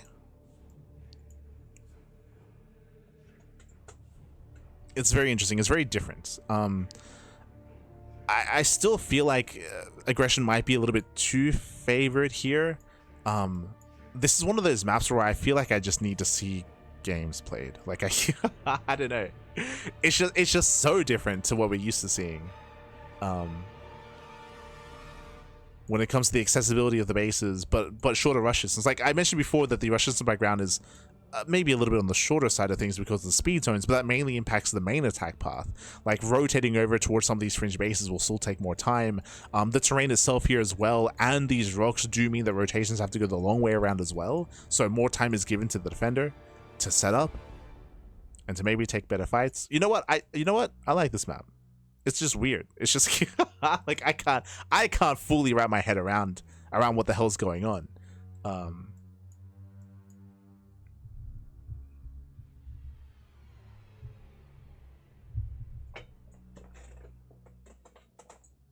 Hard to maintain a balance between aggression and turtle and keeping things interesting.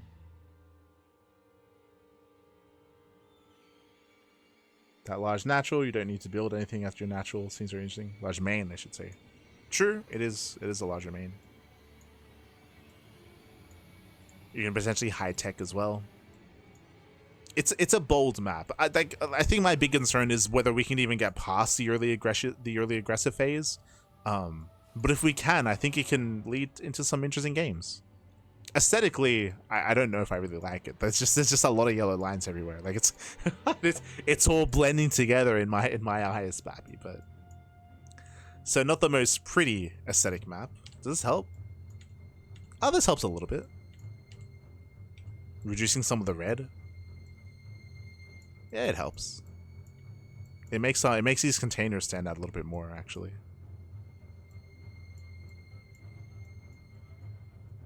But yeah, it's been a while since we've seen a map that isn't extreme, and that is interesting to me.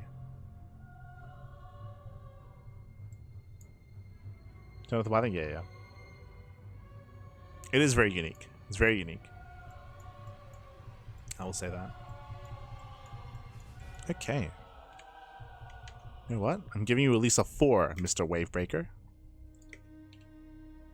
Cool. Whew, and with that, we're going to be going on a short break. It's been 4.5 hours, mate. It's been 4.5 hours. Ay, papi. We're going to be going on a short break, and un momento. We're going to be going on a short break. When we come back, we'll be entering the final phase of the TLMC. We've already gone through, on the previous broadcast, we went through all the rush maps, we went through all the standard maps. Now we have just wrapped up all of the macro maps. Of course, I will still finalize my feedback. I'll still finalize my notes and finalize my final scorings as well. When it comes to...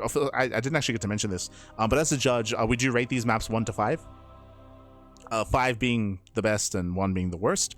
So 1 to 5 ratings and 1 to 5 scores. I'll be finalizing my scores later on tonight. These are kind of like my initial thoughts and our perspective, our criticisms, our feedbacks. Gonna be finalizing those notes. That'll be after the broadcast does end, putting in all those final scores and tallies and wrapping everything up.